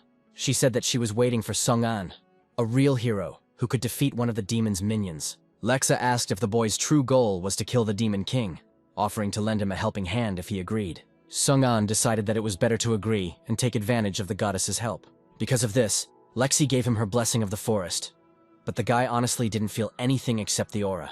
The goddess suggested that he look at his palms, only to puzzle him even more with such riddles. Flower marks immediately appeared on his palms, causing Sung-an to immediately touch the ground, waiting for the effect. At that moment, spiky tentacles instantly emerged, trying to touch whatever was next to them. The guy quickly asked if he could now control the plants as he approached his creation. The goddess said that it was so, adding that due to the blessing he did not waste any magic while Sung-an began to experiment. She also warned that the limit of the blessing depends on his spiritual power, increasing with each level. Only Sung-an's level was too low, causing him to feel tired after using magic for a long time. He began to faint, having heard the last thing from the goddess, that she entrusted him with the entire future of the world. He woke up from the screams of the girls who were trying to wake him up, asking him to wake up. Sung-an felt lost, but when he saw the girl in front of him, he immediately asked why she was there and whether it was really impossible to change classes. She noticed that a whole day had already passed, and she had long since left there, until Feng explained that he had fainted yesterday and never woke up.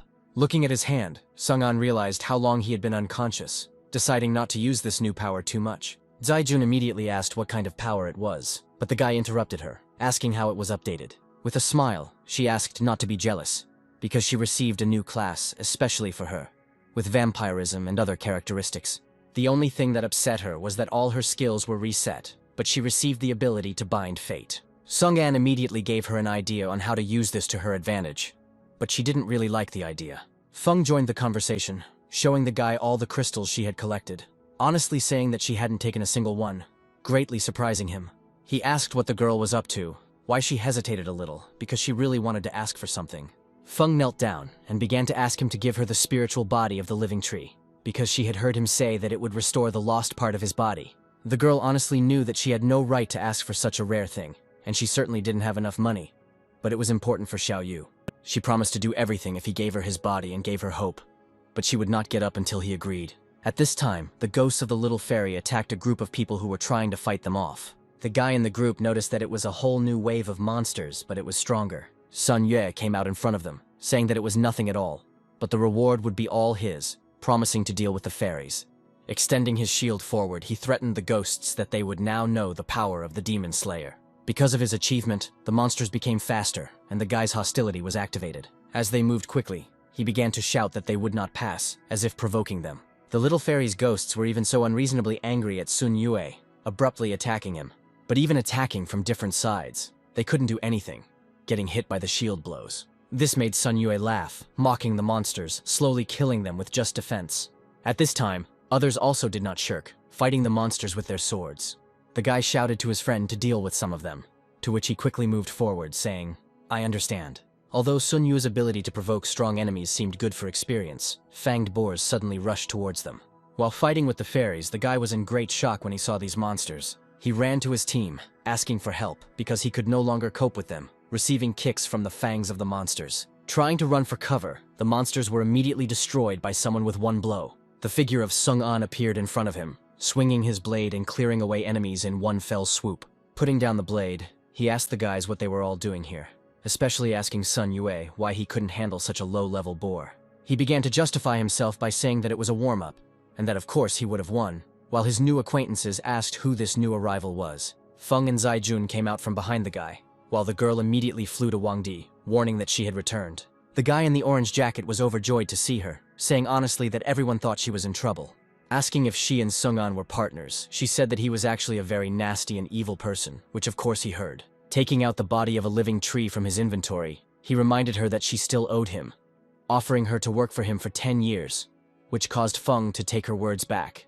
Suddenly, the boy shouted that he had come to the rescue, while his team, calling him GG, were clearly not happy about his appearance. The boy began to summon a huge ball of water, warning that he would shoot and not allow the monsters to destroy their home. Unfortunately, he misstepped, shooting carelessly into a crowd of his guys, apologizing while the others dodged his water. Sung-an was surprised that such a small boy would use such a sharp spell, while Zaijun noticed that Sun Yu had been hit. Van Di immediately asked how the guy, completely drenched and knocked off his feet, was feeling. Spitting out the water, Sun Yue was a little shocked, trying to figure out what the hell that was. Wang Di immediately grabbed the little guy, scolding him for not listening to his words, managing to make things worse and harm the man. Only Gigi responded indignantly, saying that he also wanted to fight, considering himself a grown man. Feng asked them to calm down, but Wang Di replied that the boy was too reckless, and it would ruin him in the future. Only Gigi didn't listen to him anymore, telling the girl that Xiao Yu had only started to feel worse, but since she was here, he would get better too. Having said that Xiao Yu already knew that she had returned and was already running here himself, everyone was slightly surprised. Especially Feng did not expect this. A small puppy ran towards them, barking and making fun of its back wheels. The girl immediately greeted him with affection, admiring how quickly he learned to move. Sung-an clearly didn't expect Xiao Yu to be a dog, and Zai-jun was touched by the fact that he had no hind legs. Van Di said the puppy lost them after he was attacked by a monster, and due to massive blood loss, they had to be amputated. Feng picked up the puppy and cuddled it, while the guy added that this game had taken the girl's parents away, living to save Xiao Yu. Now Sung-an also understood why the girl had begged him to give her the body of a living tree, sadly noting that she had been through a lot. After asking her if she wanted the body, she awkwardly put the puppy down, shouting that of course she wanted it. The little dog clearly didn't want to get out of her hands, but Fen's words that he would soon have paws made his woof more cheerful. After asking how it worked, Sung-an stood next to him, explaining that it was painless and that it would do everything itself.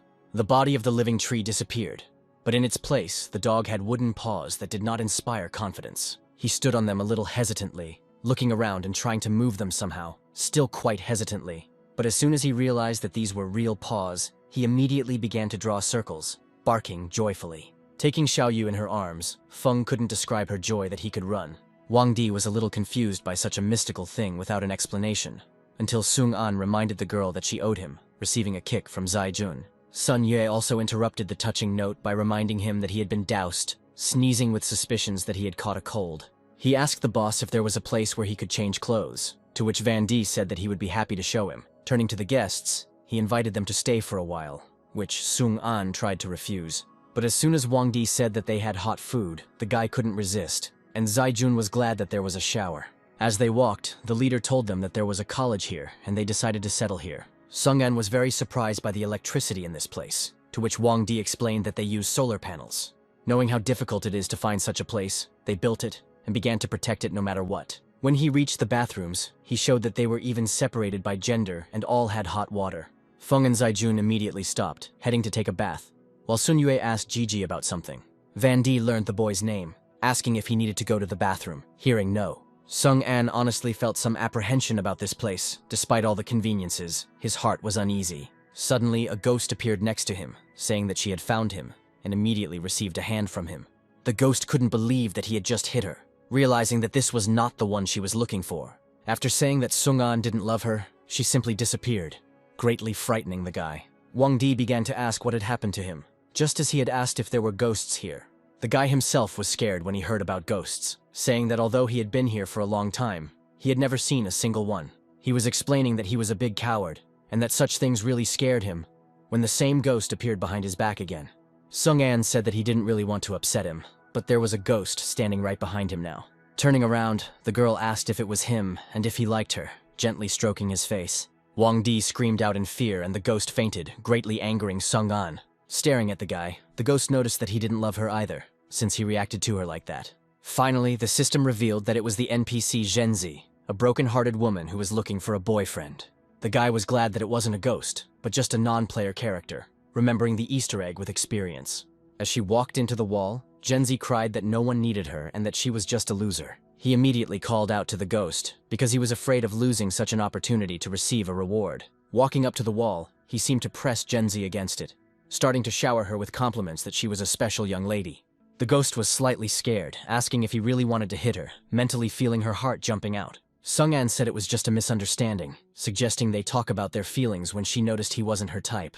Then the guy said with a smile that he was ready to change for her sake and become an ideal partner. He used this for an Easter egg, making Zhenzi so touched that she cried and was happy that someone needed her. The guy immediately hinted that for her confession, she seemed to owe him something. She took Sung-an's hand, asking him to follow her through the wall, wanting to show her something. He was slightly surprised that he managed to get the Easter egg so quickly, deciding to return here to Wang Di later. At this time, Zai-jun was in the shower, unexpectedly hearing something quite close. She looked slightly nervously towards the entrance, mentally trying to understand whether something was really happening or if she was imagining it. At this time, Genzi finally brought the guy where she wanted, stopping in a not very beautiful place. After letting him go, the ghost said that they were there, while Sung-an began to look around. Genzi told him to wait for her, standing here without touching anything, and she would return soon. Turning around, Sung-an realized that he had been brought to an old warehouse, although he honestly expected a reward in the form of a dungeon. Walking past the things, examining them, the guy was upset that everything turned out to be not so simple with this scale of character affection. His gaze fell on the books, one with a very strange title on the manual for female ghosts, which advised that if a person was willing to change for them, then he should cut off his arms and legs. Just when Sung-an thought about the ghost, she instantly appeared behind him with huge scissors, scaring him greatly. He put the book away and asked her to wait and talk about it, so that she would put down the scissors and not jump to conclusions. Starting to cry, Genzi was very upset that he was not willing to change for her, even though she just wanted to give him a haircut. This slightly puzzled Sung-an, who asked again, a little surprised if it was really a haircut. He didn't have many options, even though he felt like a lamb about to be slaughtered. The guy didn't want to give up. The ghost soon finished, asking the boy how he liked what she had done, herself pleased with what she had done. Sung-an was comforted by the fact that he was alive, but he was also very surprised by his hairstyle when he looked at himself in the mirror. Carefully touching his new hair, he said it looked great. Genzi said it was all thanks to this book, Tony's Haircut Guide. Then she showed him the clothes, saying that it was his choice, according to his own taste. Only Sung-an was embarrassed that he had to change his image and costume, which is why he had to ask for a room to change. The sign did not leave him alone, and even when he changed clothes, she did not give him personal space, greatly embarrassing the guy. Finally, he tried on his new suit, adjusting everything to suit himself, surprised at how comfortable and not bad it was. Admiring him, Genzi began to make strange, incoherent sounds of love, trying to say something.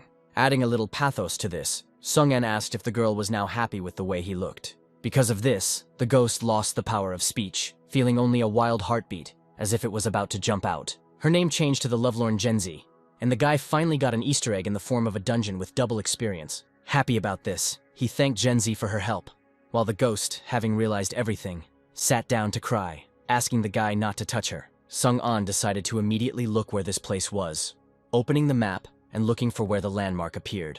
Looking around the area, he realized he knew it, hoping that other players hadn't found such an obvious place. Only suddenly, all over the map around this place, red dots of the enemy appeared, growing larger before our eyes. Sung-anya was tense about this mistake, not understanding what was happening and why. At this time, the dungeon monsters for some reason found themselves outside their place, giggling evilly.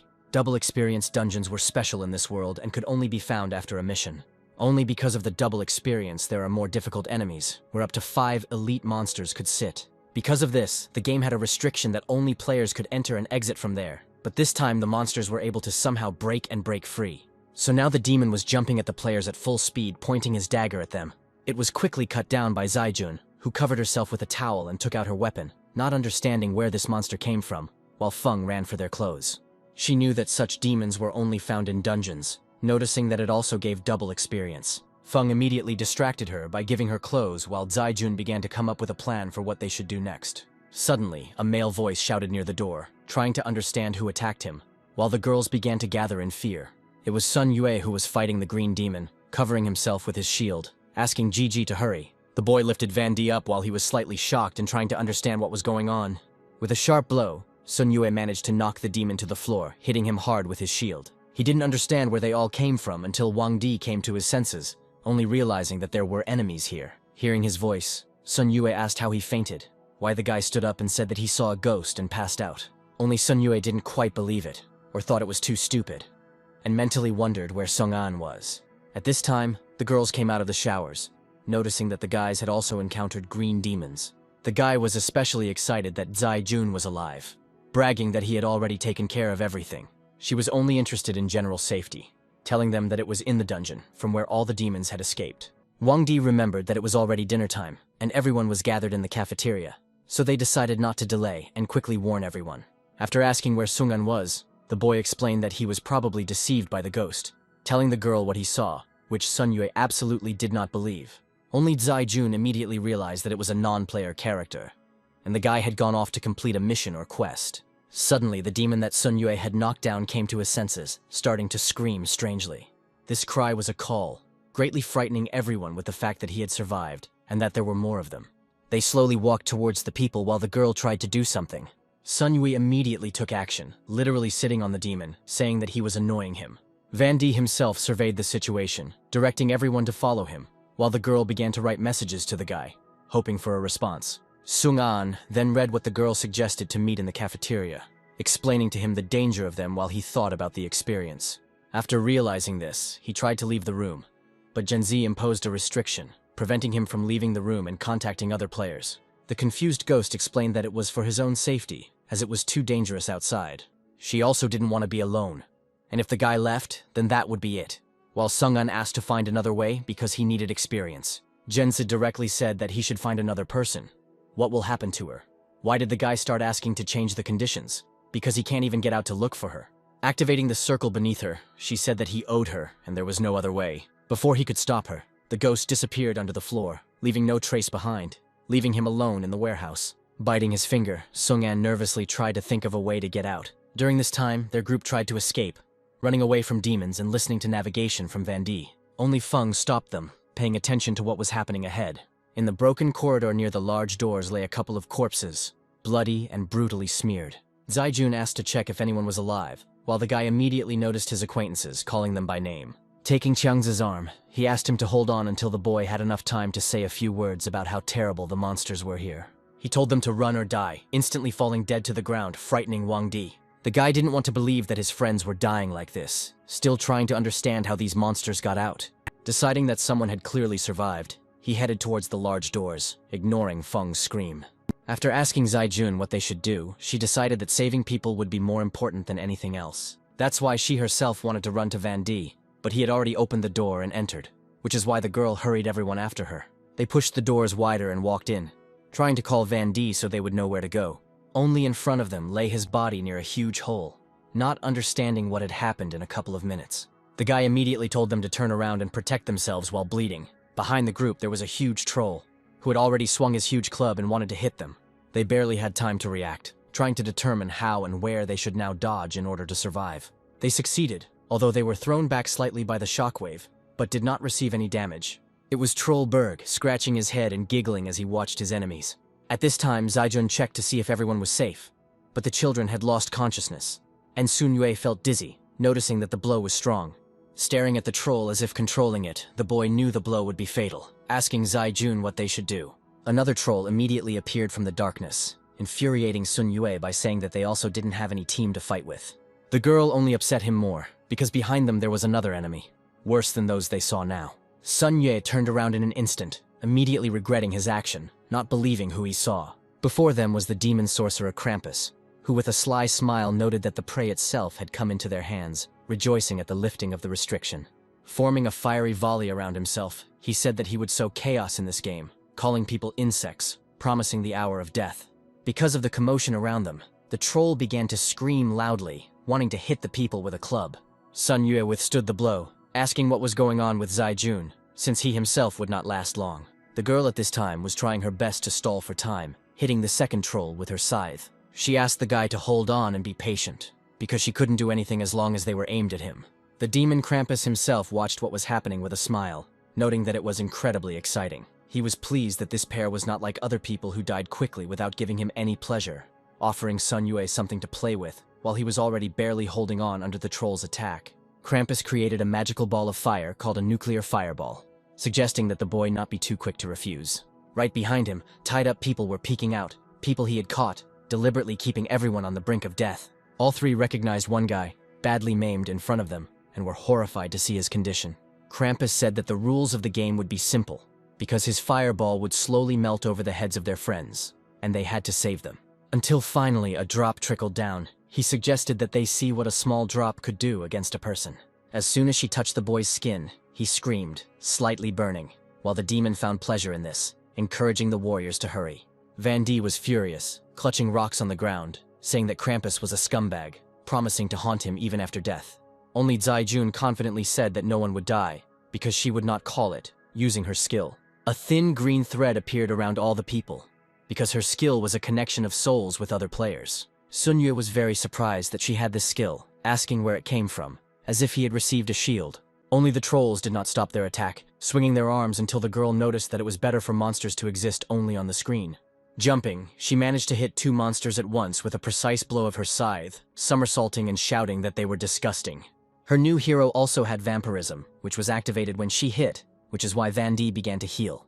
The group of people tied up under the fireball were also healed, slightly surprised, but coming back to life. After landing on the ground, Zaijun quickly looked at everyone, noticing that vampirism wasn't so bad after all. However, it was too early to relax, because her skill used a lot of magical power, deciding to first heal everyone, then break away and save. Sun Yue seemed to understand her idea, starting to attract the monster's attention with his bonus. He did it very well, and the aggression level of all the demons and trolls was increased. As soon as the trolls turned away from the guy, he shouted at the girl to act, which is why Zaijun ran at him.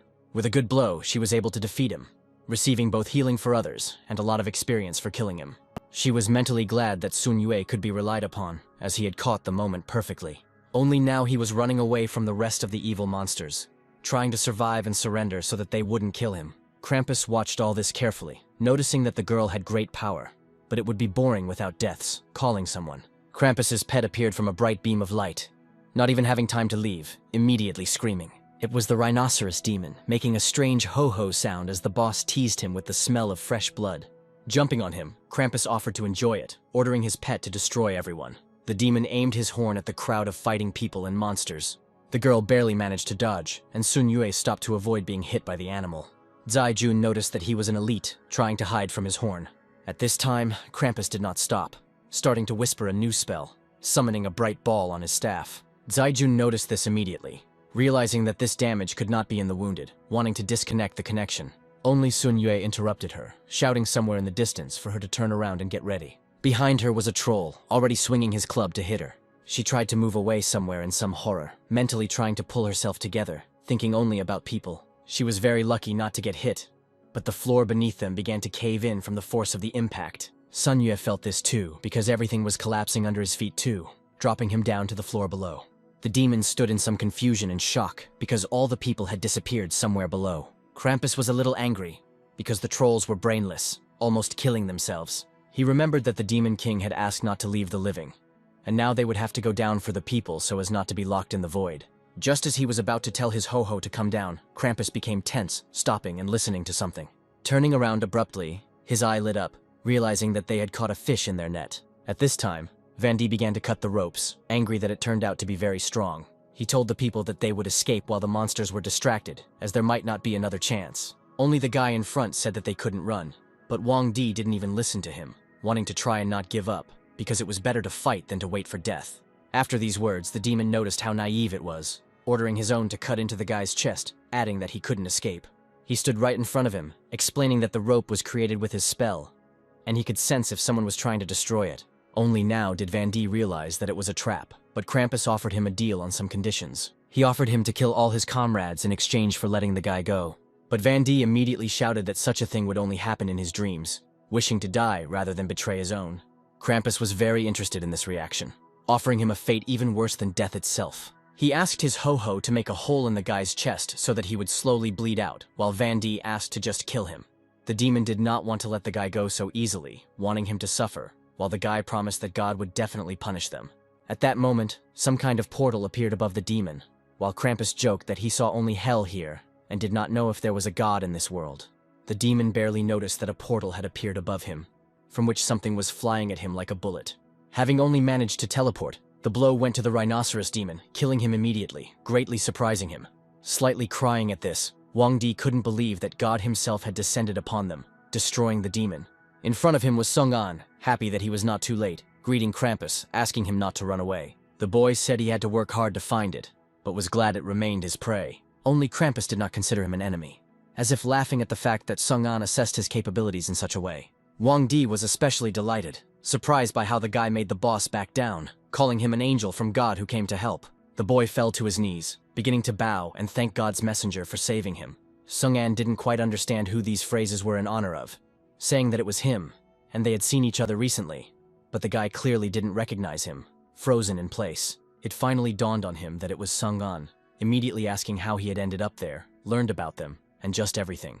Having honestly said that he was only there because of Krampus, Van D still continued that he was an angel who appeared out of the blue, although it was just the power of a ghost.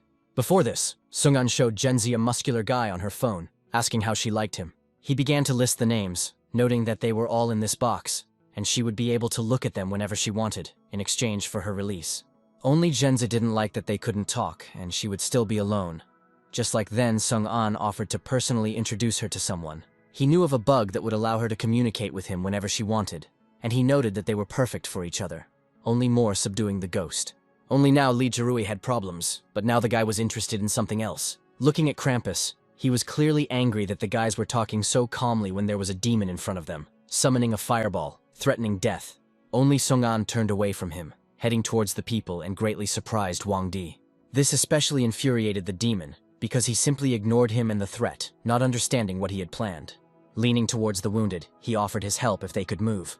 The guy began to explain that they were completely broken physically.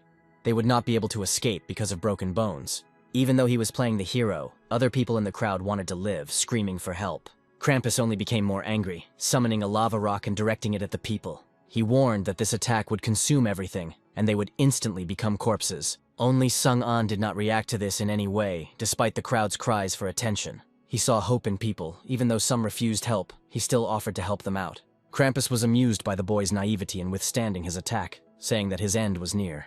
With a sharp swing of his blade, Sung-an managed to negate the damage, shattering the orb into pieces, telling the wounded that they lacked the courage to deal with the demon.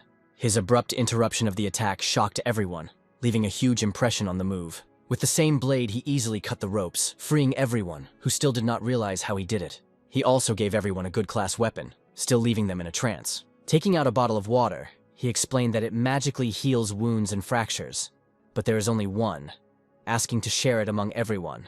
He handed over this responsibility to Wang Di, throwing him a bottle, hoping for everyone. He explained this by saying that he had once told him to take care of his life, being one of the few people who had taken care of him, leaving such words in his memory. But he continued that there is no shame in saving your life, especially when you run away.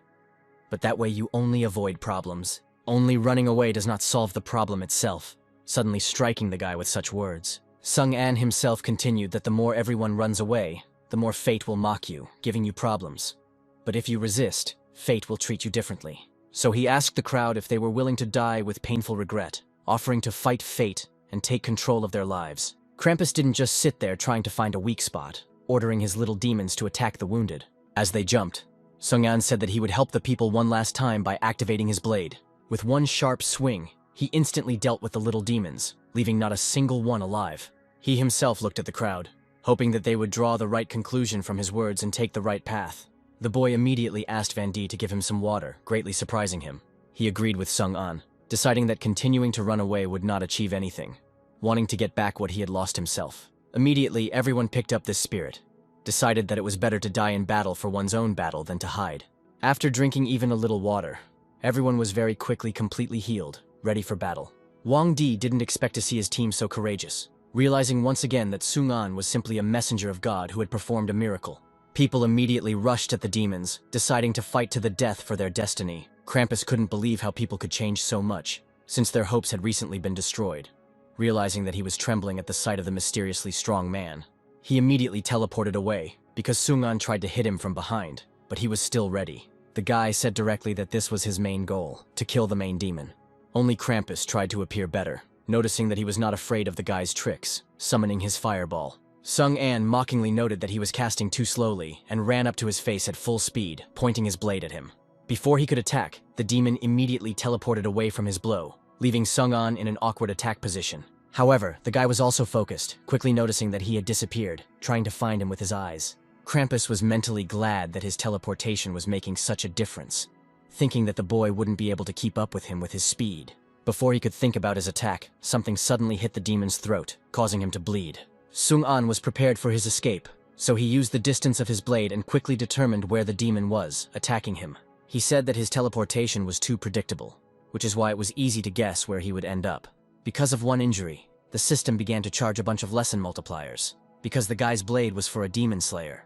Before Krampus could even beg for mercy, he was immediately blown up by a massive amount of damage, while Sung-an was clearly proud of himself.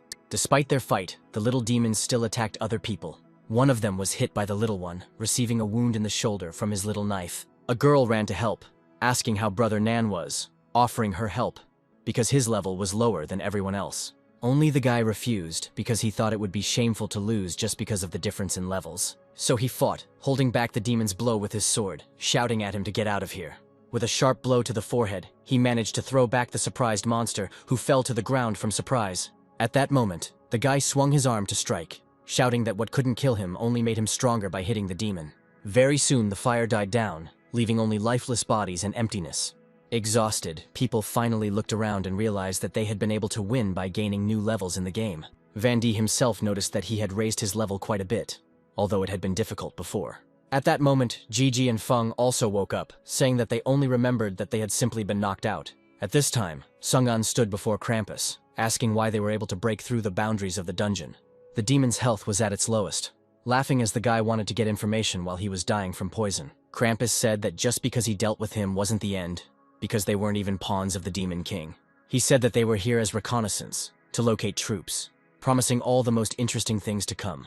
Just as he was about to say that there would be an alien invasion, something exploded behind Sung-an, engulfing the building in flames. It turns out that fire was coming out of the dungeon portal, spilling lava, forcing people to retreat. Laughing loudly, Krampus shouted that they would stay here with him, in hell with his king. After this, the demon was destroyed, leaving the boy with questions about what kind of invasion he was talking about. Deciding not to think about it now, he knew he had to run, thinking of one move. At this time, people tried to get out themselves, but no one knew the landmarks where they should go to get out. The girl was especially unhappy that after defeating the monsters, they were simply going to die from fire, while Gigi was trying to summon water. Sung-an immediately ran up to them, saying that he had a plan, and Wang Di trusted him, calling him an angel. The guy said that they needed to stomp on the ground at the same frequency, preferably as fast as possible. People didn't believe him right away, considering it a joke and asking him to take it more seriously. Only Brother Nan believed him, starting to stomp and saying that he believed him and he could rely on him. The others, especially his acquaintances, followed his example and began to stomp. Their team, although they didn't know Sung-an, trusted their people, especially since they had no other choice. Finally, the guy began to control the rhythm so that they would be more coordinated and consistent, believing that everything would work out. Only the flame was getting closer, frightening people that it was not working. But listening to Sung-an, they continued not to stop. Finally, blue squares appeared next to them, giving a frequency error, realizing that they were not burning in the fire. The girl touched the flame, realizing that they did not feel its temperature at all, not understanding how this happened. Sung-an, on the other hand, was pleased with the work, knowing in his mind that they were simply out of the game and couldn't touch anything. However, such invulnerability was not given for long, and they needed to quickly come up with a way out. Having told this to others, everyone began to prepare and look for at least some kind of spare. Suddenly, someone's voice below began to call out to them, asking if they could hear them and if they were okay. Sun Yue and Zaijun were standing below, explaining that they should all come down here since there was an exit here. Sung-an immediately thanked the girl, directing everyone there, realizing that it was not far at all. Sun Yue asked her where the people were, while she suggested that they should still be ready to meet them. Sung-an pointed to the flames, explaining to everyone that they needed to go through it to get to safety. The girl trusted him, heading towards the flame, knowing that they had nothing to fear. At this time, Sun Yue shouted for those above to calmly come down, since it was safe for them. Immediately, two girls jumped into their holes, which outraged the guy, asking the guys not to let the girls in first. But their landing was soft, because they laid the troll on the floor, on whose belly everyone was descending. Brother Nan immediately invited Sung-an to go down with them, to which he told him to go down, and he would be there a little later.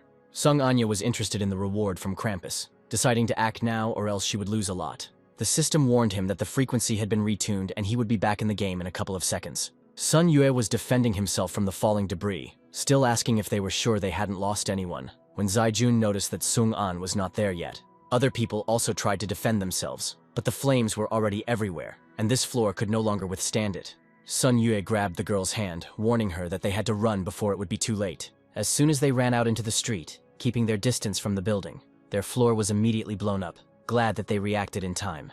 The girl immediately asked Wang Di where Sung-an was, because she wanted to thank him, as everyone realized that he remained in the building.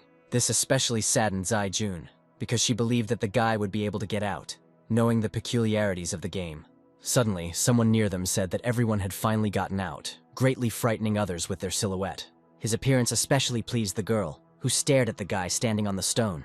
It was Sung-an, holding a staff and teleportation ability in his hand, asking if he was late. Everyone stared at him with admiration and confusion as to how he had ended up there, but the fact that he was alive made everyone happy.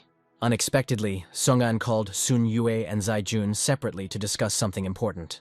Only the guy honestly didn't recognize him at first, so when he managed to get closer, he honestly asked who he was. Sung-an felt uncomfortable about this, not believing that his friend did not recognize him, causing a stupor. Feng was taking care of her team while they were resting, carrying water to those who needed it. Wang Di looked towards the people who were talking about something while his team realized that the supplies were getting low. Sung-an at this time explained to his friends why he looked like this now, feeling embarrassed that he was unrecognizable. Only Sun Yue was honestly outraged that only the guy received all the bonuses. Although Zai Jun was not surprised by this, the guy thought that Sung-an wanted to give them some super items, and he beamed with happiness, thinking that they didn't need a private conversation then. However, he simply put it away somewhere in a portal, explaining that these were just souvenirs that couldn't even be equipped. He also explained why he called them here, reminding them of some kind of alien invasion, frightening them.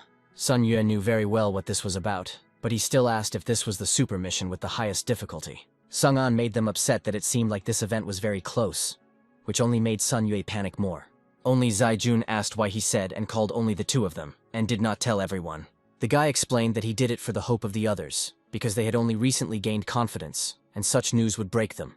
At this time, Feng quietly eavesdropped on what they were talking about, and Wang Di tried to drive her out.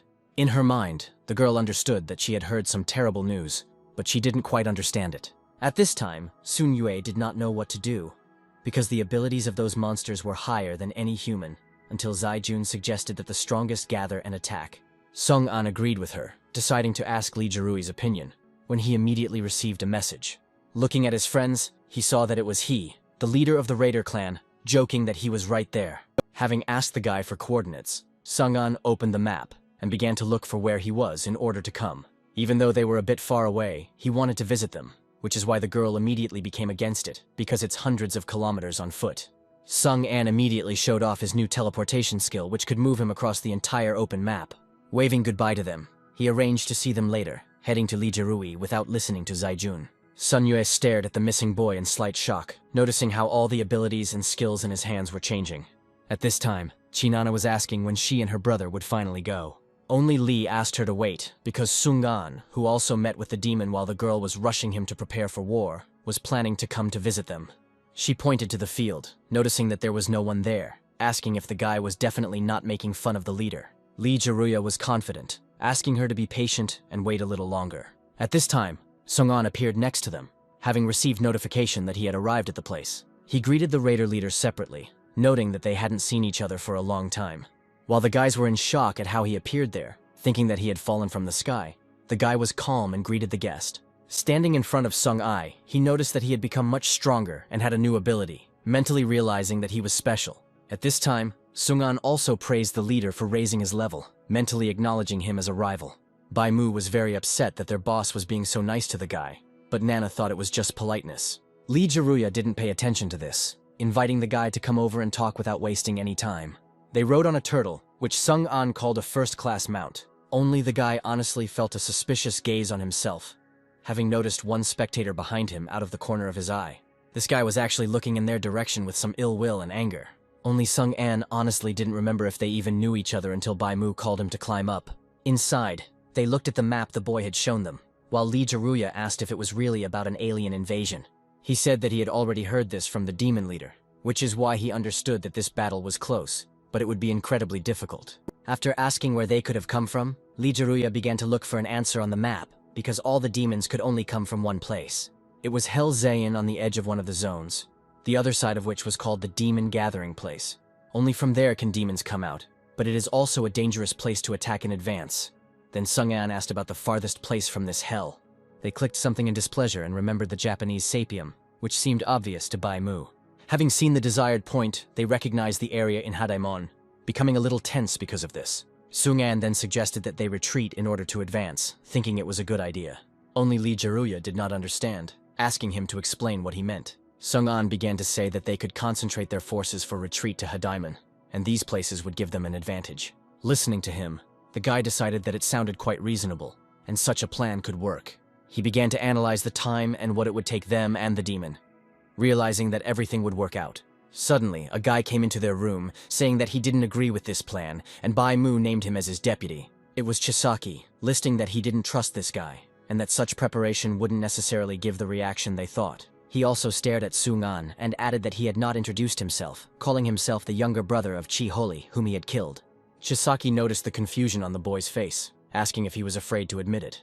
The guys immediately felt that he was provoking a fight, looking at their boss, expecting action from him. Only silence immediately fell in the room. Everyone just looked at each other in silence. Sung-an's gaze became harsher, noticing that he didn't see anything wrong with this, while mentally cursing from excitement. However, he felt like he was getting into trouble, thinking about teleporting, as Lee Jaruya asked Saki not to bring up the matter as agreed. He reminded that Chi-Holi was wrong to violate the original purpose of the Raiders Guild, suggesting that he should blame himself for hiring the wrong person.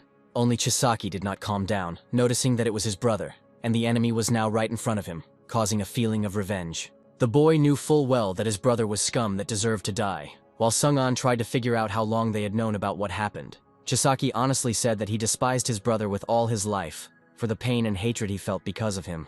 Only he believed that revenge was something else, asking his commander for one request with his permission.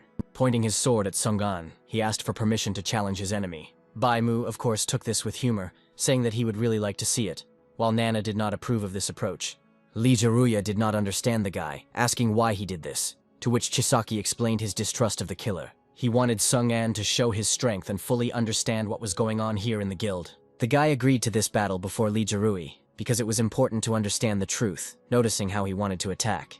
Because of this, he invited him to play attack and defense, greatly surprising everyone present. The idea was for Chisaki to deal damage by any means necessary, and as long as the damage was done, he would win, while Sung-an had to defend. He did this to keep the peace and not kill another guild deputy, so he won't use a weapon. Chisaki noted that he was being too self-confident, but agreed, promising that he would pay for his words. He suggested that they meet downstairs right away, warning them not to even think about running away when he left. Only Sung-an's sly smile immediately showed that he had a plan, greatly intriguing Lee Jaruya. At this time, Baimu walked around the crowd, who had become interested in this game, offering sunflower seeds and beer at a cheaper price. One of the warriors approached the boss, offering to give Sung-an at least some kind of shield, since he was completely without equipment, but he stopped him, knowing that the guy was ready. Sung-an truly stood confidently in front of Chisaki. Only the wind walked between them, leaving tension. The guy was angry that he wasn't even wearing armor, asking why he looked down on everyone. Only Sung-an asked the deputy not to worry about him, asking him to start their call. Chisaki only became more angry, summoning shadow leopards next to him. Baimu commented that the deputy had used a special skill that turned shadows into beasts that had an attack power equal to 3 times that of normal beasts. Sung-an knew of this ability, jokingly calling the cats to him so that they would attack him. With a wave of their hand, Chisaki's leopards immediately asked the guy, under the owner's commentary, to teach them a lesson. He had a plan to have some leopard come as close as possible so that he could move into its place. Opening his inventory, Sung-an began to think about what exactly he should use, since he didn't want to spend too much on this fight. Sharply from the tree, he asked for a barricade with sharp spears next to him, slightly wounding the animals. This damage was dealt to their master, Chisaki, leaving him in a bit of shock as the boy created a barricade. Nana knew very well that the creation of the merchant's skill, not understanding how the guy fought well then. Only Lee Jaruya immediately guessed that Sung-an had 2 roles, not imagining what else the guy was hiding from them. At this time, the guy seemed to be slightly mocking the animals, watching as they tried to get through the fence. However, to add to the difficulty, he managed to create a tower beneath himself, rising upward. Only Chisaki held the trump card, transforming his leopards with his blood. Because of this, the shadows of the leopards turned into birds, making a not very pleasant sound. A moment later, the birds were already flying upwards towards Sung-an, aiming to be as close to him as possible. Having taken the staff out of the inventory, the guy thought that it was his turn, receiving an error that the staff was not available to him. It contained a firestone aimed at strengthening the building, which it did, even though the staff could not be used.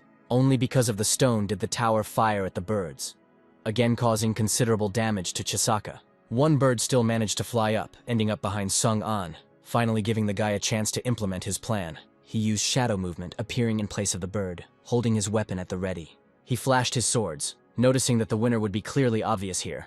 Only Sung-an was not of the opinion that the victory was his, but said yes, that there was definitely already a winner here. At that moment, he used the cancellation of the construction of the tower right under Chisaki's feet, while at that moment he himself teleported away. All observers were shocked to see their deputy falling from a great height onto the rocks. As soon as everything collapsed, everyone stared and tried to understand in silence whether the guy had survived or not. Lee Jaruya immediately told Nana to come over and treat their deputy. He clearly said that the battle was over, and of course Sung-an was victorious here. From behind the rocks, breaking them with his sword, Chisak began to crawl out, tired, but still holding his sword in his hand for battle. He was mentally angry that he had lost so shamefully to himself when Sung-an came up to help him up, holding out his hand. The guy noticed that the deputy's attacks were impressive, many times better than his brother's. Only Chizake didn't take it as a compliment, asking him to stop, saying that he didn't need such self-pity. Barely getting up, he said that it was a loss, and it was in the guy's interest to humiliate him. While Sung-an honestly did not understand this anger, Lee Jaruya clearly asked the boy to stop glaring at Sung-an, now completely closing the issue of trust, while Nana summoned a butterfly. The commander immediately realized that the guy demonstrated tactical capabilities through such a choice of game, and praised him for it. Sung-an reminded that the alien invasion was unusual, and they should focus on survival rather than fighting. So the boy suggested staying in Hadamon Castle until Lee Jaruya noticed that ordinary merchants couldn't do the same thing he showed them. Here, Sung-an realized how absurdly he had been caught, and how much easier it was to expose him because of this. Why did the leader directly ask if he really had a special class like a gold merchant, especially with warrior skills? Everyone was a little shocked by the idea that the guy could have two classes, not believing in such luck. Scratching his head, Sung-an had to admit that it was true, realizing how hard it was to have smart people as your colleagues. Only after the confession did everyone start looking at him strangely, when the leader offered to join the raiders. Before he could say anything, people attacked him, literally dragging him into their guild, grabbing him. He knew that the guild accepted strong people, but he didn't know that they had so much enthusiasm, as everyone asked him to teach them something. Lee Jaruya began to joke that the guy had done a good job of fitting into the group, adding that he was now a member of the Raiders Guild. Only this news was not only dissatisfied with Sung-an himself, but also Chisaki, who turned away from the crowd. The crowd only grew closer to the guy, causing him to try to figure out a way to get out of there. At this time, Lee Jaruya was constantly receiving notifications from the system that someone was very actively writing him a bunch of messages. Before he could even open it, a ghost climbed out of the dialogue window, asking why he wasn't answering her, and Lee Jaruya had already gotten rid of her more than once. Seeing this quarrel and confessions of love, Sung-an recognized the ghost as Genzi. It was this moment that he used to escape, asking everyone to pay attention that their captain was in trouble. Everyone immediately turned around to check what had happened, realizing that he really needed help. At this moment, Sung-an teleported away, leaving everyone in shock while the others headed to save Lee Jaruya. What angered the guy the most was that she came specifically for him, not understanding who dumped this NPC on him. Only Genza was true to her goal, already approaching the guy to kiss him. At this time, Sung-an successfully teleported back to his friends, noticing that he had run out of magic. The guy was also pleased that they already had a rough plan for the invasion, even though the guild leader was confused. Just as he was wondering where everyone had gone and whether he had arrived at the right place, his eye caught sight of the graves. As he got closer, he began to notice that the names of his friends were written on them, not understanding how everyone had died so quickly and at once. Only he didn't believe that some monster could kill Zaijun, and when he approached, he saw that they were completely empty. Taking this as someone's joke, he became very angry, telling whoever did this to come out to him immediately. From behind the rock, Zaijun came out to him, telling the others that it was true that the guy had come back, and she was not mistaken. Following her, he saw all his friends who had prepared dinner for everyone, even someone had managed to eat. This unexpectedness left him slightly puzzled, not understanding what had happened at all and why everything was like this. But hunger struck him down, so he sat down with them, eating soup and asking if they were ready for battle, since they had dug their own graves. Feng immediately apologized for this, since she heard about the invasion completely by accident. Only Sung-an still didn't understand why they did this, especially Zaidong, expecting some kind of explanation from her. At this point, everyone turned to look at each other, nodding quietly, deciding to begin. They began to take off their armor and weapons, returning them to Sung-an, but also asking if he would allow him to keep them. But the guy wasn't very flattered by such a gesture, because he didn't consider himself a stingy person. Of course, he would give people everything. Brother Nan stepped forward, noting that they would never die at the hands of monsters, because the boy gave them not only weapons, but also courage and hope. They said that they built such graves to say goodbye to their former selves, who were always running away. The people realized that they had already lost too much to continue escaping, deciding to fight without fear. They wanted to stand to the last, even if a terrible and horrible catastrophe threatened their lives. In support, Zaijun reminded that in order to implement this, they urgently needed a leader, hinting at Sung-an. Everyone shouted loudly that it was he who led them into battle as loyal soldiers, greatly surprising him. Sung-an once again finds himself a failed programmer, getting reprimanded by his boss for failing to fix his bugs. People who were once his colleagues also began to humiliate him, calling him pathetic and useless. Then the guy decided that he could do everything himself, without outside help, without friends, without approval, when someone called out to him. Now there were other people in front of him who admired him, called him his friend and his friends, that he could rely on them. Zaijun looked at him, nudging him that everyone was waiting for his answer and decision. Sung-an himself looked at these people, expecting him to say yes to them. He was greatly honored by the way they began to treat him, grinning, mentally realizing that he had been deceiving himself all this time. He decided to tell the crowd the plan of action, but only when he was sure that they were able to defeat the monsters. They will have to learn to deal with elite monsters either as a team or alone, so as not to sacrifice the entire group. Even though the rules were so rude, people understood that it was necessary so as not to be a burden on Sung-an's shoulders. The guy at one time understood that there was too little strength in the group, and courage alone would not be enough for the fight. Zaijun reproached him a little, saying that such a task would be difficult for their people, reminding them of their situation.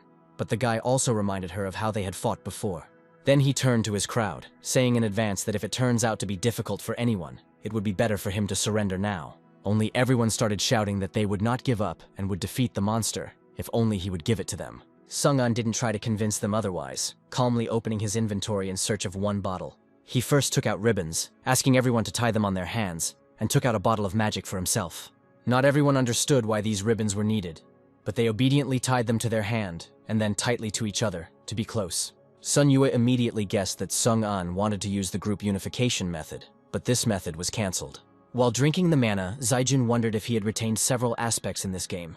He believed that creativity was part of being a programmer, reclaiming his magic and asking if everyone was ready. The system immediately reported that everyone who linked hands with each other was able to unite into a group. Sung-an extended his hand to the guy and asked him to take it, since they were planning to fly a little. He also extended his second hand to Zaijun, asking her to take it. Blushing slightly at the proposal, the girl agreed, awkwardly holding hands.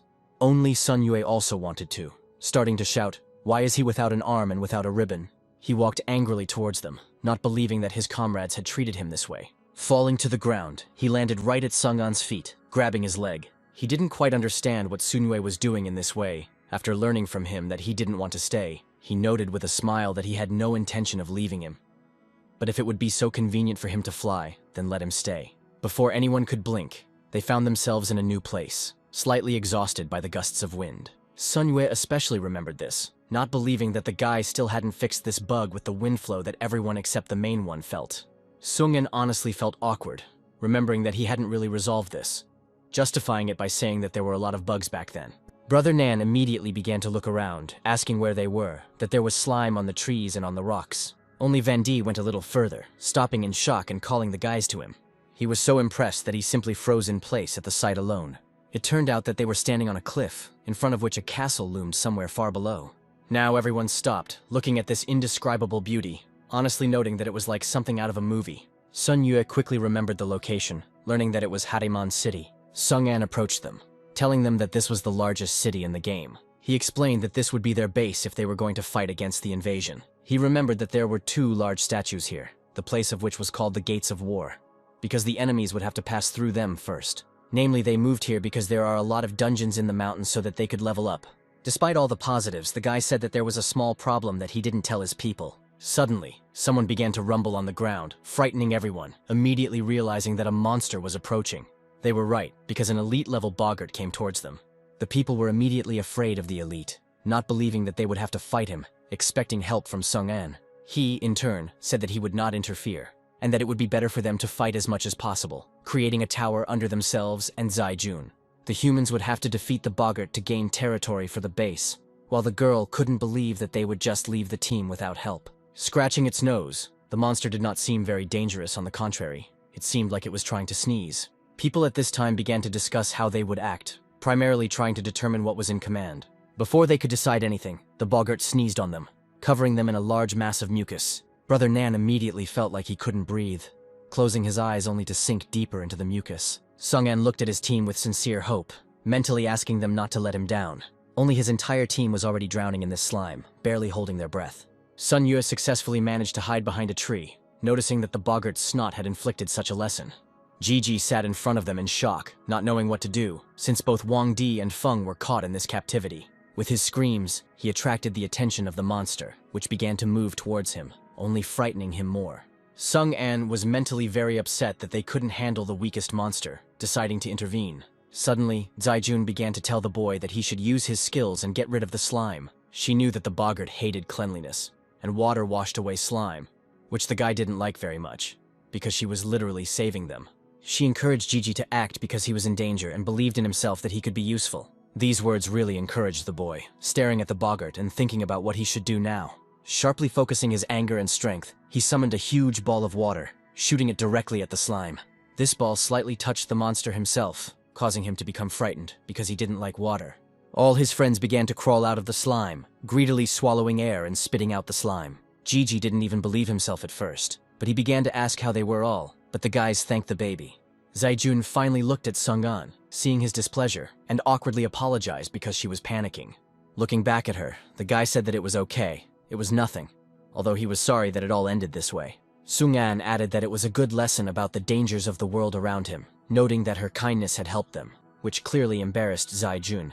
Now he turned to his team, pointing out that their problem was that they did not cooperate with each other, and that this would help them a lot. He suggested that they consider what strengths each had in order to use them in the fight against the boggart. These words made the team think quickly, looking at each other to assess who could do what. Only Sung-an warned in advance that he would not give any more hints, repeating again that they should look for their own advantages. He particularly pushed the idea that there was a guy hiding behind the rock, suggesting that this be considered an opportunity. Sun Yue didn't like the fact that his friend was setting him up in front of everyone, saying that he didn't want to take him at all, and now he was scolding him for nothing.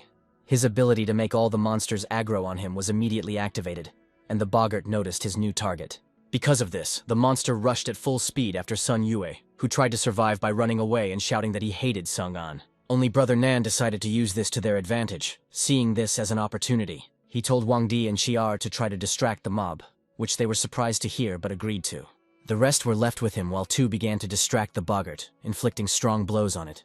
The monster, of course, began to scream in pain, because the guys were inflicting quite a lot of damage. So he turned around and, despite all his anger, managed to change his target to them. Now Brother Nan told Wang Di and Xi'er to dodge, leading the others forward. Because of this, the boggart's stick, which he wanted to hit the couple with, was hit by a strong melee weapon, breaking it. Boggart clearly didn't expect that people would be able to do anything bad with such damage, staring at the remaining piece of the club. At this time, Feng opened the inventory, starting to put something out, warning that no one would trip. It turns out that she threw slippery pearls at the monster's feet, on which he slipped, receiving more blows. Sun Yue turned around, and couldn't believe that the team was able to knock down the monster and stop it. Of particular admiration was Zaijun, asking the boy to notice that they had done this. Now here in battle, Sung-an imagined who would be who, deciding that Brother Nan would be the commander-in-chief of the small group, Wang Di and Qi'er would be the scouts, and Feng would become a special part of the group. The guy was especially struck by how quickly Brother Nan gathered everyone together as a leader, which was a great rarity. Just thinking about Gigi, the boggart started to squirt slime, and Brother Nan called out to his boy. He completed the task in no time, summoning water and stopping the slime, to which Sung-an decided that the little one would be a magician. The only thing that upset him was that there were no doctors on the team, when a girl came out of the crowd, shouting that she would help. But before she could even swing, she instantly lost her balance, hitting herself and falling. This only made Sung-an feel more depressed, as it was nothing at all, and he had no idea how to fix it. Only the monster could not be intimidated by an ordinary sword. He instantly waved his hand, wanting to crush the girl. Qi'er immediately shouted for Xiaosu to be careful because she was being attacked, but everyone knew that she was in trouble. Sun Yue appeared right in front of her, telling her that she shouldn't bully girls while holding a boggart's hand with a shield. Looking at Xiaosu, he winked and asked if she was okay, mentally glad that they had managed to communicate. Only the girl stood up and said that she was safe, calling him a good person, immediately upsetting Sun Yue. At this time, the guys did not lose their heads, immediately grabbing their weapons and attacking the monster. Their combined damage was able to do something colossal to Bogart, causing him to bleed out after a couple of hits. Sung-an watched this with particular pleasure, because his team was literally changing for the better before his eyes. Finally, people were able to take a break, receiving from the system what they raised their levels. Sung-an and Zaijun finally came down from the tower, wanting to make sure that everyone was safe and sound. Feng looked at the guy and asked if they had passed the test, receiving that everyone had done a good job. Now he called the team partners, promising to give a few tips later. After asking for a couple of minutes, Sung-an warned everyone that they would soon be heading to the next dungeon. Sun Yue was the first to complain that they had just finished fighting, after receiving from the guy that there wasn't much time left. Then he turned to Brother Nan, thinking that he would support his idea, asking for support so that he could say that everyone was tired and needed rest. Suddenly the guy turned green. It turns out he received a skill from the snotty monster, which was called Green Panic.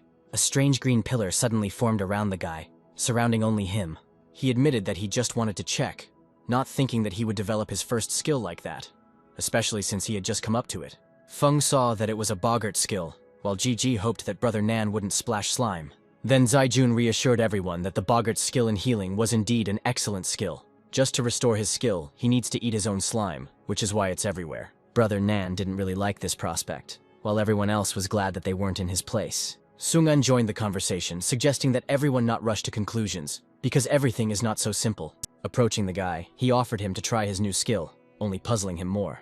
He asked Brother Nan to concentrate and try to spread the energy around him, which is why the beam turned into some kind of ball. Feng immediately noticed that the more the guy tried, the faster and more the green light moved. Very soon, everyone found themselves within the sphere, admiring how pleasant this light turned out to be. Sung-an heard this, and said that this was the skill that they all felt. It was treatment. Zaijun remembered how they had already had to change a boggart, praising the guy for being able to fix it. Brother Nan began to read that it was true to obtain a healing aura, not knowing whether to be happy or not that this was his first skill. Sung-an added that this skill can also be passive, but the only downside is that its recovery speed is relatively low. After some time, everyone was finally restored to health, but Sun Yue sarcastically said that they had suffered more than they had gained. Suddenly, Xiao Su turned to them and wanted to say something rather important. She revealed that she also had a healing skill, thinking that it could help everyone. Only it wasn't a skill, but a class. And the girl was a healer, greatly surprising Sung-an with her lack of understanding of the game's structure. After thinking for a while, the guy honestly said that such healing would not be enough for them in the future, while Sun Yue began to look for other healers. Sung-an suggested finding out about this a little later, because now a new portal to the dungeon was waiting for them. As everyone entered, they noticed a new monster, Wakame, realizing that this would be more difficult. There were also boggarts in the dungeon, which is why Sung-an began to speak of his 3 obligatory conditions. The first was to raise every player to at least level 30 within a week. The second thing is that everyone should have at least some kind of healing aura. Everyone was already a little shocked by such conditions, but they also watched as the monsters raged for the guys, still afraid of when they would attack.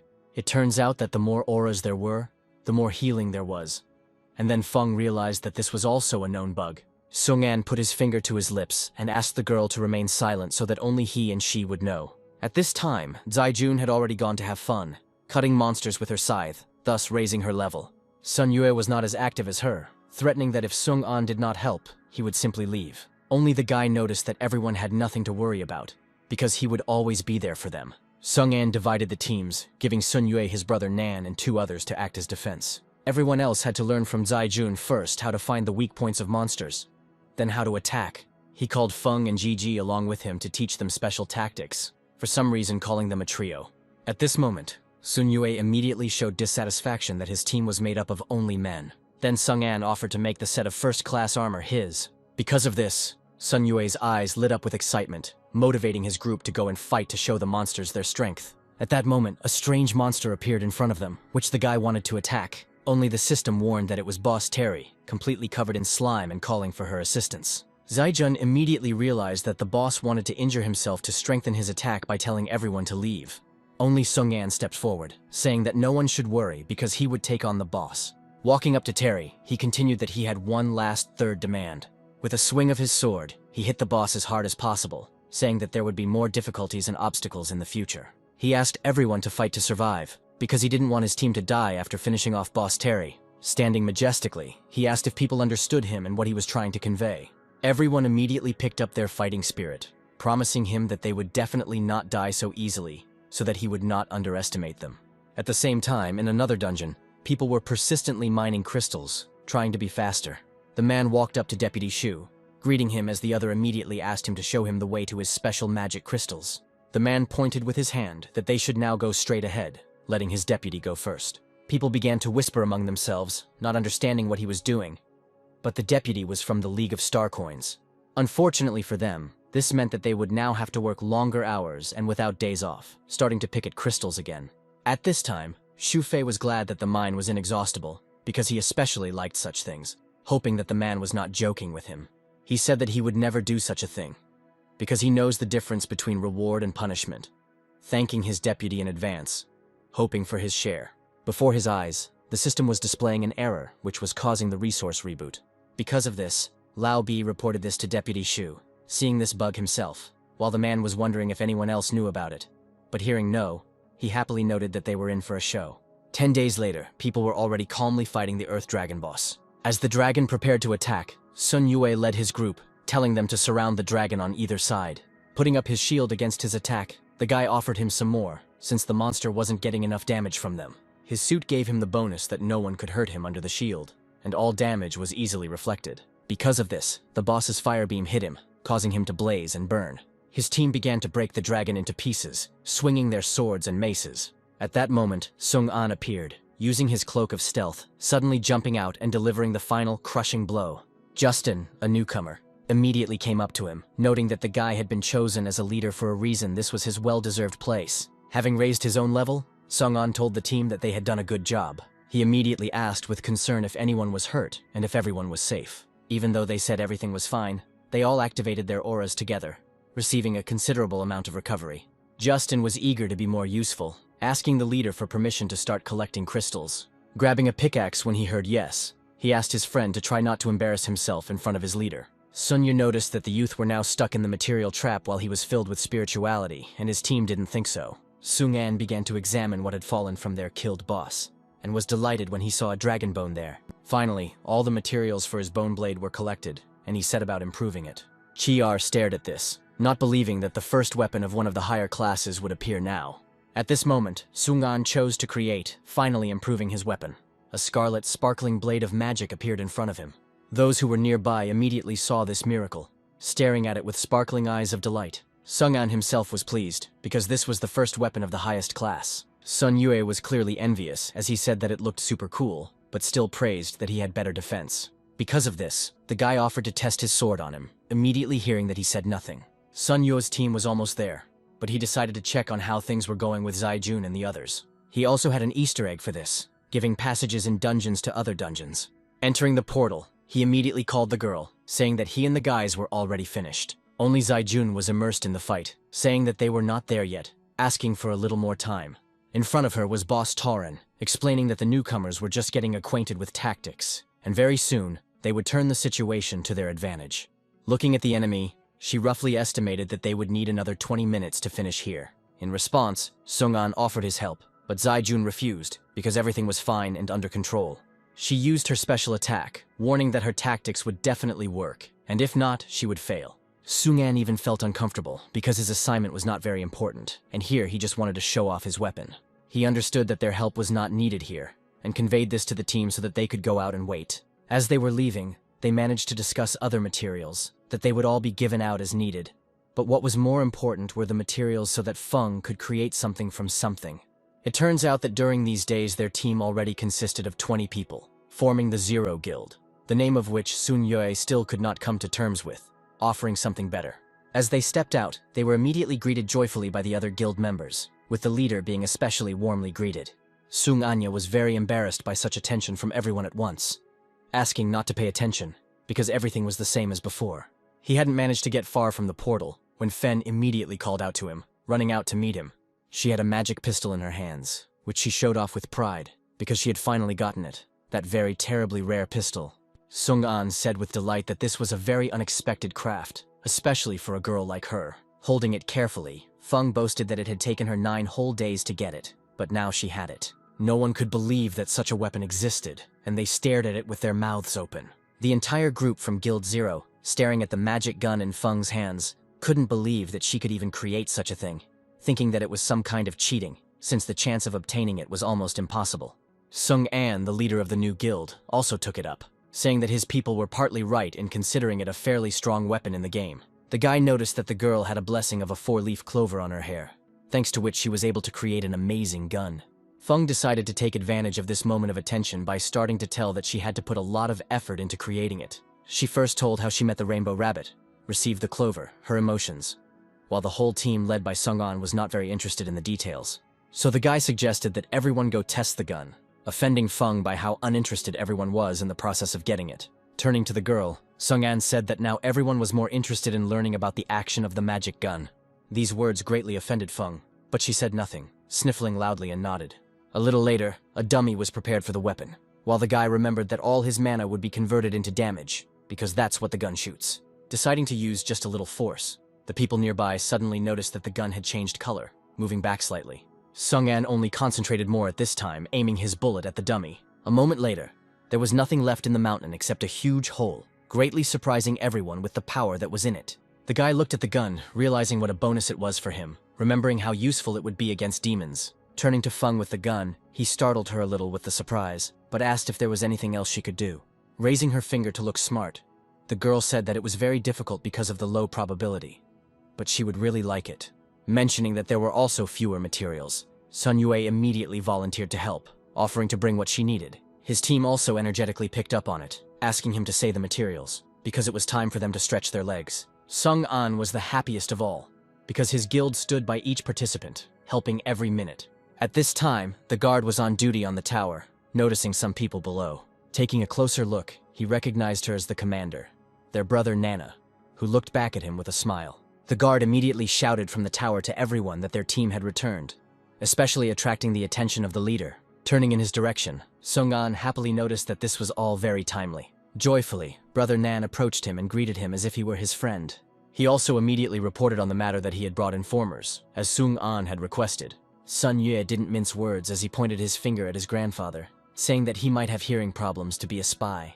Only the old man heard everything perfectly, and before the guy could finish his words, he immediately got hit on the top of the head by him. Brother Nan immediately began to apologize, explaining that this man was not an informer, mentally trying to find out where Xiaobao had gone. Grandpa was ready to fight, so he took out his nunchaku as if challenging Sun Yue to a fight for insulting him. But before he could do anything, he immediately got it from the old woman for showing off and behaving indecently. Sung-an had first admired how the old man had pierced his friend's thick armor, but now he felt embarrassed about their quarrel. Only now the guy was attracted by the stranger in the bushes, asking brother Nan who he was. He sat quietly in the bushes, spying and quietly going deeper when he realized that he had been noticed. The man grabbed Xiaobao by the hood, asking what he had forgotten there, taking it out from the bushes. Shaking off the leaves, he apologized, because this was his professional deformation, because of which he always hides in order to feel safe. He was also called as a messenger, which is why Sung-an immediately warned that he owed them some business here. Then the guy warned that it was just news, and he had two of them, giving a choice. One was about demons, the other about bugs, and both made Sung-an very wary. His guild immediately shouted out that they were interested in the news about demons, without even considering the second option. Sung-an supported their idea to ask Xiaobao to discuss the demons first. Then the guy started telling that an anomalous celestial phenomenon had occurred in one area. The monsters there suddenly became stronger than usual, causing the death of many players. Sung-an knew that there was a gate to the demonic underworld in that area, but he didn't believe that things were going to get worse. While he was thinking that the demons were already preparing an army for an early attack, Sun Yue asked what Xiaobao had to say about the bugs. The guy was smarter, saying that he had a policy where if you buy one piece of news, you can get the second one for free, hinting that payment was expected. Sung-an, without thinking, threw him a bag of coins, which he caught with dexterity. The guy demanded that he tell him straight out what he knew without further ado. After hiding the coins in the inventory, Xiaobao revealed that the Star Coin League had found an unlimited supply of useful materials caused by a game bug.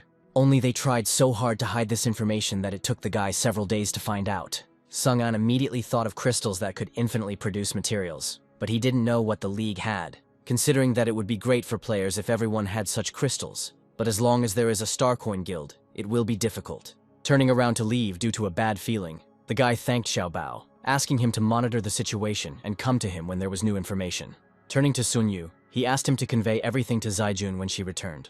Sung-an himself decided to go to meet with the Star Coin League and talk. This guild was at their mine, where the deputy scolded Lao Bi for doing a poor job since their crystal production had decreased. At this time, a group of bandits noticed them and decided to attack, because they monopolized the loot, so they could not buy equipment for themselves. They considered the man a rat, because of whom they lost a lot of money. Throwing themselves at him from the cliff, they demanded that he give them their money. Adjusting his glasses, Shu Fei said that this was a great impudence on the part of the group. Shadows suddenly flashed from behind his back, rushing to protect him. Standing in front of Shu Fei, the man swung one of the bandits aside with a sharp movement, suggesting that they finally end this. As soon as the wounded man landed, he immediately recognized that there were mercenaries in front of him. 3 samurai mercenaries, brothers Ahwa, Akai, and Ashur, headed towards the bandits. They were professionals in their field, fighting competently, especially keeping their distance. The leader immediately sensed something was wrong, but his team was already in the smoke bomb, also realizing that things were bad for them. But before they could do anything, a mountain of arrows with a green glow was aimed at them, hitting everyone. Instead of causing damage, these arrows compensated them with plants, which skillfully tied everyone up one by one so that no one could escape. Sun Tianqing watched from the cliff, and he fired all those arrows, saying that the capture was successful. He looked at the disgruntled mercenaries, noticing that they might not thank him. Only the brothers, on the contrary, were angry, considering him a jerk who always made them look weak. While clapping, Xu Fei still praised everyone, especially noting that the money spent on the mercenaries was especially good. At this time, the leader of the bandits, tied with vines, was unhappy, shouting nasty things at him, wanting him to go broke with the money. Only Xu Fei took out coins from his inventory, suggesting that everyone cool down and not quarrel, especially with him. He offered to pay them off in this way, knowing that he had treated them badly, but he was ready to pay compensation in coins. Sun Tianqing turned off his ability, causing the bandits to break free and stare at the scattered coins. The chief immediately rushed after them, saying that it was all his, pushing everyone away. Xu Fei stood in front of him, now offering to talk about investments since he had grabbed his gold coins. He activated an ability that required those who touched the coins to carry out his order in order to be freed. But for now, they were frozen in place. The man glanced at the mine and ordered all of his prisoners to dig it for him. The bandits didn't even have a choice. Their bodies were now controlled by orders, taking up pickaxes and starting to work. The mercenaries were of course a little scared, realizing that they would have to be more careful and cautious if they decided to continue communicating with him. When Xu Fei turned around to say that he would pay them later, they said okay in fear as the archer walked down to them. He looked through his inventory, realizing how little crystals he had left, hoping to get more for this order. At that moment, someone's silhouette appeared from the sky next to them, looking tensely and warily, ready for battle. It was Sung An, asking permission to find out if they were from the Starcoin League. Before the boy appeared, Xu Fei examined his crystals, noticing that they had become cloudy due to the large amount of loot. The man clutched his head, not wanting to deal with a new headache, and decided to find new workers. Having said that they had worked hard, they would receive 100 coins, which of course did not suit everyone, since they had agreed on something else. Then, looking at them sternly, Xu Fei remarked that they should be grateful for at least some money. The mercenaries, of course, didn't like this, but they had to put up with it, because the man wielded enormous power. Only Sun Tianqing asked for a pair of magic crystals instead of coins, looking at them. Xu Feng honestly said that it was very interesting, mentally understanding that he was not only the strongest, but also did not ask for money. At that moment, a mysterious silhouette appeared behind them, jumping from the sky. Sun Tianqing instantly felt a sixth premonition as he stared at the stranger. He grabbed his bow, telling everyone that whoever was coming towards them would be very strong. Then Sung An added, "Isn't there an endless replenishing mine here?" The guy immediately remembered that he had put an Easter egg here with a punishment because of a bug, now upset to realize that they had beaten him to it, especially such a greedy guild as the Starcoin League. He headed towards them to warn everyone about the trap in this place. Only Xu Fei decided to communicate from a distance, finding out who it was in order to protect himself. Sung An refused to introduce himself, because he had important information about this place, because by digging more here, they called themselves punishment. Only the man, of course, did not believe in any danger. There were no monsters here, and Lao Bi only added that the guy clearly came for a share. Sung An had to shout to explain that if they continued to mine crystals in large quantities, then a dungeon of the most difficult rank would be activated. The mercenaries, of course, immediately believed him, fearing that they might be doomed to death if such a dungeon appeared here. Lao Bi also believed this, reminding him that the crystals had indeed become cloudier. Only Xu Fei refused to listen to this, shouting at everyone that this was just nonsense, that the guy was just trying to drive them out of a profitable place and get everything. Sung An exhaled and said that it didn't matter to him whether they believed him or not, but he had to stop the extraction. Lao Bi was on his deputy's side, ordering everyone else to kill the guy to get the reward. Summoning his blade, Sung An already understood that they would not be able to come to an amicable agreement by accepting the fight. While everyone thoughtlessly ran to attack him for the coins, Sun Tianqing hesitated to shoot his arrows, looking closely at the stranger's weapon, not believing his eyes. The boy quickly used his blinding skill, instantly covering the entire crowd, throwing them off their mission. He swept his blade across everyone just as sharply, feeling no regret as he stuck to his goal. Xu Fei was frankly shocked and frightened, ordering Sun Tianqing to quickly kill him, not understanding what he was waiting for. The guy actually thought about Sung An's words, because he also felt that there were problems with the mine, and he began to believe him. Only the man was unwavering, ordering him to shoot, already promising a mountain of magic crystals. Sun Tianxing himself understood that in order to get answers, he still had to catch the guy, pulling his arrows through the thick smoke. Sung An noticed that an archer was aiming at him, and an arrow was flying, but he did not understand how he could see if his smoke reached him. Although it instantly moved away from the arrow, it suddenly changed direction towards him, piercing his leg. Falling to the ground, clutching his leg, Sung An was in shock, especially after receiving considerable damage. The same archer was looking at him from the smoke, clearly confident in himself, aiming even with his gaze. Sung An quickly guessed that he had an unusual bow and arrows with the effect of reaching their target. Thinking of getting rid of the guy first, he ran towards him, thinking that he had no chance in close combat. Only Sun Tianxing used the magic crystal to create a fire arrow, directing it towards the boy. After stopping Sung An, he realized that the archer had created a fire shield that had bound him, preventing him from getting any closer. At that moment, the guy was already aiming a second arrow, because with the help of crystals, he could give them magical properties. Saying that the boy had lost, plants emerged from his bow and headed towards Sung An. A moment later, he stood before him, tied up, unable to move or use his weapon. Xu Fei's entire team came to their senses, their vision returning, finally seeing that the attacker had been apprehended. Only the deputy did not calm down, demanding that everyone immediately kill this guy. The mercenaries did just that, now heading towards the unarmed guy, angrily asking where he would run off to now. Sun Tianxing immediately stopped them, asking them to wait, as he had questions for the stranger. Sung An immediately didn't believe that a strong player like him needed to join the Starcoin League, asking why. The guy nodded negatively, explaining that he was just temporarily hired, introducing himself, and noting that he was just a solo player. In response, Sung An also introduced himself, noting that he used to be a solo player, but now he has a guild, 0. Xu Fei only became more angry, demanding that this liar be finished off quickly. But Sun Tianxing did not listen, asking if the guy was telling the truth about the dungeon, until Sung An noted that he had no need to lie and he had not lost this battle. A moment later, everyone was grabbed by other stems of the plant, which the guy called with the blessing of the forest, thus getting out and shocking his new acquaintance. Everyone immediately decided that this was Sun Tianxing's ability, accusing him of this and that he was an impudent traitor. At this point, Sung An noticed that the boy could have won if he had not used the tree attribute, tying him up with vines and telling him that he could control the plants around him. Taking out his blade, he waved it towards Xu Fei, telling him to immediately lead his workers out of the mine and stop working. The deputy noted with a smile that it was useless, because his ability was irreplaceable. More ominously, he noted that the only way out here would be to dig up the entire mine. Otherwise, the people he had made a deal with would be locked in here. After hitting the man, Sung An said it was a terrible ability, demanding that he figure out how to free the people. Only Xu Fei stood up, saying that he would never do such a thing, because he was a capitalist and should be above the working class. A minute later, everything around the guy was covered in thick white smoke, only hearing the thunder of the last dug-up crystal for punishment. He tried to understand everything, looking in the fog, not believing himself that something had happened inside. From the caves, all he heard was the scream of a guy asking the monsters to let him go and not drag him anywhere, warning the others. Only a moment later, the guy dissolved into a portal from where a skull was visible, absorbing the others. The remaining survivors stared as their newly acquaintances were pulled into the portal one by one, genuinely scaring them. Those who could began to run away, screaming in fear of death. But only Sun Tianxing remained unshakably standing in his place. But the tension on his face betrayed fear, and even he himself admitted that he was not ready to die.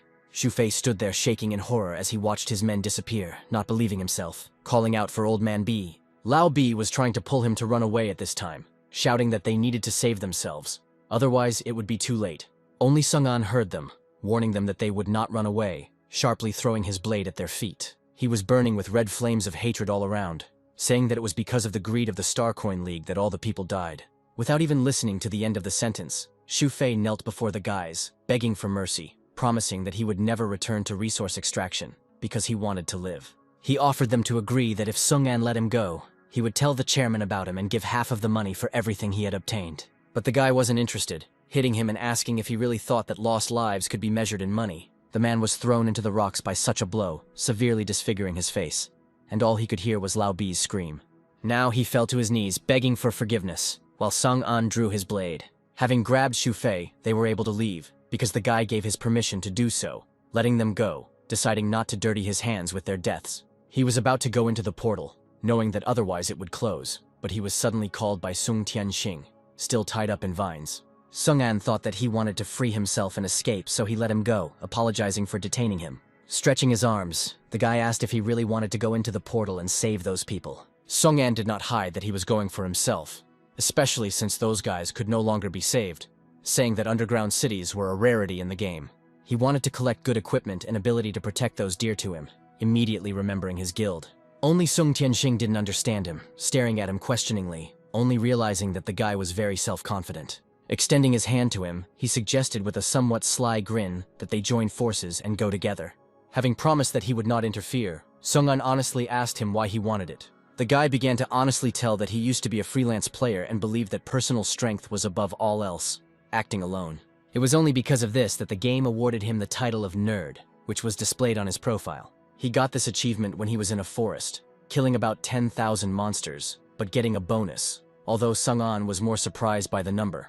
This title also gave him prestige, making money from what he could do, even though it was risky. Only Sung-an smiled awkwardly, remembering and realizing that this stranger was very similar to him in the past. Still holding out his hand for a handshake, Sung Tianxing asked if he was good enough for them to be partners.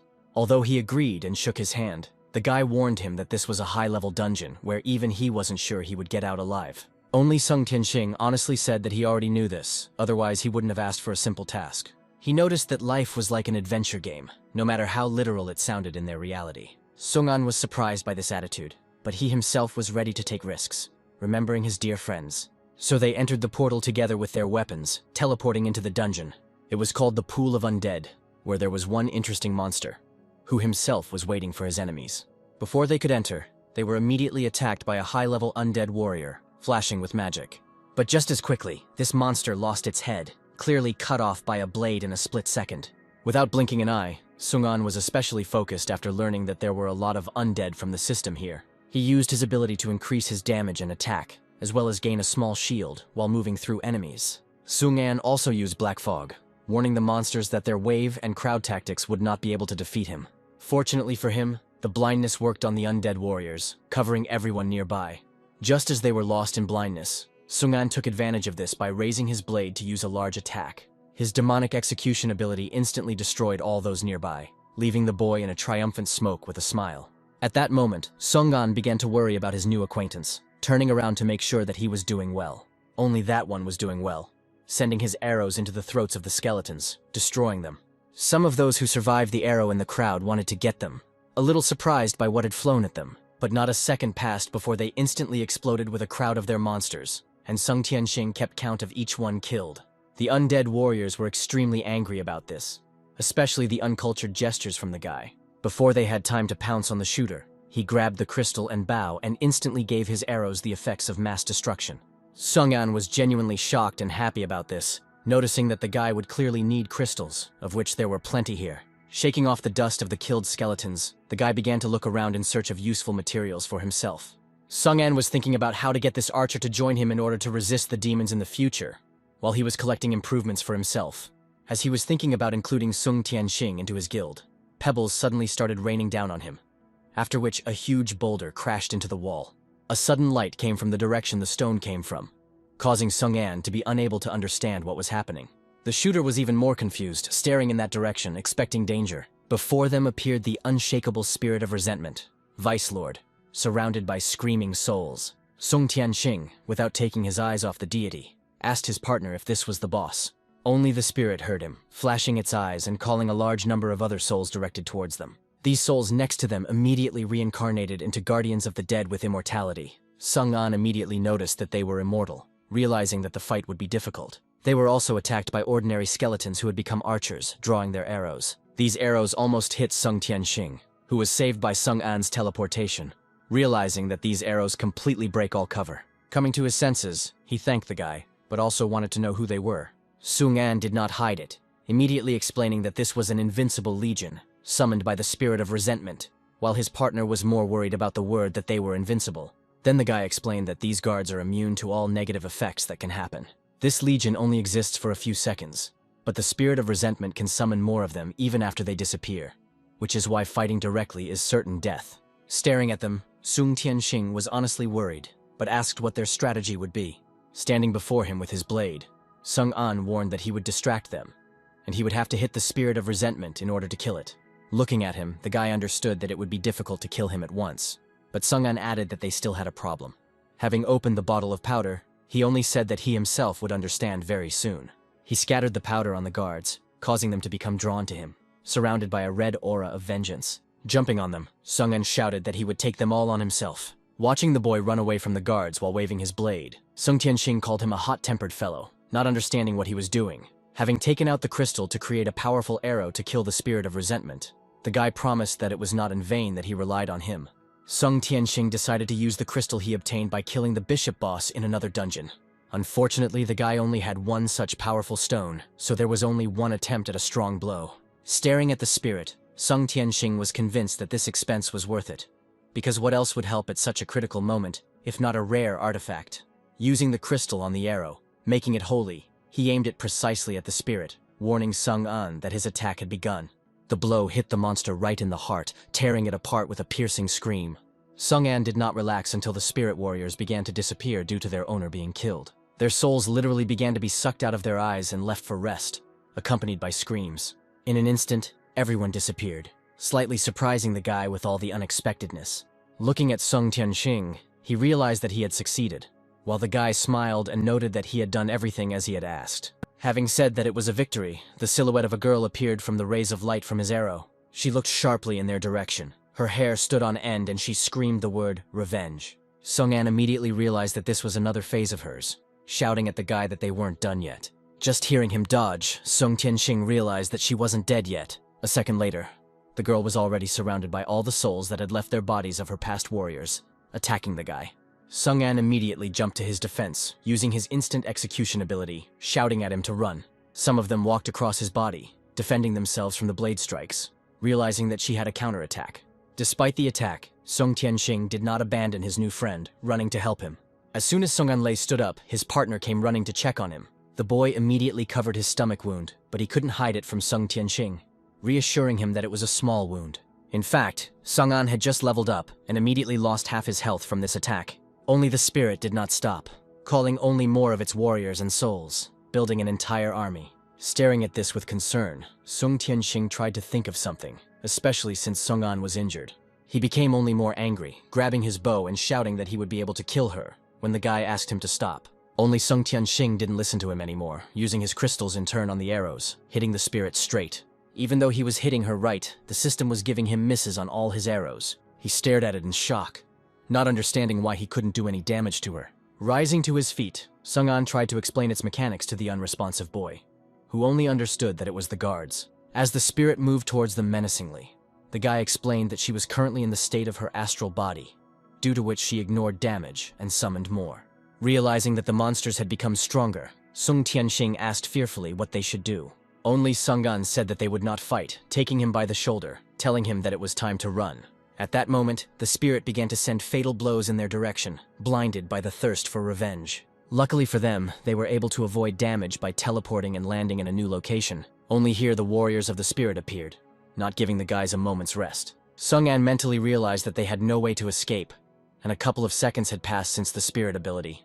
Sitting down due to the pain in his stomach from the wound, Sung Tianxing suddenly said that he could handle it. He promised to buy time, even at the cost of his life, because he doesn't like to remain in debt to someone. Having warned that he would be able to hold back the guards with one and provide protection to the other, the guy begged Sung An to get out of here. Suddenly he had an idea, asking to repeat what he had said.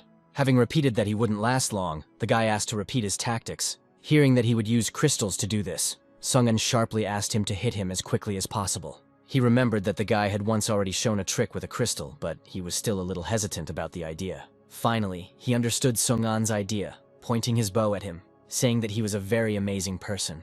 Having said that he trusted him, the spirit of the forest finally came to the guy mentally and gave him a blessing. Thanks to this, his vines began to heal his body, finally rising to his feet. With this help, he managed to summon a tree from under the rocks, climbing up with Sung Tianxing, hoping that this would stop the warriors for a short time. Looking at Sung An, the guy noticed that he was not taking care of himself at all, because on the verge of death, he asked him to shoot, honestly asking if he thought that he could just kill him. Sung An just showed his class, noticing that he trusted Sung Tianxing and did not regret it. These words touched him, not believing that he really trusted, because no one had ever done this to him, because he was alone. Now, Sung An told him that he had been like that in the past, fighting against himself. In the past, he too did not rely on just anyone, believing only that the most important thing for him was strength. Only now he has his own guild and team to whom he can trust his life. He also said that in the future, all players will face a great disaster in the form of a demonic invasion. Now, Sung-an extended his hand to him, suggesting that if that was the case, he could join his guild, Zero. Sung Tianxing, after all the words and stories, was slightly confused, staring at him.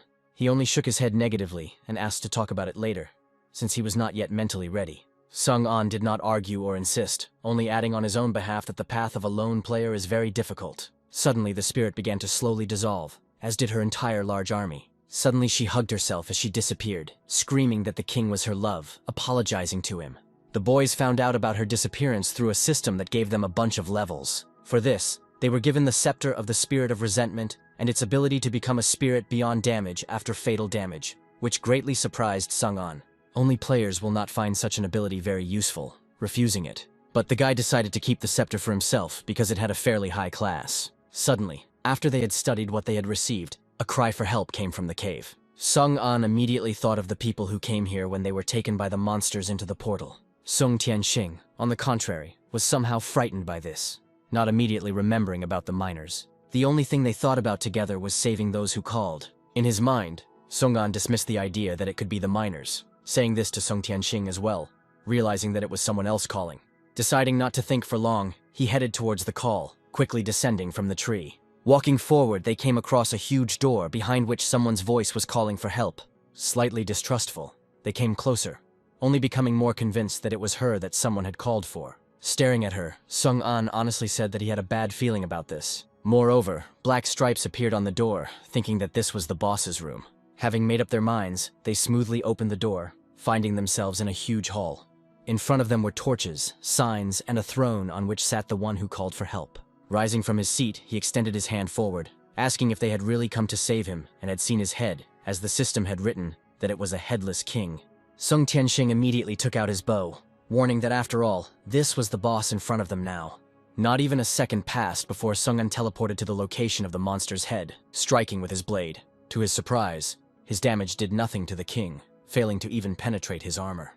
Only despite the lack of a head, the boss easily grabbed the guy in his hand, squeezing him until his bones broke. Immediately, fire arrows flew at him, forcing the king to open his hand, thanks to which Sung-an was able to teleport a distance. Holding the bowstring at the blow, Sung Tianxing asked how his partner was, only to hear that everything was fine. Noticing that the fire was piercing the king's armor, the boys quickly realized that he was susceptible to physical damage, but could be affected by magic. Only the king did not want to just stand and catch arrows, taking a huge sword in his hand and swinging it. Despite his menacing appearance, a voice from the bright light asked if they had seen Firen. The guys were a bit hesitant, of course, but were still ready to attack, asking who it was. The king began to come closer, saying that Firen was his beloved queen, who had taken his head, having waited for it for 300 years, raising his sword for power. Suddenly, the space around his sword began to warp, pulling and absorbing the guys towards it. Now they sat before him, listening to a new question: had they seen his queen? As he spoke, the king began to attack them, and Sung Tianxing, barely dodging, said that they had not seen anyone. On the next strike, Sung-an stopped the sword with his blade, holding it back. Only the king abruptly removed his sword, just as unexpectedly swinging it near Sung-an's neck. He then grabbed Sung Tianxing on his shoulder, warning them that it was time to move away, using teleportation. Waving his sword, the boss did not like at all that they began to run away, warning that he would keep their heads for himself. Despite the teleportation, they were unable to get far, which is why Sung-an pushed his friend away, getting hit himself. Sung Tianxing sees the guy being slashed in the stomach by a sword, shouting his name. Then the king realized that he had hit the bull's eye, pointing the sword straight ahead, thoughtfully extending a. He pressed forward with his sword, cutting through Sung-an, but he did not give up, holding the blade with his hands, even though he suffered prolonged bleeding. Falling to his knees due to the force, he shouted at Sung Tianxing that they wouldn't be able to kill him because he was too strong. Sung-an realized that if he continued to hold on like this, he would simply die. Not understanding how a headless person could see, he suddenly used the black mist, hoping that he could use it on someone who had no eyes to save his life. Surprisingly, it worked, and the king, with a cry, was lost in space, shrouded in blackness. He began to say that he saw nothing, but also that he was well acquainted with this thick fog. To his surprise, he quickly remembered what exactly the smoke was, calling the moles rats, cursing them for it. Finally, Sung-an managed to stand up, and Sung Tianxing realized that this fog was frightening the king. While he was running, suddenly remembering something, Sung-an allowed himself to relax due to his low health, falling to the ground with the guy's support. Grabbing his blade, he tried to stand up and figure out how to fix his situation. Suddenly the king returned, starting to shout that those rats had stolen his precious crown. For this he attacked the guys, running sharply with a swing of the sword, demanding that they return his value to him. Standing in front of the boss, Sung-an hoped that he would be able to use some kind of bug or Easter egg before the king's sword managed to hit him. In the past, Sung-an was always plagued with bugs, which were often very difficult to fix. At such moments, Zai-jun approached him, asking him if it was a mine with endless crystals, which scared him a little. Sung-an clutched his head and didn't know how to fix it, but something had to be done, because this bug was seriously affecting the balance of the game. Moreover, the guy was very afraid of his boss, that he would skin him alive if he couldn't cope. Unexpectedly, the girl suggested that he make this Easter egg too, which really interested him. She even suggested its meaning, saying that if you scoop up too much, you won't be able to carry it home. This area should remain with infinite resources, but if you exceed the norm, an entrance to an insanely dangerous dungeon will appear. Yes, such that no one would get out, and Sung-an liked it very much, calling Zai-jun his goddess of luck. Embarrassed, the girl denied that there was nothing wrong with that, especially since she had recently made a boss. This was Sung-an's memory, realizing that he had made the dungeon specifically so that none of the players would survive. At this time, the king did not calm down, shouting at the rats, whom he remembered, so that they would return his crown to him. Unfortunately, because the dungeon was for punishing greedy people, there was no bug or exhale in it until the guy got hit again. The king did not give them any breathing space, constantly demanding his crown back, while Sung Tianxing tried to protect them. He barely took the blade because he lost a lot of blood. His friend saw this, promising to detain the boss so that he would escape. So he used his arrow and crystal, creating smoke and disappearing from the boss's observation area. By combining their powers, the boys were able to summon a tree that took them up, realizing that this was the one safe point. As he recovered and rested, Sung Tianxing was glad that their combination worked so smoothly. Sitting on top, they tried to figure out what to do against the boss, because he had a lot of health and too high resistance to physical damage. But he didn't remain idly by, thinking that the guys had decided to fight from a distance.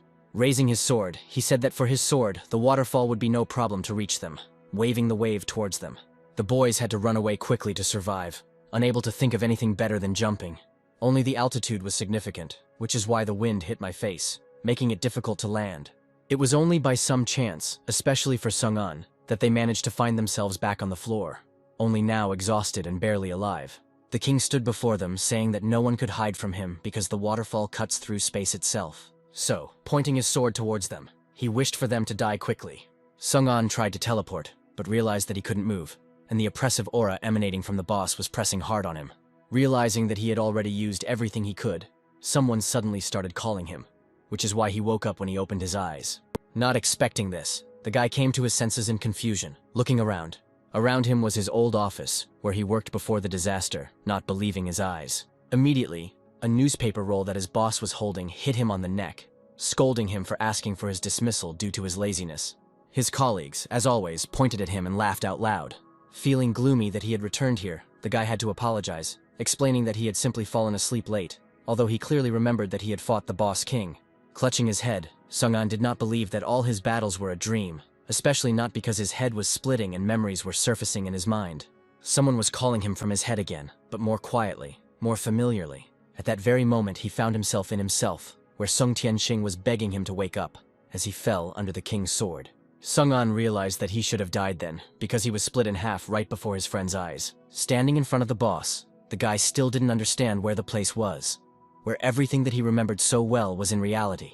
Only now did he realize that he had somehow ended up in the past, not believing it. He immediately got hit on the head by the boss, who continued to yell at him, threatening that there would be an announcement soon, and he had a ton of work. Sitting down at his computer because of this, Sung-an couldn't believe it, still thinking that what happened to him was real and not a dream. The only explanation he could find for this was another game bug that had managed to bring him back here. But he didn't know how to get out. Sitting down at his computer, he found some kind of stark triangle, activating it, as the game system told him. According to the conditions, he managed to perfectly study and use a bunch of bugs. Why now this triangle allowed him to use bugs wherever and whenever he wanted. But activation cost his life. Why the reward was reversible death. Finally realizing everything, Sung-an smiled while the boss continued to stand by, yelling at him for smiling and not working. Only the guy specially rose from his seat in response to this, glaring menacingly at the man. A minute later, he gave his boss a sharp slap in the face, baring his teeth. Everyone in the office was genuinely shocked by his actions, staring at it with their mouths open. Taking off his glasses, Sung-an asked that after everything he had been through, should he really be submissive and grovel before a man? Trembling with fear, crawling away from the guy, the boss did not understand what he was doing, asking what kind of riot this was, not letting him get closer. Sung-an was not stopped by the distance, only grabbing the boss by the chest, pointing his fist at him and shouting that he should not even hope to control him. At this time, the girl he had liked a long time ago came running, demanding that security be called quickly. The other guys grabbed his arms, asking him to stop, thinking he was just crazy, until he calmed down, trying to at least touch the boss with his foot. The girl started pointing her finger at him, saying that it was too much for him to treat their boss like that, and wishing he would sit behind bars. Running up to the man, she began to shake him off and stroke him, trying to figure out if he was okay, lifting him off the floor. Sung-an did not mince his words, saying that she was just a sycophant who was simply sucking up to the boss. After shouting that she was for justice, the guy then asked if this company treated its employees fairly. He mentioned that often no one was paid for overtime. Salaries and bonuses were withheld, leaving them no peace of mind. Here, other employees also understood that he was right. They drooped and let go, exchanging only slight glances. With her hands on her hips, the girls still believed that their boss was a benefactor, since he still paid them. Turning away from her, Sung-an did not waste his energy calling her lost and walking away under her wrath. At that moment, Zai-jun flew into the office, followed by Sun-yue, asking if he had really fought with the boss.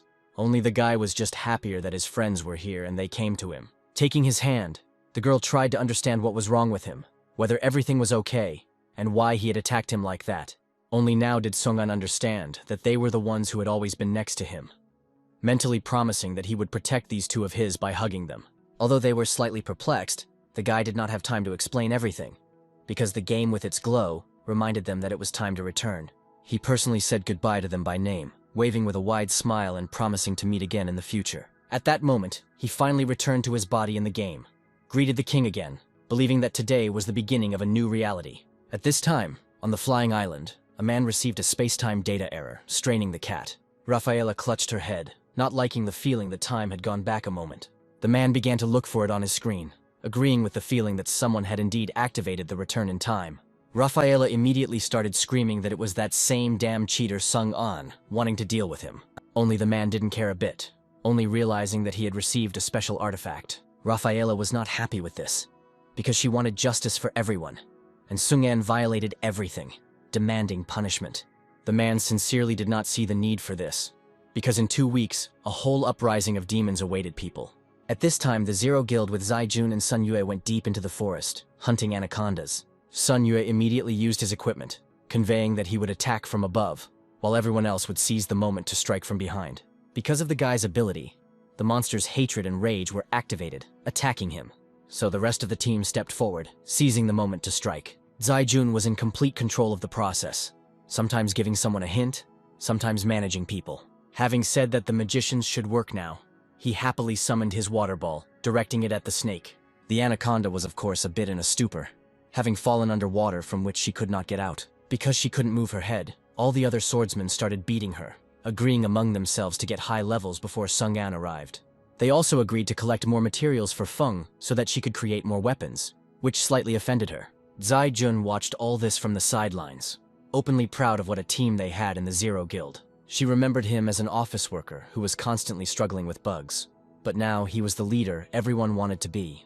Finally, the anaconda was defeated while the girl finished her thought that she had mad faith in the guy. Suddenly, the same anaconda that they had just killed appeared before her eyes, which surprised Sun-yue as well, since he had seen the same thing.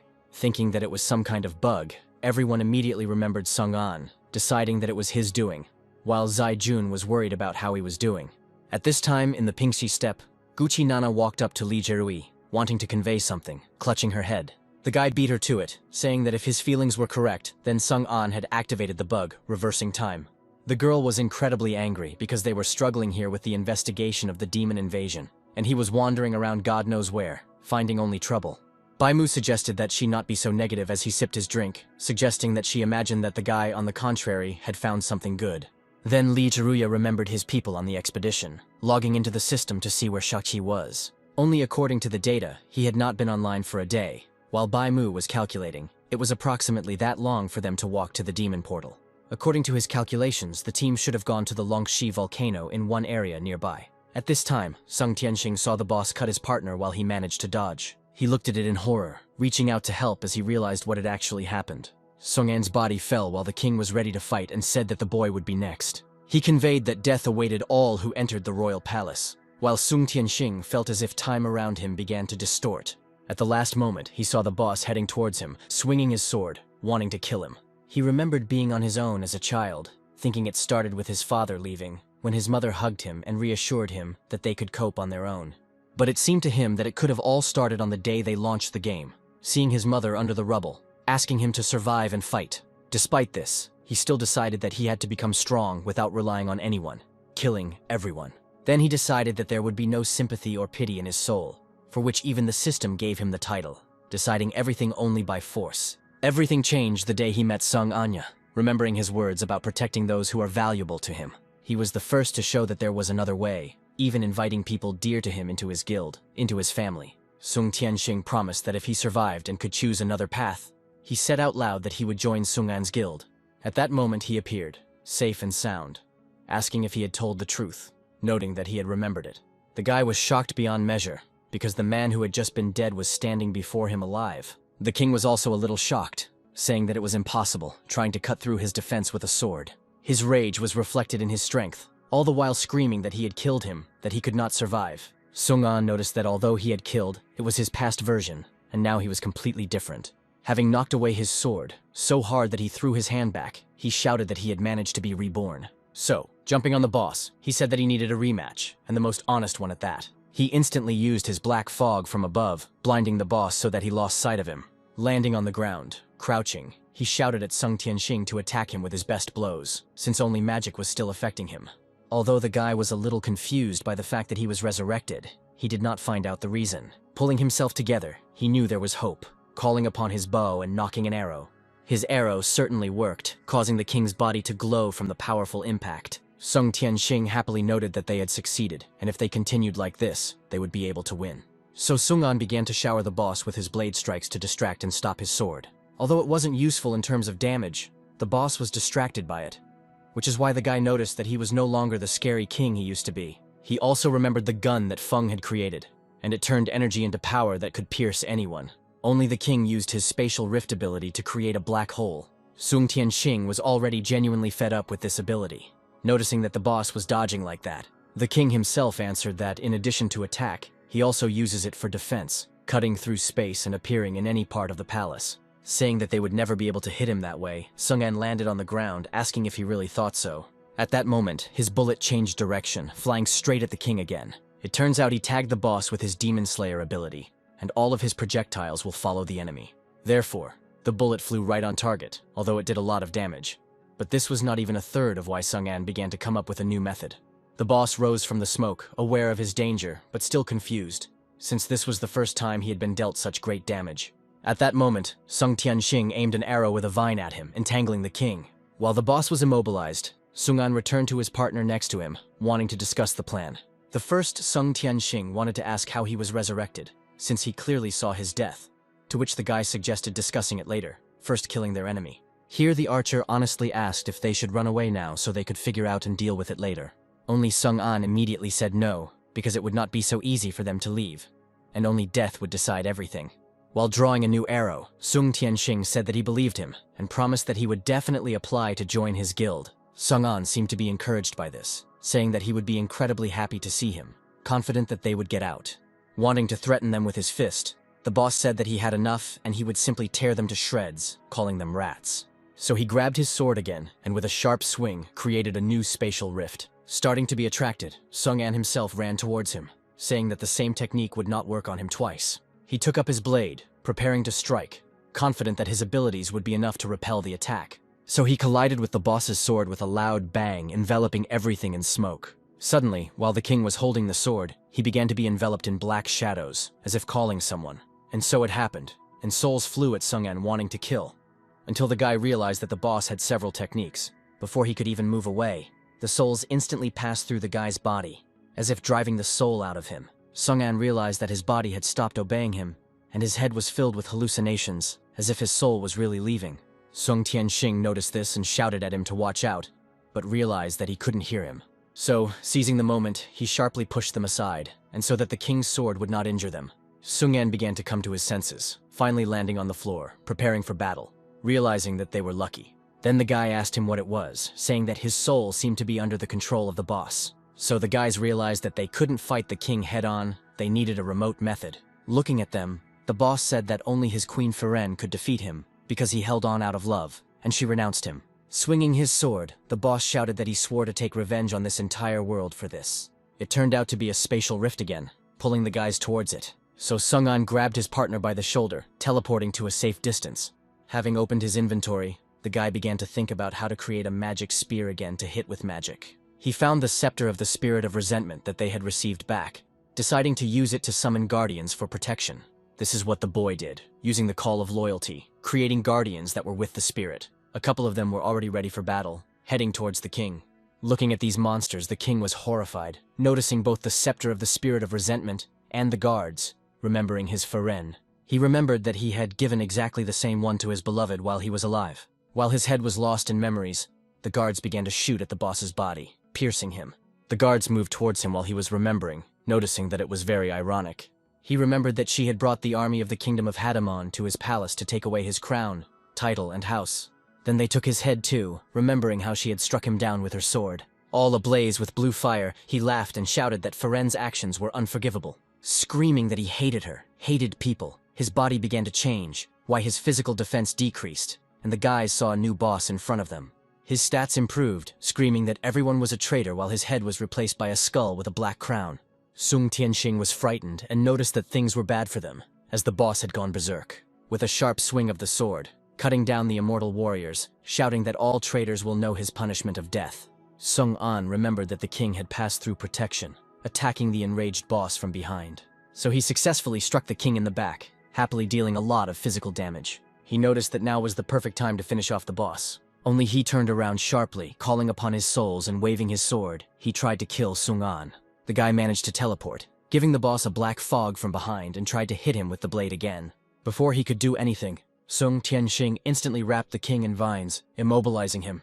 All tense, he asked Sung-an if he was okay, hoping he was on time. Keeping his bow at the ready, the boss managed to throw the guy into the wall while trying to get himself together. Wiping his face, the boy realized that due to the state of rage, the boss's speed increased and he became inattentive. Before he could even move away from the wall, the boss flew at Sung-an, instantly managing to tear apart the vines. The guy realized that he couldn't move now, thinking that he was now at a dead end and couldn't dodge. He immediately remembered that the Stark constellation gave him the ability to activate any bug, using it now. Sung Tianxing also entered the safe zone, all surprised, not understanding where they were and where the headless king was. At that moment, even the boss did not understand where his enemies had gone, leaving only a crater. Touching the wall, the guy was shocked to notice that this was a very interesting and amazing bug. At this moment, Sung-an drank holy water to remove all negative effects and restore health and energy. Throwing the bottle, he explained to the guy that he could use the bugs as he pleased, which is why he suggested giving the boss a dressing down. Touching the wall, he removed the safe zone bug, preparing for battle. The king was more attentive, turning around in an instant and noticing that they had returned, saying that they were just cowards. Then Sung-an activated the high ping bug, using it on the king. The boss began to burn all over as the boys stood in front of him, preparing to attack. Before he could do anything, the king wished them death, while his eyes glowed red. He grabbed the sword, pointing it at them, but Sung-an didn't move. It turns out that the boss was shaking and could not move, even being completely frightened by this. The guy said with a grin that he had a very high ping, which is why he couldn't move. So the boys took advantage of this, deciding to show off their full ability to hurt the boss. Sung Tianxing used his best red crystal arrows, dealing as much damage as possible. The boss no longer had a chance, staring at this onslaught of all attacks afraid. Unexpectedly, the king managed to dodge and all the attacks missed, greatly surprising Sung Tianxing as he was able to react at a high ping. The king angrily said that all their tricks were useless in the face of his true power. Noticing that they had a lot of strength, the boss used spatial turbulence to allow them to run. They began to be drawn to it as if to a black hole, asking them how long they could hold out. Their strength began to slowly fade away along with their health. Realizing that they would not be able to last long, thinking of using the safe zone, Stark's triangle did not give such an opportunity, trying to think of another way out. Slowly being pulled in, Sung Tianxing honestly said that he couldn't stand it any longer if this continued. Looking at the guy, Sung-an tried to think of some way for the bug to help them. Suddenly, his little mole appeared in front of him, holding out the crown to him, all beaming. The guy was slightly surprised, asking him why he showed up at all and what he had. The mole began to squeak with a smile for him to immediately take the crown, trying to hint at the king, calling him Tsar. Taking the crown in his hands, Sung-an asked him how this crown could be useful to him. In his own language, the little one squeaked for him to trust him by putting it on his head. The guy, of course, believed his pet, promising to do everything possible. Therefore, using his teleportation, Sung-an cast a black fog on the boss, blinding him. Even though the king was blind, the boss remained vigilant, trying to understand what he was up to. Even blind, he could deal a lot of damage to him by swinging his sword in front of him, trying to hit. Unfortunately, Sung-an was injured, realizing that if he didn't finish off the boss, he would simply die here. The blind king sensed the boy's fear, saying that the souls of all traitors should go to hell, raising their sword to the sky. He tried to kill Sung-an in front of him with one blow, but he was very lucky to come to his senses and defend himself with his blade. Gathering his strength and rage, he rushed at the boss with a scream, trying to fulfill the mole's request. Having parried the king's attack with his blade, he moved towards him at speed, trying to get behind him. The boss, although he didn't see anything, was very surprised that his hand with the sword was pushed back with a force that the guy couldn't have. Holding the crown in his hands, its shine managed to enter the boss's eyes, trying to understand what it was. Sung-an sincerely hoped that this would be able to decide and determine the winner of the battle. The king, of course, recognized his crown, but the guy had already managed to throw it at the boss's head. It grew in size in the air, fitting neatly onto the king's head. Enraged, his skull turned into a normal face, eyes flashing, trying to figure out what had gotten on his head. 300 years ago, there stood the kingdom of Hadaimon, a majestic palace. A girl came in with a bang, asking what kind of decree her brother had issued. There was a man sitting in the hall, surrounded by guards, while the lady came closer, asking why she had to marry the ruler of the Deuce Kingdom.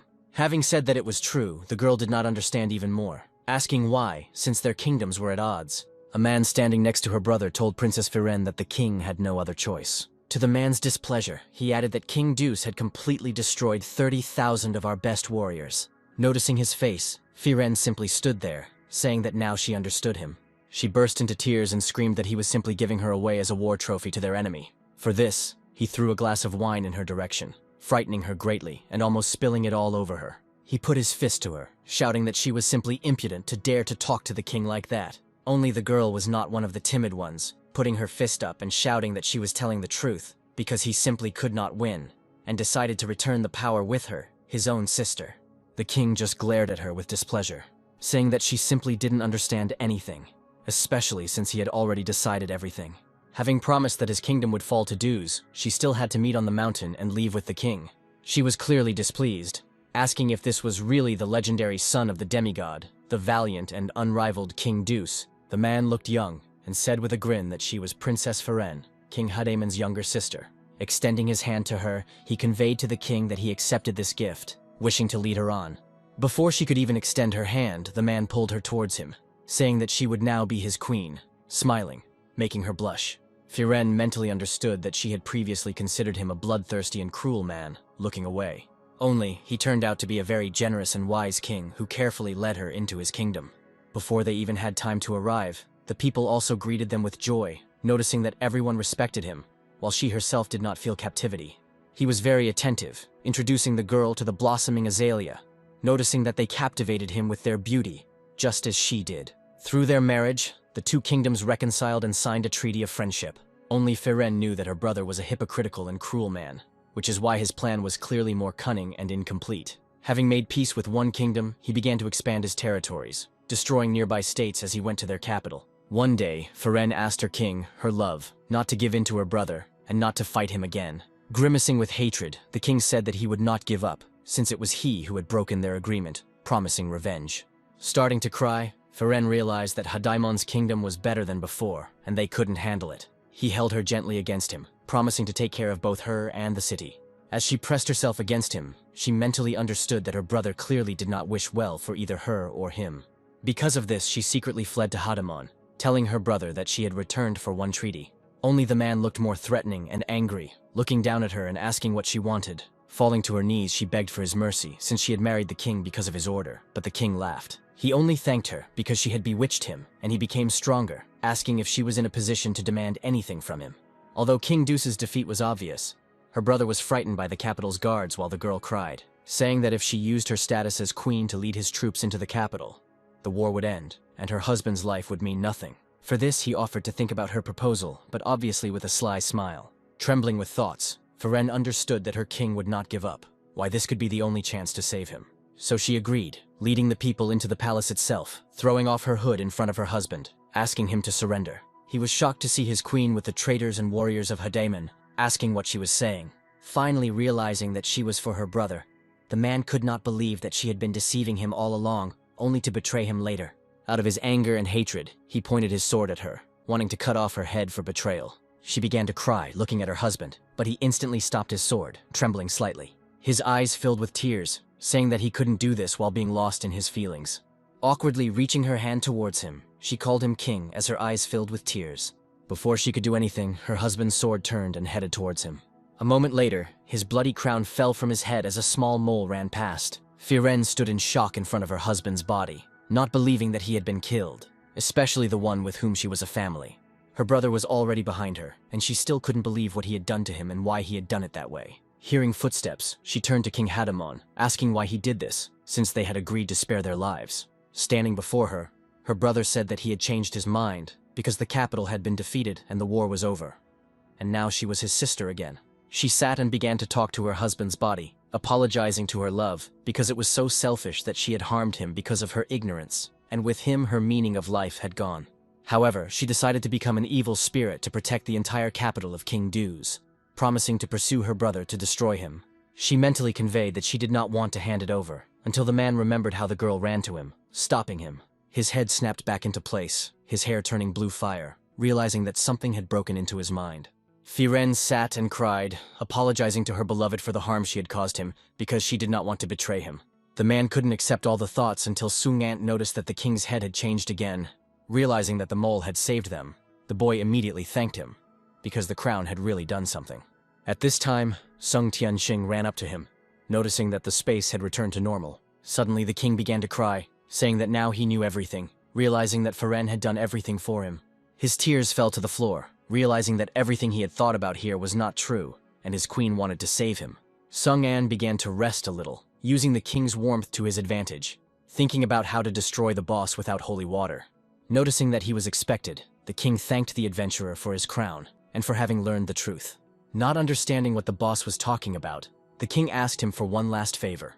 All ablaze, he took up his sword, asking it to respond to his final blow. Sung An honestly tensed up, thinking that he wanted to decide the outcome of the fight with a blow, thinking about how to make his damage stronger. Only the guy really had no choice. He himself called fire on his blade, saying that he agreed to the blow. Because of this, the two of them stood in front of each other, preparing for that very last one. Sung An rushed first, heading in from the jump, hoping that he had succeeded. At that moment, the king also headed towards him, shouting the name of his beloved Firen.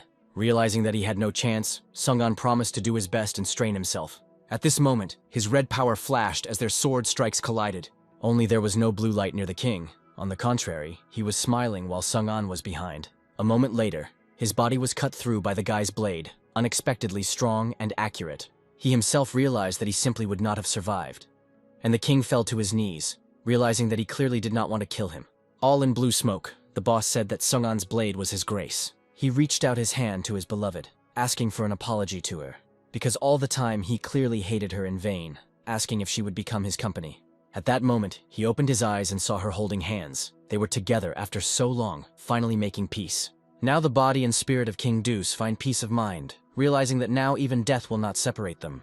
After his disappearance, all that was left of him were words of gratitude and a crown. Finally, Sung An was able to recover, because the boss was completely defeated. Sung Tianxing also regained his health because they raised their levels together. After looking at the system, they were able to get 3 levels for just one boss, while items from the king appeared in the center. They immediately ran up to them, while the archer praised the guy, while he admitted that the king had clearly given in to him. Sung An realized that the crown clearly held something within itself, something like a touching and profound story, because he himself did not write this story, because Zai Jun did. While examining the items, Sung Tianxing immediately noticed that among the armor there was an item, a hat, of the highest class. It was the crown, the first time it had met the best item in the game world. After reading about his ability, the guy was delighted, because thanks to it, one can survive one fatal blow. But he handed it to Sung Tianxing, saying that he would find it much more useful. Only the guy turned his head no, saying that it was only his, especially since it had been his pet's from the very beginning. Because of this, Sung-an asked him to choose his ability first, so that it would be fair. After thinking about it, he chose the ability of Spatial Rift, because this way he would be able to increase the accuracy of his shots. The guy himself liked this idea.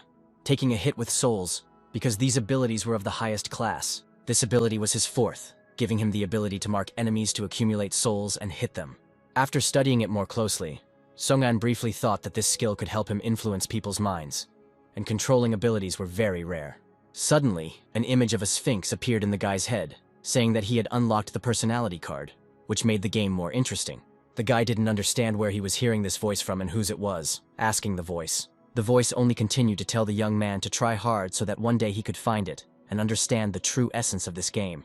Sung-an clutched his head and did not understand why some ghostly golden image and mystical voice appeared in his head.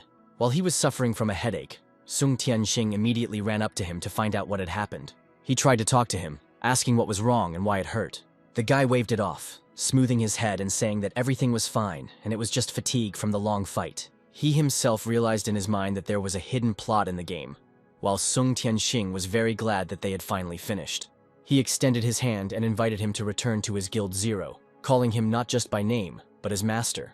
Only Sung-an asked not to worry about it, and just address each other by name. As they headed towards the exit, the guy remembered that they had once discussed an attack. Turning to look at him, Sung Tianxing asked him to tell him what he meant. Sung-an did not hide it, offering to tell him everything in detail and explain it on the way, remembering the demon that he had managed to defeat earlier. At this time, Li Jirui's people were near the volcano, understanding from the map that this was the entrance to the kingdom of the dead, Zane. Sha-Qi immediately said that they would go there to detect signs of invasion. They absolutely could not return empty-handed. But looking at the faces of his partners, he realized that they were afraid, looking away from him. Then he honestly said that he didn't need cowards and weaklings on his team, which is why the guys agreed to go. Suddenly, the volcano burst into flames, spitting fire and lava, causing them to think that it was done by demons. Sha-Qi told them to keep going no matter what happened, because they only wanted the truth and facts. As they approached the crater, they noticed a huge red eye in it, under which lava was appearing. The deputy immediately thought that this meant that the demonic invasion would still take place, as if hoping that this was not true. Suddenly, the eye began to twitch, at some point noticing hidden observers, which is why they immediately hid behind the rocks. Only after pressing himself against the rocks to avoid being seen, did Sha-Qi notice something flying from the sky. A girl with bird wings and demonic horns landed next to them. She looked at the team, saying that she thought there were rhinos running around here, not expecting to see people here. Hiding behind rocks, trying not to get noticed or seen, they realized she was a demon, not understanding why she was there. Suddenly, the eye spoke to her, calling her Molokai, one of his apostles of the 8 great demons, demanding that she leave no one alive and that no one ruin his plan. The girl responded, calling him the master, promising that no one would be able to pass on the information received here. Flying towards the boys, she screamed threateningly that they would become her wonderful food. Sha-Qi immediately stepped forward, protecting his team, although he himself was slightly frightened and surprised. Before the demon could point his axes at them, the guys were tied around the neck with them, preventing them from attacking. Their leader, without hesitation, sent his shadow leopards at the demon, trying to distract him at least a little. Only Moloch smiled, saying that it was incredibly charming because for the first time she was fighting with people, wanting to understand how strong they were. At this moment, Sha-Qi came at her with a ghostly execution blow, but she easily blocked it with her chain. She remarked that it was simply wonderful because she had never experienced pain, remarking that it was a wonderful feeling. Sha-Qi shouted to himself in his mind that he should not dare retreat, and if he could overcome his fear now, then no enemy would be scary. Moloch was pleased with the way the guy attacked her, saying that it was just perfect. The deputy then shouted to his men to leave while he detained the demon. But before they could even move back, they were entangled in the demon's chains and axes. Suddenly, she glowed even more with fire, asking them that no one allowed them to leave, using the restoration of their health. Sha-Qi called the boys, but the demon absorbed their life force, realizing that they were dead. Rising into the sky, she said that they should stop playing for now, laughing evilly. She flew at him and screamed that human meat was very tasty and that Sha-Qi would become a part of her. Only the guy did not give up, finding the strength to resist, repelling her heavenly attack with claws. Moloch told him to stop digging, wrapping a chain around his arm. Before Sha-Qi could realize it, the demon pulled him towards herself, tightening his arm into a noose. Looking at his hand, he realized that his hand was now torn as it fell to the ground. Moloch watched with pleasure as he suffered, because humans have very fragile bodies, suggesting that he simply give up. After all, while trembling, Sha-Qi truly knew that at first she would not be an equal opponent to him, but he always despised weakness in himself. Chi Holy always bullied him when he was a child, remembering that he lacked the courage to resist back then.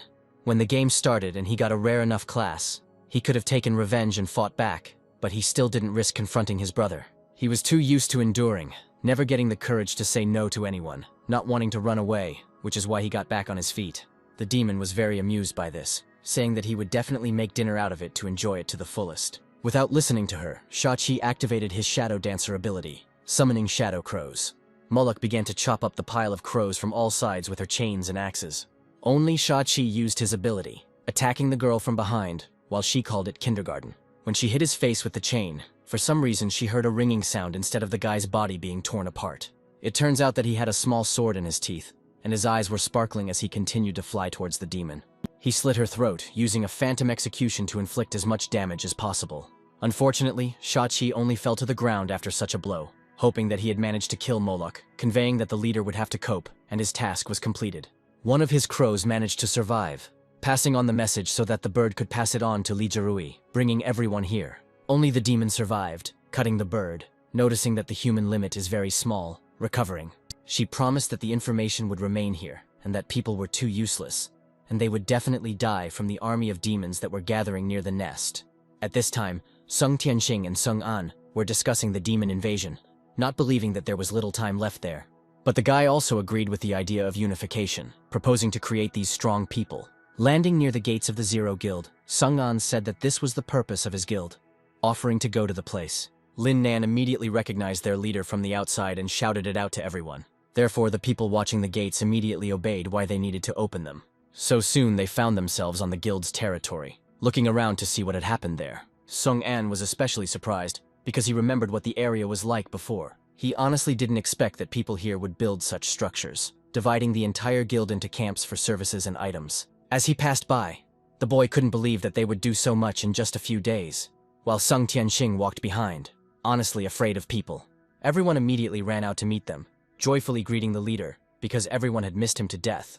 Feng immediately asked who it was that came with him, having clearly changed in age herself. He spread his hands and asked that he would tell them a lot of things later, because too much had happened, and was surprised at how warmly they all treated him. At that moment, Zai Jun ran out of the crowd with tears in her eyes, happy to see the guy. Sung An himself greeted both her and Sun Yue, who had approached with a smile. Suddenly the girl pressed herself against him, hugging and crying, making him embarrassed and greatly surprising him. The guy felt a little awkward, especially since he didn't understand what had happened. She scolded him for not contacting them all these days, wanting to know where he had been and why he didn't think they were worried at all. Sun Yue asked himself if it was he who returned them in time, since he was always connected with all the bugs in the game. Gently pushing the girl away from him, hugging her, Sung An said that something unexpected happened. But everything is fine now, smiling. Sobbing and blushing slightly herself, she asked him not to dare disappear for so long again. Feng began to take pictures of them, while everyone smiled and noted that they had thought so, and they would definitely be together. Because of this, Zai Jun recoiled without looking at him, only blushing even more from awkwardness. Now all attention was focused on the stranger behind Sung An, asking who it was. Placing his hand on it, he formally introduced Sung Tianxing, telling him what a strong marksman he was, and how he was now part of their guild. He will help them resist the demon invasion. While he noticed that everyone's level has increased greatly, Gigi immediately began to boast about their success in obtaining materials, telling how they cleared the area of monsters. Feng immediately exposed him for being lazy and not killing monsters, and for taking credit for other people's achievements, as he was the first to start. Sung An walked up to this mountain of coins and materials, of course proud of his guild, saying that they were super. He then turned to Feng, asking if she would try making a magical weapon out of the materials. But the girl immediately reproached him, because the chances of this were very low, even with her clover blessing. If there had been more material, she would have taken a risk, reminding him that Sung An already owed him a debt. Only the head thought, because she was right that it was not worth wasting materials for a very low success. Having examined them, he realized that there were a lot of rare and expensive materials there, and decided that he needed to earn money. He immediately remembered that a long time ago, Ah Dong had given him a VIP card to get benefits in the trade union. He successfully found this card in his inventory, announcing to the guild that he needed to go to Trade Zone A. At that time, in this area of the Soros Trade Union, there was a huge palace, where he founded a special union. In his rich man's lounge, a girl sat with a glass of wine in her hand, asking if the man was lying to her. Xu Fei knelt before her, saying that everything was as he said, and there really was a dungeon hidden in that mine. Only the girl said that she didn't care at all about the process. The result was more important to her, asking whether they would admit their defeat. Xu Fei fell in front of the girl, the leader of the Gifts of Heaven Union, Liu Xu, screaming that the boy was to blame for their problem with the mine, asking her to listen to him, crawling closer. For this, guard Liu Xu sent the man back to the wall with a good slap to the cheek. Rubbing his hand, he warned that even the deputy heads had no right to approach the girl closer than 5 meters. Relenting, Liu Xiu asked him to be more gentle, since Xu Fei had contributed to their alliance. The guard didn't argue in any way, but just stood still and said that he was completely obedient. Having risen, Xu Fei immediately began to thank her for her mercy, because he was ready to give his life for her. Then Liu Xiu thanked him because he helped her catch a big fish, leaving him dumbfounded. She explained it to him more simply, because if Sung An knew so much about the mine, it meant that he was the one who was running the game from behind the scenes. With a sly smile, she said that with his help she had definitely gotten the clue to the true nature of the game. Moving to the shopping area, they immediately saw a magician who was showing various tricks to the curious crowd. Sung Tianxing remarked that it was very festive, to which Sung An explained that during development, this was a place where players could freely trade, which is why there were so many people here. Then Feng asked why his fat friend Sun Yue didn't go with them. The guy explained that he had invited him to go with them all, but he had refused the offer. Zai Jun found a solution so that the guys would go about their business, and they, the girls, would go about theirs, offering Feng to go shopping. As she was leaving, the girl happily noted that their beloved rich boss would pay for everything, listing what would be very useful to them as girls. At this time, Sung Tianxing also went to get some ice cream, warning the seller that the guy behind would be paying, pointing at Sung An. The guy was slightly outraged by this, because both the girls and he just came here to spend money when they had more important things to do.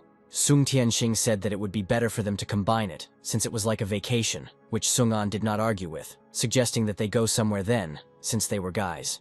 They entered some very rich and beautiful building, where they were met and greeted by a nice lady. As they walked a little further, Sung Tianxin realized that it was a casino.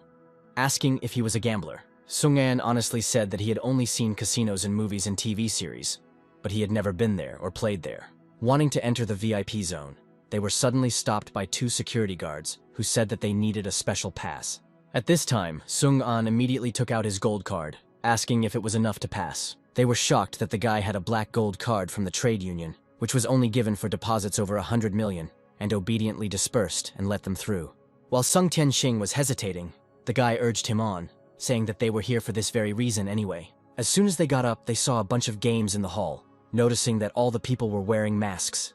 A servant approached them, asking them to put on their masks, while Sung Tianxing realized that Sung An had come here because he could find a suitable buyer here. At this time, a table became free, the head of which offered to join him, only warning that the minimum bet here was 500,000. Coming closer to the table, Sung An took the minimum chip, saying that he would play. Not even a couple of games had passed before the worker said that the man, the dealer, had won the game. He laughed and laid down his cards, saying that Sung An had lost again, reminding him that his loss was already 10 million. Sung Tianxing began to whisper to the guy that their opponent was a very strange and suspicious guy, but he still said that they would continue the game, because for him this amount meant nothing. The dealer was very pleased, offering to increase the stakes to make the game more fun. Sung Tianxing tried to stop him by clapping him on the shoulder, but he didn't care, thinking about the increase. The dealer was very keen to continue the game, as he considered Sung An to be a real player, something he did not quite understand. The man explained that although he is a businessman, he knows that in this game, strength decides everything. So he added with a sly smile that he was not at all interested in his money. He needed his equipment and weapons. He offered to supply him with his weapon, since he clearly belonged to the high class, which is what he needed. Sung An didn't resist or argue in any way, just took out his weapon and placed it on the table. The dealer himself suggested that they have a bet, since it would be difficult to value the blade in money. The only condition the guy had was that if he wanted his blade so much, he should give him something equally valuable in return.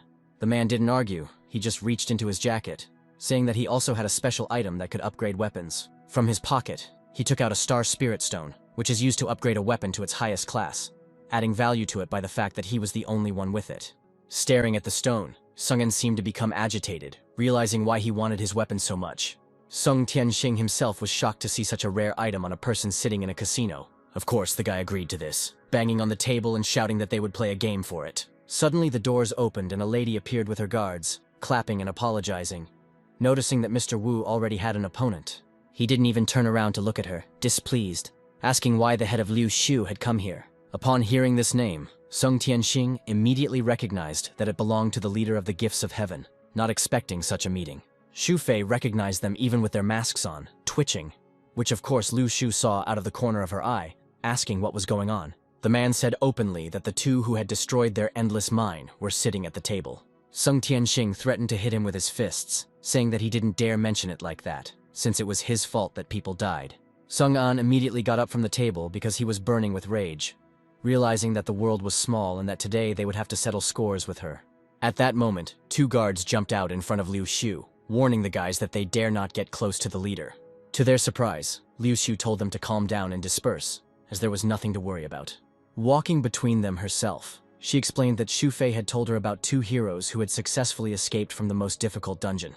Therefore, on behalf of the Gifts of Heaven Union, she bowed, apologizing for the insult and inconvenience caused. The guys didn't quite understand what Liu Shu was doing, but they decided to watch, since this wasn't the best place for a fight. At this time, the girl offered them compensation if they wanted, because she would easily allow herself to do so. Mr. Wu suddenly stood up from the table, shouting to Liu Shu that these were his guests, with whom he had a very important game here.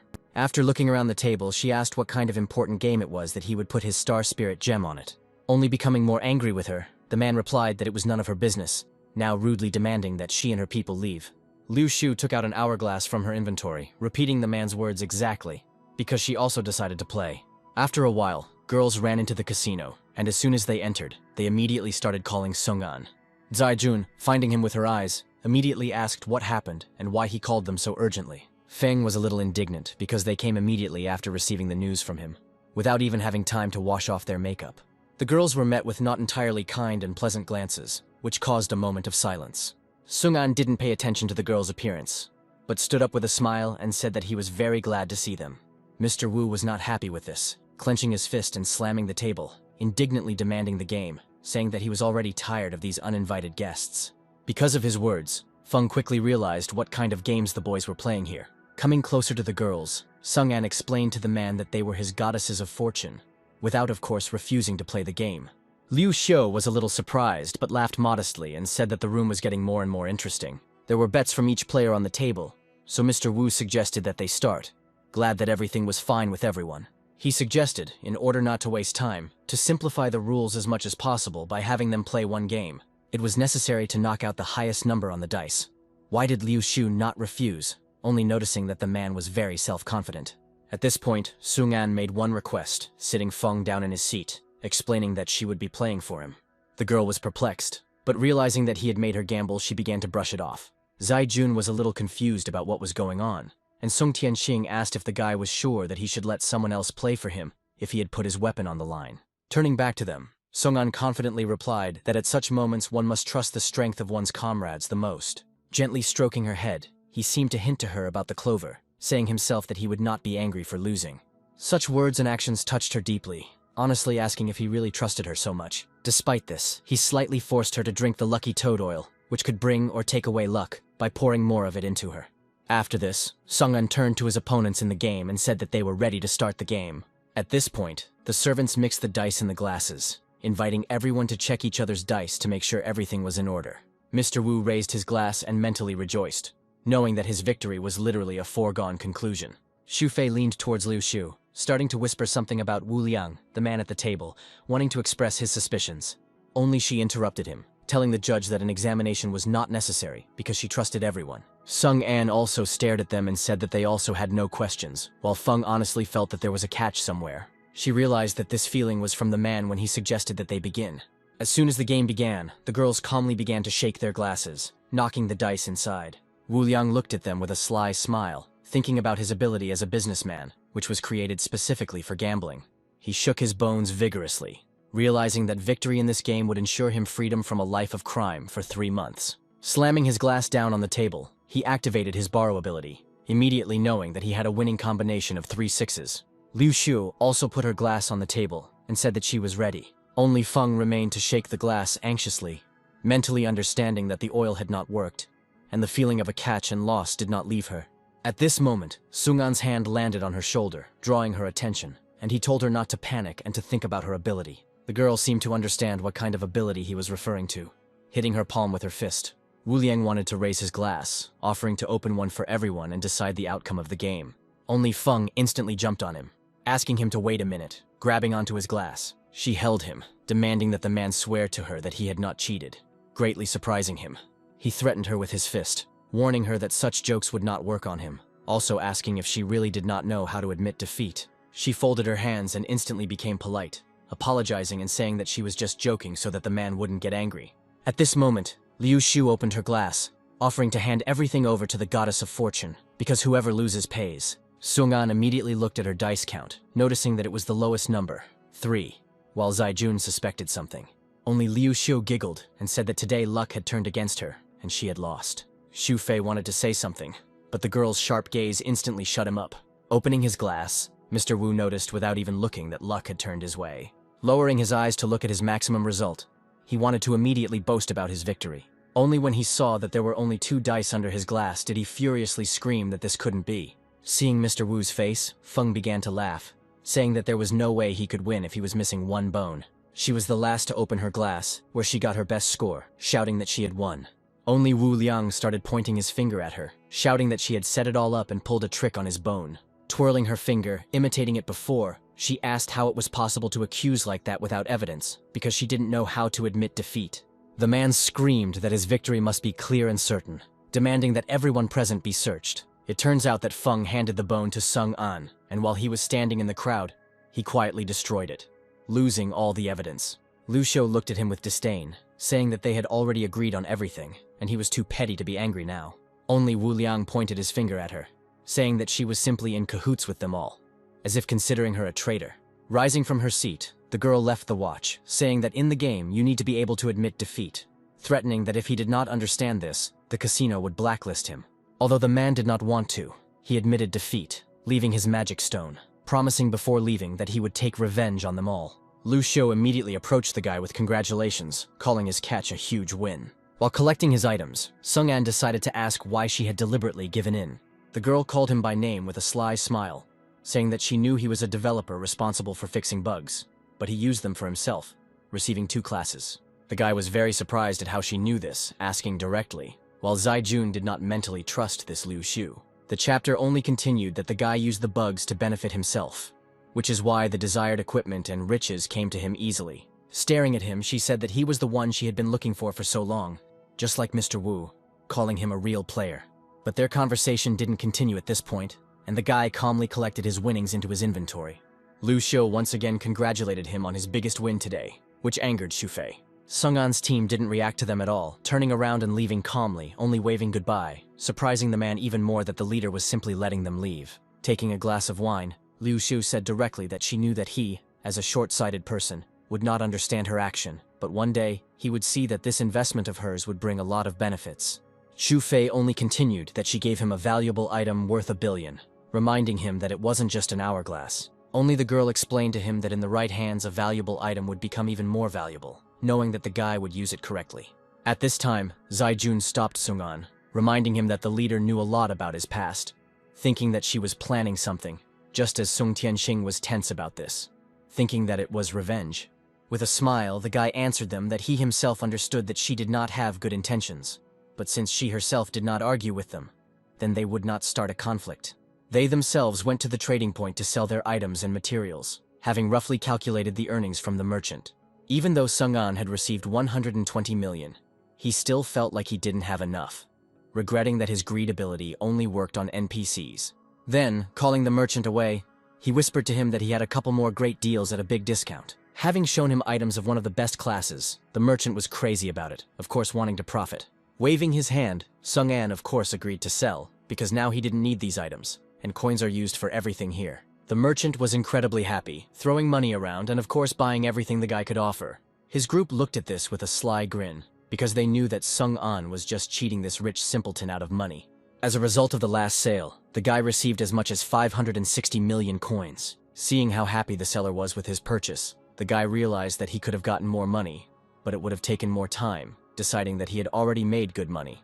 Suddenly, the system warned him that he had received a letter, and he opened it immediately, trying to remember who could be writing to him. It was Li Zhirui asking him to come to Hadaimon urgently, greatly surprising the guy, because he remembered that he was investigating the invasion. Of course, his excitement about what could happen in the demon zone was noticed by the team, who came closer to find out what happened and who wrote to him. Taking Zaijun's hand and pulling her towards him, he said that now was not the time to explain, suggesting that they talk about how they would return to Hadaimon.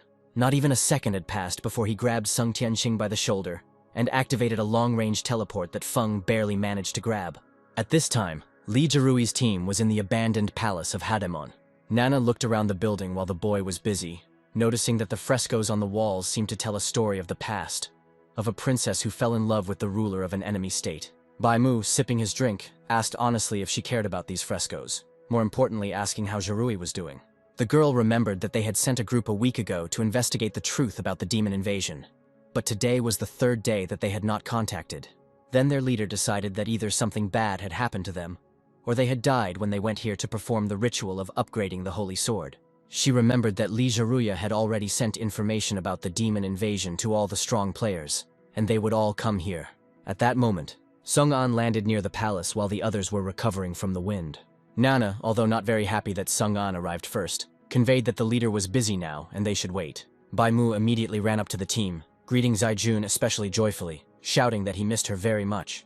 While the girl was a little embarrassed, Sung An began to ask matter-of-factly what happened to the people in the demon area. Nana was displeased and did not want to answer, saying that he would receive all the information from the head.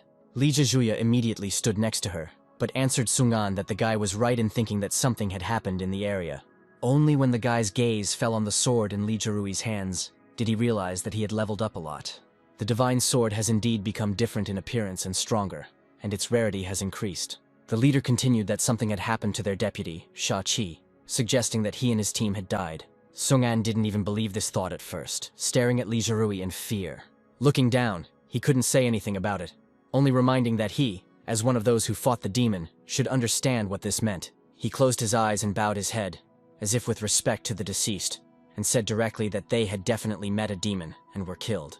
Clenching his hand into a fist, Li Jiruya reminded that their time had become shorter, thinking that the demon army had already come to this world. Now the boy agreed to Sung An's plan to take a defensive position here in Hadamon, saying that he had already sent out messages to everyone. Extending his hand, he also reminded him that he would like to invite both him and Zaijun to join the Raiders Guild. Only Sung An shook his head, saying that he no longer fought alone. He had his own guild.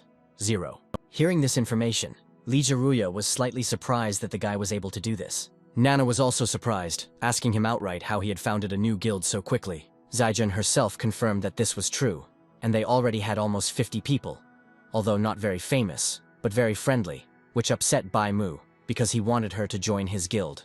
Although Li Jiruya was surprised, he praised the guy, because he honestly didn't expect him to change so much.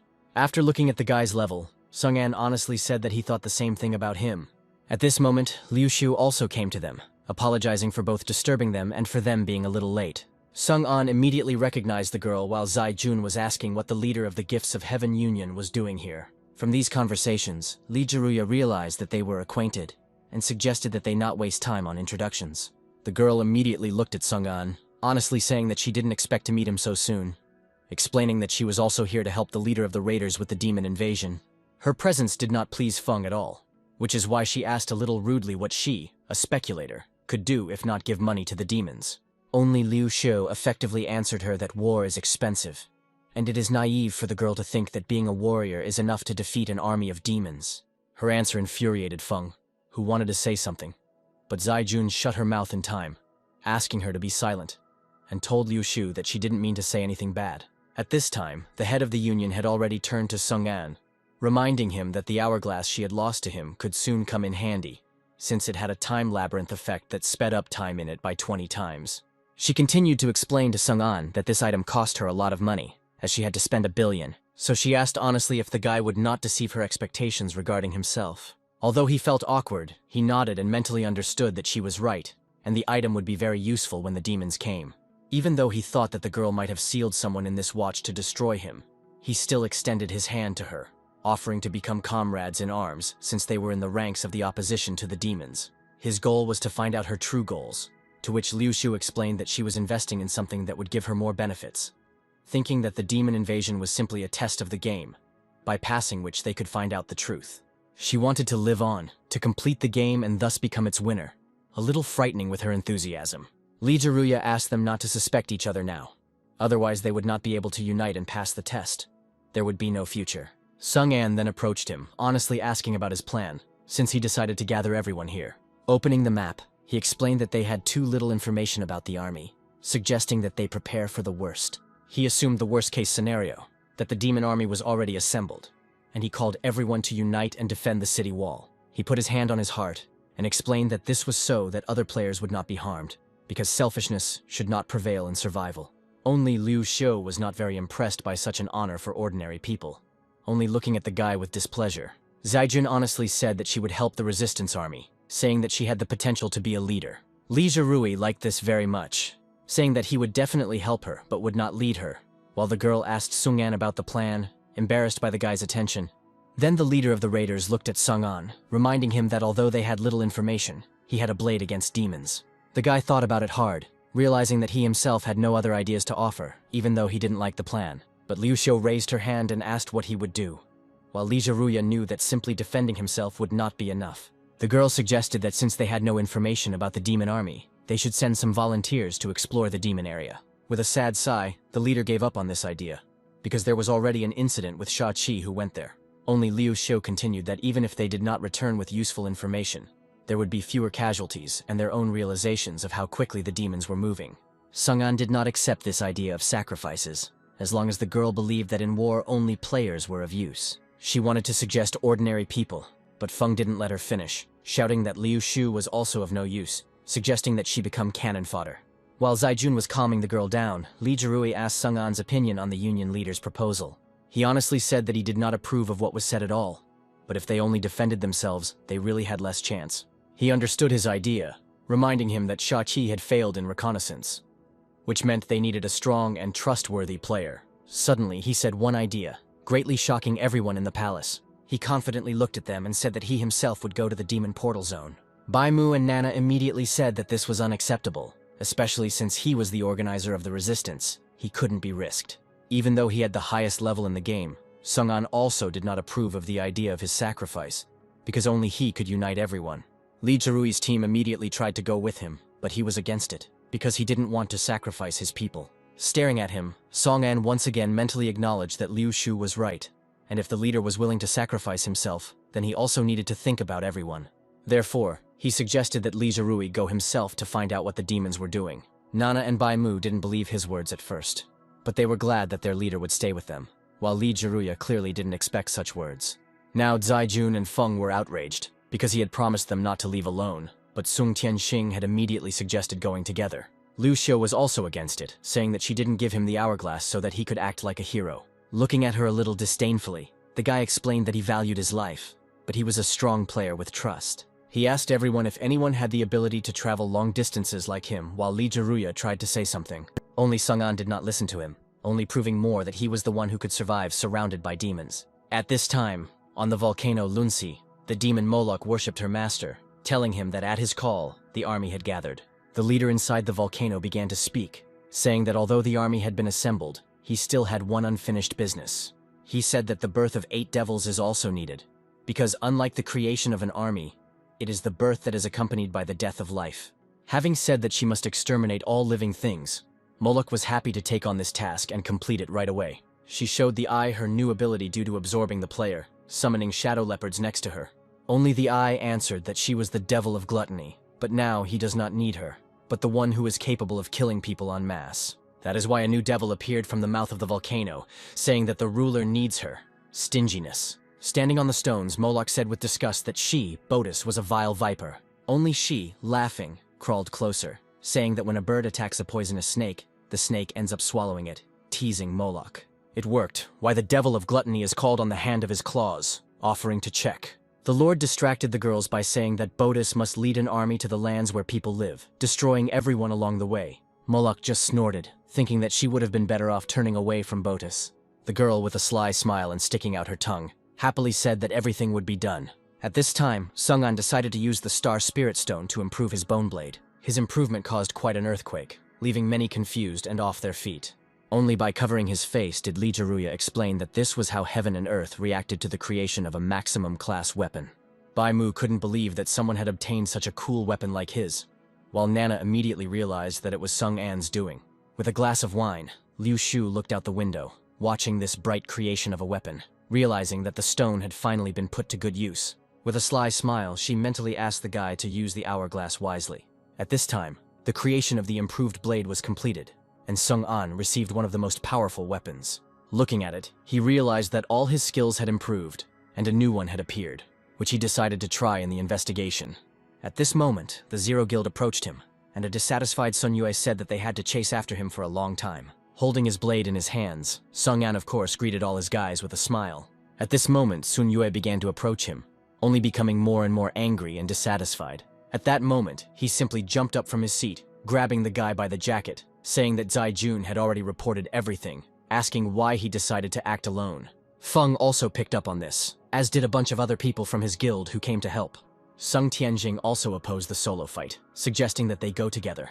Sun Yue only became more furious, shouting that he was simply an irresponsible leader, behaving so willfully. Sung-an chuckled and couldn't believe that they had all come to convince him that he had people who cared about him. Only after taking Sun Yue's hand and pulling it away from him did he convey his deep gratitude to everyone for their concern. But then his face took on a serious expression, explaining that he could not take everyone with him. Sun Yue took his words as an insult, directly shouting, were they all really a burden to the guy? The girls were more upset at this time, because it seemed to them that he had crossed out all their previous efforts. In an instant, Sung-an shouted out that none of them were a burden to him, saying this with the utmost seriousness. In his mind, he was prepared to risk himself so that they would be protected, saying that he did not deny their efforts. His opinion was unchanged, telling Sun Yu that no one would go with him, no matter what the persuasion. Zai Jun and Feng tried to stop the guy somehow, calling him over to do at least something, but he only waved his hand at everyone so that they would not say anything, reproaching them that if they considered him a leader, they would not go with him, telling them to work hard here. Despite them, with some pain in his soul and regret, he still firmly said that this was his order. Sun Yu no longer tried to persuade him to go together, only asking how he was going to cope alone, if even in the last battle with the demon he had a team. The guy didn't even turn around, answering that now he had become stronger, instantly closing all the questions. Only at parting did he turn around, waving his hand to everyone and promising that he would not lose to the demon again and would return here alive. A moment later, Sung-an had already successfully teleported to the area of Mount Longxi. Looking around, he immediately noticed that the land had become different, not understanding what had happened to it, because it was completely barren. Immediately behind him, a strange smacking sound was heard. Turning around and grabbing the blade, he asked who was there. Not far away sat a group of people, eating something in the center, all together, chomping loudly. Looking closer, the guy couldn't figure out what they had, only noticing their ragged appearance. He noticed that his blade didn't react, which meant that those people weren't demons, but there was a vague feeling from their bodies. Shouting louder what they were doing here, Sung-an attracted the attention of one of the crowd, but no one answered him. A moment later, the man opened his eye, glowing green, growling angrily, holding something in his hand. Because of this, Sung-an realized that they were no longer living people, as the entire crowd instantly pounced on him, trying to grab him. The guy didn't believe that this could be the work of demons, but now he wanted to calm them down so he could think about everything. Jumping higher, he used his black smoke ability on the entire crowd, blinding everyone. While the people lost him from the crowd, he landed behind one of them, asking him what he was and what happened here. Only he calmly turned his head around his neck, staring at the guy, frightening him with this. Because the zombie tried to grab him, Sung-an realized that the blindness had no effect on him. In an instant, he used his blade, cutting the man into pieces, noticing how his strength had grown. The only thing that didn't make the crowd any smaller was the fact that Sung-an jumped towards them without relaxing. Using his demonic execution ability, he quickly dealt with them, finally stepping onto the ground. His strong blow knocked everyone down, noticing that they were ordinary people, but something happened here. So Sung-an looked at the mountain where all the demons should be, thinking that it was their doing to turn people into zombies. His intuition told him that there was something terrible among these mountains, realizing that the demons had already descended. At this time, in the village of Balafo, a boy begged the snake to spare him, trembling and crying. Botus squeezed him with her tail, noticing that people are very fragile, and when their lives are threatened, they immediately ask for mercy. She promised that the guy had nothing to worry about, because his life as a person would end, but a new one would appear. Looking at his neck, she invited him to meet her new race, hissing with her tongue. After biting, she released him as the boy simply fell to the ground, frozen, while Botus licked her lips. After a while, the man stood up, but completely different, flashing his green eyes and growling. He noticed a crowd of people immediately heading towards them while everyone asked him, Yandi, not to come closer because his appearance was now frightening. Only Yandi no longer had his own mind, becoming a zombie and immediately attacking his former acquaintances. wanting to eat them. Bodis watched all this, licking her fingers and laughing loudly. Only then did she receive some kind of signal that someone had managed to destroy her charges near the ruler. At this time, Sung-an decided that since his blade was not responding, that there were demons nearby. Then, he should climb to the top. Something hissed sharply behind his back, coming closer, and the blade began to shine, indicating that there was a demon next to him. Now the system informed Sung-an that the one standing before him was Botis, one of the 8 devils who turns everyone into another species that obeys her. His blade was shining brightly because it was close to the demon, causing the boy to tensely await the attack. He realized that he had a familiar feeling now, realizing that she was just like the demonic dragon he had met before. Hissing with anger, Botis asked how the man had managed to bypass her intelligence and get here alone. She knew she had destroyed everything in her path, until Sung-an pointed his blade at her, saying that he saw no point in talking since she was a demon.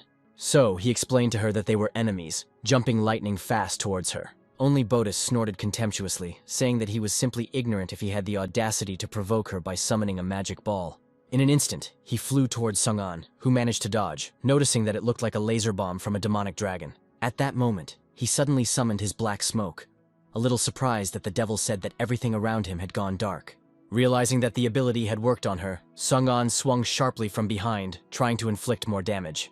She did not expect at all that the man's blow would be able to harm her. Why did he suddenly feel pain, she screamed, not understanding how this was possible. With a sly grin, Sung-an explained that his blade was created to fight demons like her. Turning sharply, saying that he was her best, she hit him with her tail, only noticing how the guy covered himself with a blade. As he looked at her, he realized that due to her self-healing, he couldn't see her attribute panel, thinking that the demon couldn't take fatal damage. Summoning her orbs, she asked where he was running off to, until Sung-an realized that this demon was causing him more of a sense of oppression. Thinking that Botis was blinded and he could escape, the guy honestly asked himself if it was worth retreating while tearing apart her shells. He remembered Lu Shu, realizing that she was right when she said that with the current information about the demons, they couldn't win. Standing confidently before the devil, Sung-an decided that since he had promised, he would definitely find out everything, even if he had to fight Botis. Noticing that after her balls there was no body or sight of the guy, the girl still felt his energy, ordering her creatures to get him. At that moment, zombies emerged from underground, saying that everything would be done fairly. At this time, Sung-an was in the safe zone, realizing that they were obeying her, meaning she was truly one of the 8 devils. Now he understood that she had a special ability to turn people, making him more convinced that she needed to be finished off. After drinking the cure for everything, he began to open his zone, which appeared behind Botis, forcing her to turn around. At that moment, Sung-an pointed his gun at her, shouting that this was his true power. The blow was of insane force, leaving behind a pile of dust, due to which he could only see the direction of the demon. Blowing smoke from the barrel of the gun, the boy decided that only ashes remained of the demon. Unfortunately for him, when the dust cleared, he saw a figure rising, realizing that it was not dead. It turns out that instead of a demon, an eye appears, which has accumulated power in itself, restoring Botis, who was furious with the man. She had previously absorbed life energy, which saved her, until Sung-an was upset to learn that she had not died. She, stretching her neck, now told the man that devils appear and live thanks to life energy. This meant that as long as her servants were alive, she would be able to be reborn an infinite number of times. Now Sung-an realized that she was literally feeding on the blood and flesh of all her subordinates, who were ordinary people. Botis was furious, calling for stronger attacks as the boy wondered if there was any point in continuing the fight if the devil could be reborn. Having fought off and cut off all the attacks, he decided that now he needed to get out, and then think everything over carefully. Noticing the boy's strength, Botis hissed and shouted for him not to think about running away, ordering her servants to attack. Zombies immediately appeared from all sides, surrounding Sung-an, trying to grab him and carry out the order. He had nothing to fight back as the zombies closed in, surrounding and capturing him. At that moment, Botis's balls flew at him, deciding to take advantage of the moment to free themselves. He jumped back instantly, noticing that she was so desperate that she was attacking her own servants. Not even a moment had passed before Sung-an looked up and realized that a stone was flying towards him at full speed. It turned out to be a hammer unknown to him, holding it back with a blade while Botis sent her ball behind his back, saying that she could always recreate the servants. Bouncing back, the guy fails to completely avoid the collision, but still takes damage. Realizing that if he stayed here he might die, he instantly teleported away, gasping for breath. Sung-an was extremely lucky that his teleportation finished recharging, and he managed to survive with only half his health lost. Laughing evilly, Botis asked him what had happened, whether he really wanted to use the gun again, suggesting that she first kill the demons and servants. Unfortunately, the guy understood that if everything continued like this, he would be at a dead end, trying to find another way out. Looking at the crowd that was running at him so furiously, he honestly began to think about an unused bug that could have turned the tide of the battle. Botus didn't give him time to concentrate, demanding that her servants not give the boy a chance to attack suddenly. Looking at them, Sung-an quickly realized that it would be difficult to fight off such a crowd. Although his forest blessing didn't work on the barren soil, he used his merchant ability to create a wall of ice blocks around it. This did not stop the demon, on the contrary. He only demanded louder that the army attack, because this man must be dealt with. Before the servants had time to rise into the air to attack from above, they were met by Sung-an's blade, simultaneously breaking a few boulders. Only after making the blow did the guy realize his stupidity. Immediately noticing that Botus was aiming at the unstable wall, he instantly jumped to the side, but the wall managed to withstand the blow, saving his life.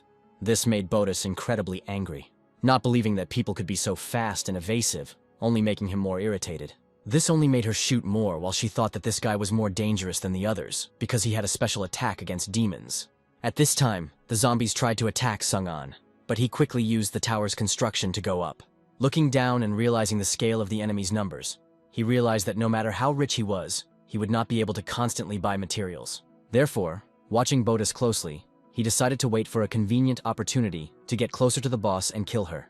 Sung-an deftly jumped over the tower fence, simply running towards the demons. Only at the very bottom, to intimidate the enemy, he used his black smoke, blinding everyone. Luckily for him, it worked on all the demons, thus distracting their attention. While they were at a loss and the zombies were blindly following them, Sung-an cut through the entire crowd with a powerful blow. His blade managed to reach everyone, almost instantly cutting them into pieces, having already told Botus that he would simply kill all of her minions. Clenching her fist in hatred, the girl tried not to get close to him, because she understood perfectly well what was on his mind and what plan he had against her. So she summoned two demons named Arnold and Sina behind her, who obediently waited for their release. Although Botus was confident in their abilities, she still decided to add some unique ones to them. Although they became her minions, they remained the leaders of the demon army, without losing their influence and as if reborn. At this time, Sung-an was a little distracted by the destruction of the demon army, realizing that there was simply no end to them. Suddenly, something thundered behind him, and he turned around out of the corner of his eye to see what it was. A fist of an unknown monster immediately flew at him from the smoke, before he even had time to understand anything. Realizing that there was no way to dodge, the guy tried to stop his blow with his hands, feeling how strong the demon was. He tried to escape by teleporting, when an unknown person grabbed his leg, squeezing it. Sung-an couldn't believe that this big guy was literally keeping up with the speed of teleportation, intercepting him. Immediately, this demon brought him down to the ground, hitting him hard with his back, without holding back his strength. The blow had a stunning effect on the guy, which is why he lay on the ground, recovering from the pain. Only the monster did not wait, wanting to finish him off. But suddenly a yellow shield appeared next to Sung-an. It turns out that he had activated the unwavering loyalty effect, which is why all the fatal blows were blocked. Deciding that this was the game's chance, he instantly rose from the ground, jumping onto the new enemy with his charged blade. Even though he managed to dodge, Sung-an still decided to use it, since it was his turn to attack. In an instant, the unknown was enveloped in sparkling lightning from the blade, growling in pain. Only despite the fact that the guy managed to wound him, the monster's body quickly recovered, managing to resist him. After throwing Sung-an back, he didn't understand why he was recovering so quickly, and why his demon hunter blade wasn't working. But while he was thinking, the enemy did not give him any respite, quickly catching up and at full speed wanted to pierce him with a horn. Trying to deal damage from a distance, all of his attacks with the demon hunter failed to work, doing no harm to the brute. The system kept writing and writing that the target could not be identified, which is why Sung-an began to think that in front of him was not a demon, but a mutant. Without having time to think about anything, the enemy did not allow him to come to any thought, constantly attacking. While he was watching Arnold, another shadow flashed behind him, giggling maliciously. Thinking it was that big guy, he lost his guard a little, turning around trying to find him. Only instead of him, another enemy descended from the sky, almost touching him with his blade. Having managed to figure it out, Sung-an grabbed the blade, sending the enemy to the ground with a sharp blow. Now two enemies unfamiliar to him were in front of him, while the guy was a little glad that he managed to avoid serious injuries. It turns out that there was poison on the dagger, which is why he was poisoned when he touched it.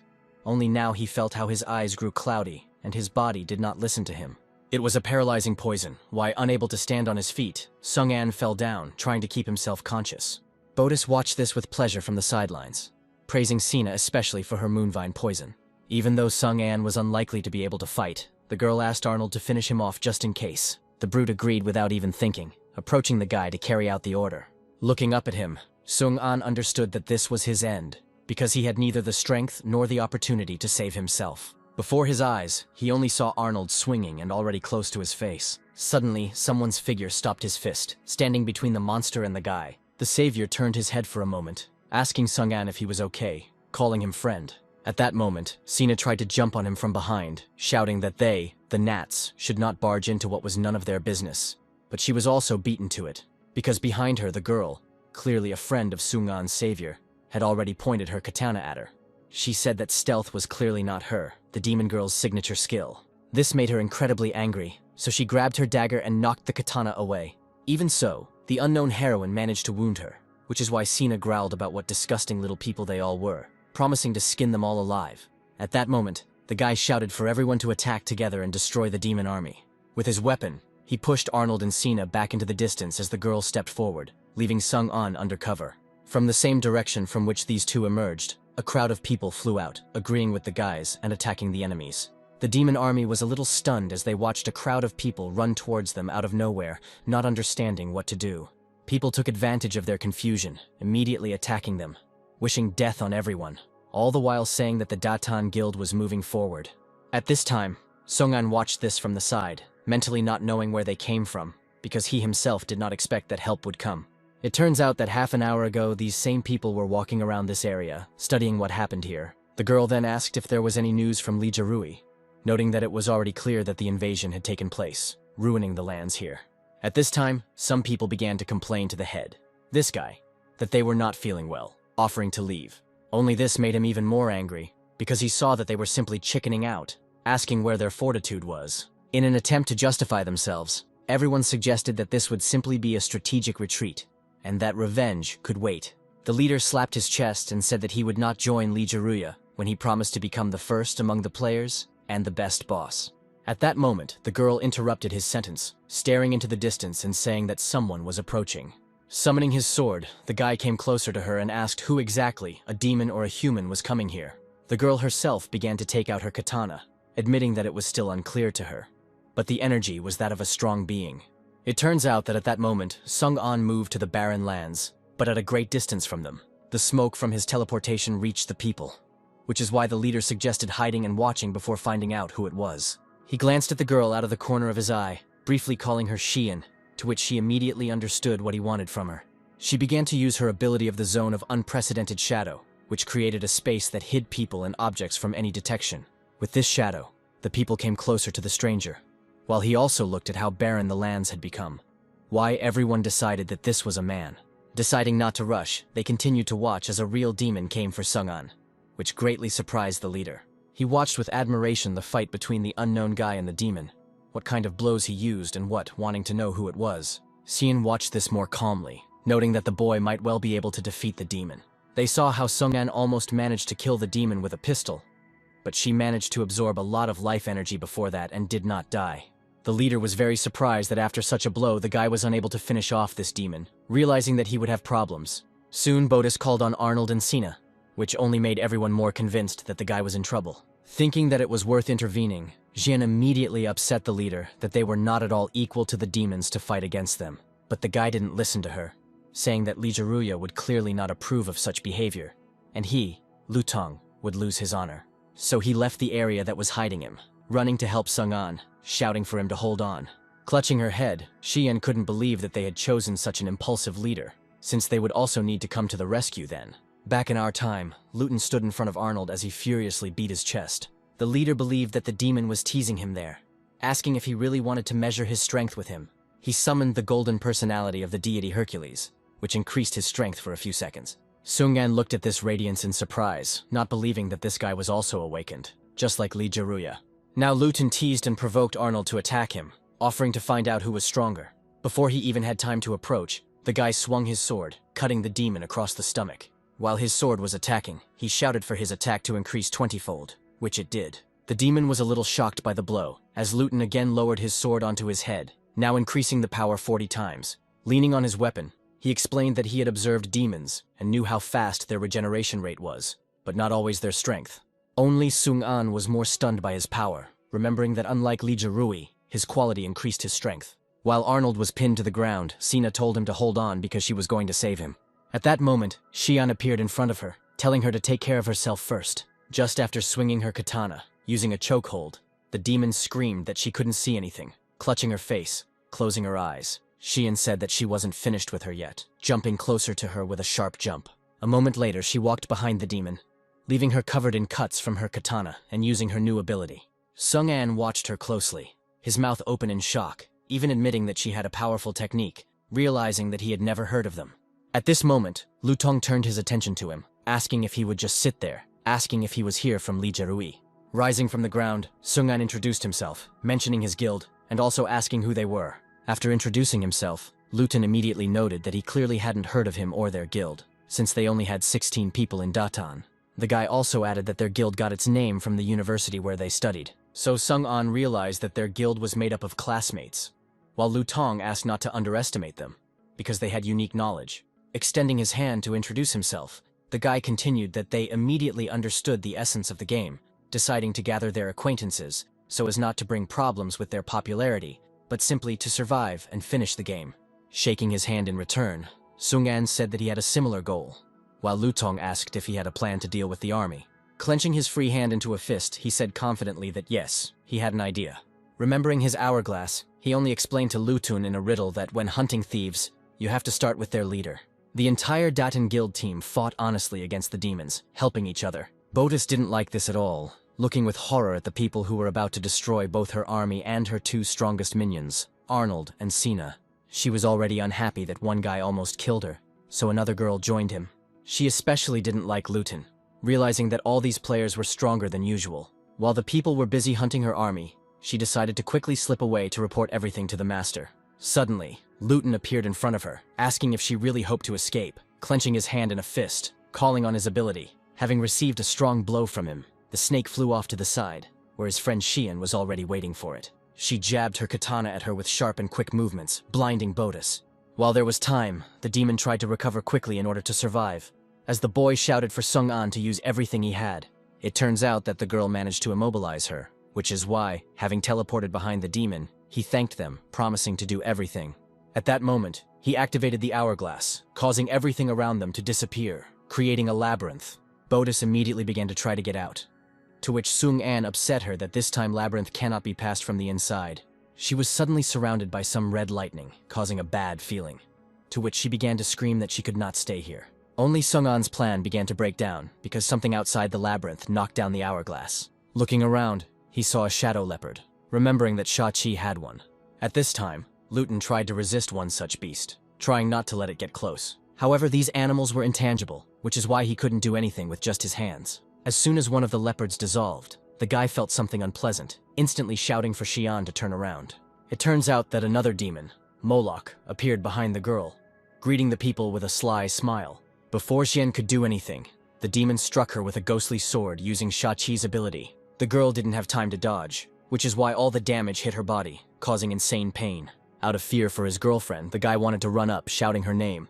Because of the attack, she was completely unable to move, which is why Moloch, taking her by the throat, introduced herself, not letting Luton get close to her. Smiling slyly, looking at the stunned guy, she keenly noticed that she was one of the 8 devils. At this time, Sung An's hourglass stopped working, and he heard their entire conversation, realizing that this devil was using the abilities of the people he encountered.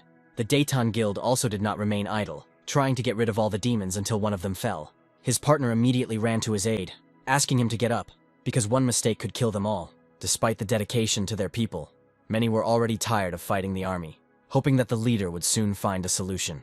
Only Luton was now ruled by hatred because Moloch kept his Xian close to her. He tried to unexpectedly quickly run and strike her, increasing it in advance several hundred times. Only the devil, with some ease, covered herself from him with one hand, while continuing to hold the girl with the other. Even though she managed to avoid much damage, she was still surprised by what happened. From the smoke, an angry Luton once again demanded that she let go of Xian, only looking at her more ferociously. Snorting and squeezing the girl's throat even tighter, Moloch praised the guy for how strong he was. She licked her lips contentedly and said that she would do it a little later, after she had swallowed his girlfriend. Covered in scratches, Xian was covered in a magical red aura around her, still quietly screaming in pain. What stopped her was that out of the corner of her eye she noticed Botus lying on the ground. acutely noticing that she was simply in an insanely miserable state. Somehow coming to her senses, the snake only heard the contented laughter of Moloch, who mocked her as if she had not come here, she would have died. Pleased with her joke, the demon only added that she would have come here anyway, because those who dared to invade the place where their master rested had only one thing in store for them. Having finished in a special voice that death awaited everyone, she lightly cracked Xian's neck, causing her to no longer make a sound. Luton was simply horrified as he watched Moloch easily kill the girl. Unexpectedly, Sung-an teleported away, managing to snatch Xian from the demon's hands in seconds, moving away to a distance. Looking at the dying girl, the guy with a sly smile said thanks to Milk for her cruelty, because now he has access to the bug. The girl didn't even have time to realize how her victim ended up with another person who appeared out of nowhere. Sung-an also introduced that he uses a bug called the game is not over yet. Looking at her hand, Moloch did not understand what was happening, because after breaking the man's neck, she had a strange feeling. At that moment, Luton ran up to the guy to find out how Xian was and whether she was breathing at all. Carefully handing her over to the boy, Sung-an warned that she would not receive any damage for 10 minutes. But what pleased Lutuna most was the fact that the girl was alive, just temporarily unconscious. Looking at Sung-an, who was standing next to him and smiling, Lu Tong did not hide his shock, asking how this happened. Sung-an did not hide the fact that when creating the game, they made a bug that prevented the player from dying if he walked away from the computer. He explained that intentional killing of a player is considered to be a situation where the opponent is stronger than him in level or when there are more than 3 enemies. If the player does not resist for a minute and the damage is 0, the system considers this an attack on a player who is not there. For such cases, the player gains health regeneration and invulnerability, and the attackers are punished. The punishment was to return all the damage that the enemies had done to the player back to them, which is what happened to Moloch. Clutching her neck, the demon admitted that they had taught her a lesson again, which only made her angrier. Looking at Botus, she suggested that they join forces, until the snake furiously replied that she could handle it on her own. At this time, Luton listed that his awakening mode had ended. Xian was seriously injured, and his guild people were very tired. Unfortunately for them, there were now 2 strong opponents, realizing that if they really united, they would have big problems. Before Luton could finish his thought, Sung-an interrupted him, saying that they would not fight, but would run away. Despite the surprise, the guy was still more angry, saying that they would not be able to solve the problem by running away alone. Summoning his blade, Sung-an asked the leader to run with his men to the foot of the mountain so that he could use one method to drive away all the demons. Luton, of course, did not trust him, saying that by showing his fearlessness he would not do anything, offering to take a risk together. Only Sung-an was already attacking the demons, asking them to simply trust him, promising that he would be with them in 5 minutes. The guy didn't even have time to ask what his plan was, but hugging his girlfriend tighter, he resigned himself to the fact that there was no other choice. At that moment, Sung-an brandished his blade and rushed towards Moloch and Botus, while they decided that he had chosen suicide. Botus was the first to send out her waves, but the boy confidently and easily dodged them. The demon's eyes lit up, calling upon his army and ordering them to detain him. At this moment, a wall of different demons became an obstacle in front of Sung-an.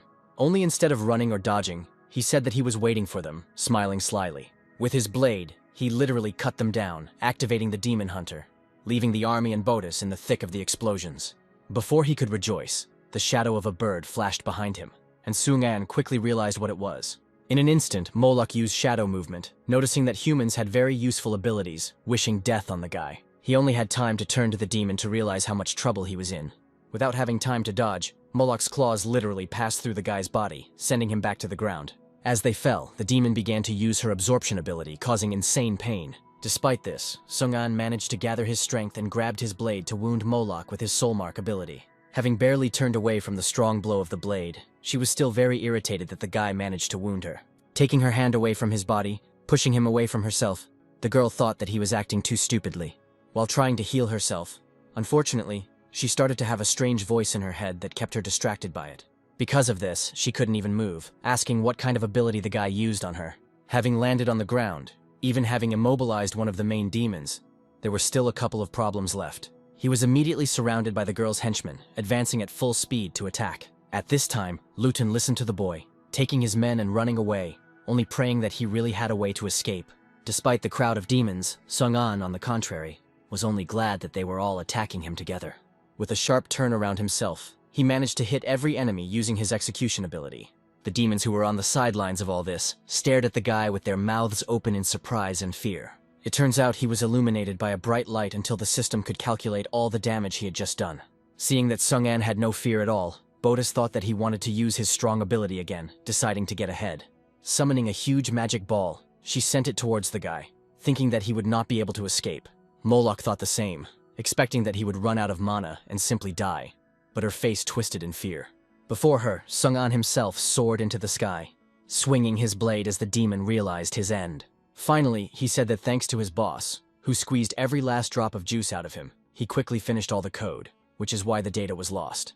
Only Moloch didn't understand what he meant, and she shouted out to find out what he was getting at. With a sly smile, Sung-an explained that the amount of damage he could deal with his blade would be around 100 million. Now, all the damage that the system did not have time to digest is here, and he will transfer this blow to the demon. Only before Moloch realized that she could not survive such an amount of damage, she decided to run away. Then Sung-an disappointed her that his soul mark was tracking, and no matter where she went, all the damage would still hit her. This hopeless situation made the demon very angry, shouting that this was some kind of madness. The guy added with a sly smile that his soul strike also increases damage.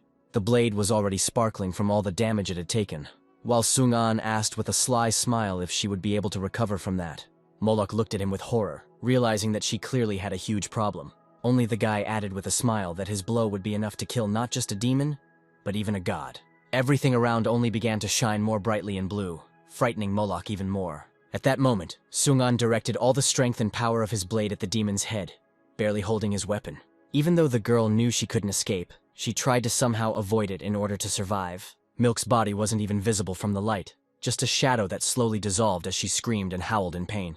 The skull swallowed her, and the black hands pulled her into its mouth, all the while telling her to disappear and rot in a nightmare.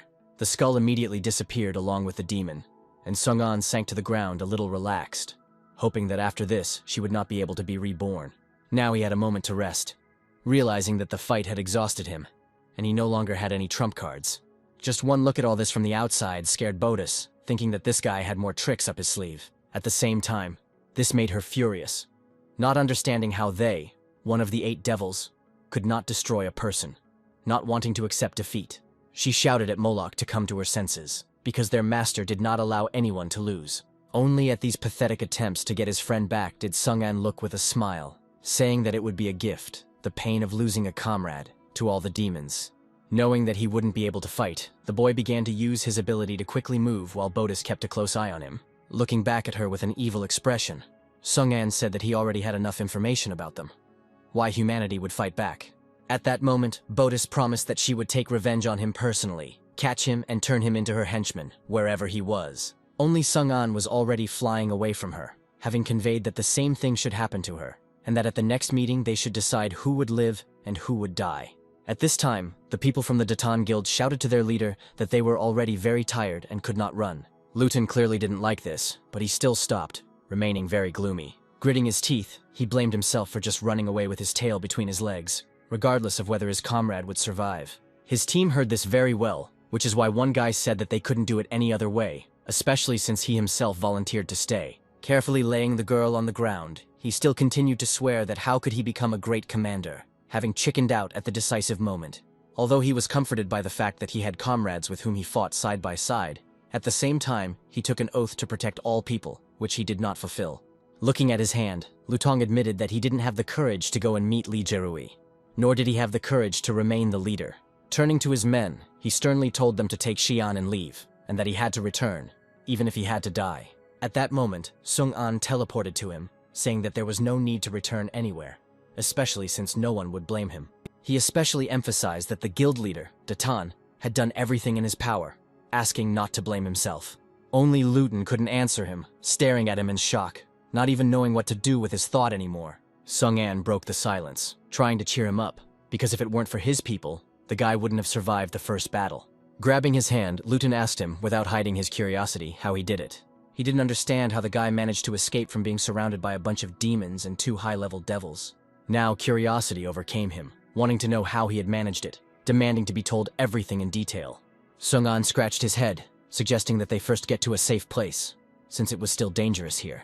The boy agreed with him with shining eyes, because he believed that he was strong, and therefore right. At that moment, one of the guys from the Datan Guild approached Sung-an, asking him not to pay attention to their leader, because he always strives for strength. When everyone calmed down a bit, he laid out the information that the snake-like devil had the ability to turn people into her minions. Because of this, he wanted as many players as possible to know this, when at that moment, Xian came to her senses, saying that she had a question. Clutching her head, she added that they had no way of notifying everyone, and even if they found out, not everyone might believe it. Rising from the ground, continuing that it would be difficult to gather everyone together, Luton was just once that the girl came to her senses. Sung-an really thought about her words, but he still insisted that everyone should know, because he didn't want ordinary players to become their enemies. Xian didn't try to convince him otherwise, only warning him to do everything possible, but fate would decide the rest. Asking which city would be closest to Lijiruya on their way, Lutong was the first to shout out the city of Manches. At this time, Bodis had already climbed the volcano and stood frightened next to her master. The eye was clearly furious upon learning the entire situation, causing fear in its subordinate devil. The voice asked if the girl really just let the guy get away without chasing him, while she made the excuse that she was afraid of dying. The eye only became more angry, calling her cowardly and untalented, until she actually told him that the player's abilities were too superior to hers. After trying to justify herself further by saying that she only wanted the best, the ruler doused her with lava, forcing her to fall to the ground. The last thing Bodis added was only that the death of Moloch proves the strength of that man, as her figure appeared from the lava, before she could rejoice that her master had resurrected her. To her horror, he said that her soul was sealed and would not awaken, and that was why he could not save her. Returning the devil to its mouth, the voice only noted with displeasure that there would be no use for milk. However, he thanked the snake for gathering enough life force so that he could create a new devil. This time he promised himself not to make a mistake, as the shadow of a new devil appeared in the fire. Bodis immediately recognized her as the master ordered her to collect life force, and the new minion would do the hunting. He brought the demon Bayman to her senses, ordering her to use her sword to destroy anyone who would interfere with him. At this time, Sung-an and the Datan Guild were already standing in front of the gates to the city of Manches. There were 3 figures standing in front of them, one of whom was clearly the commander. Despite Sung-an's smile, Xian and Lutong were a little tense at this meeting. Having gathered his strength, the head was the first to break the silence, waving his hand, wanting to say hello. Before he could say anything, the girl turned her head away and began calling him a rude man and a worthless person. Now, Sung-an was also worried, not understanding what kind of strange reaction this stranger had. A man who looked like a merchant entered the conversation, shouting that they didn't care where they came from or why, but they wouldn't let them into Manches. Out of awkwardness, everyone stood silently, looking at the representatives of the city of Manches. After exchanging glances, one of the guys approached the leader, asking him to say something instead of just standing there. Gathering his strength, he agreed with his partner, believing that since he was the leader, he had to prove himself. But before Luton could say anything, the merchant immediately shut his mouth, saying that their city did not welcome them, strangers. Because of this, all the determination of the guy left him, staring at them in surprise, not knowing what to answer. Because of this, he felt like a terrible leader, having fallen mentally in his own eyes.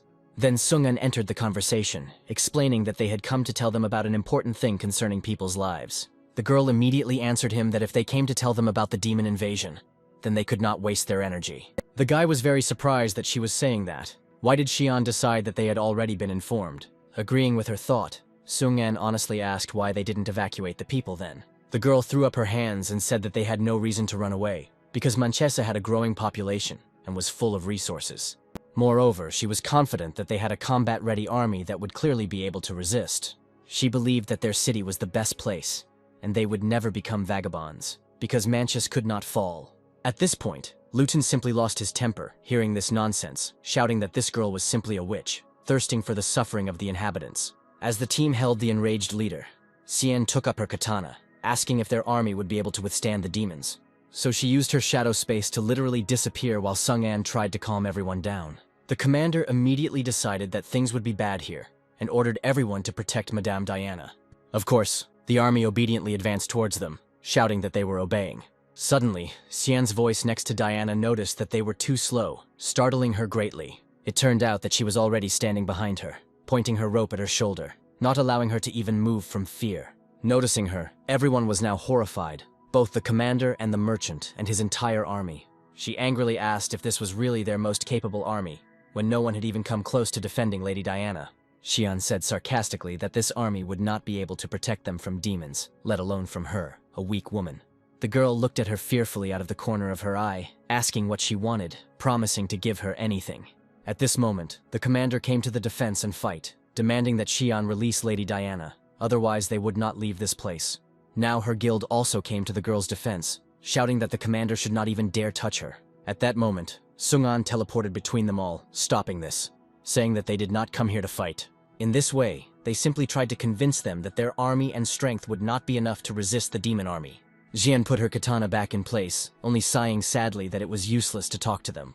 Mrs. Diana, still frightened, looked at the girl with her eyes, as well as running her hand over her neck, trying to make sure that her neck was okay. Having laid down his sword and bowed to them, the commander thanked them for their good intentions, but also said that they could not leave Manchus. Before he could finish speaking, the merchant interrupted him, remembering Sung-an, who had sold him a bunch of equipment of almost the best class, as the guy remembered him in response.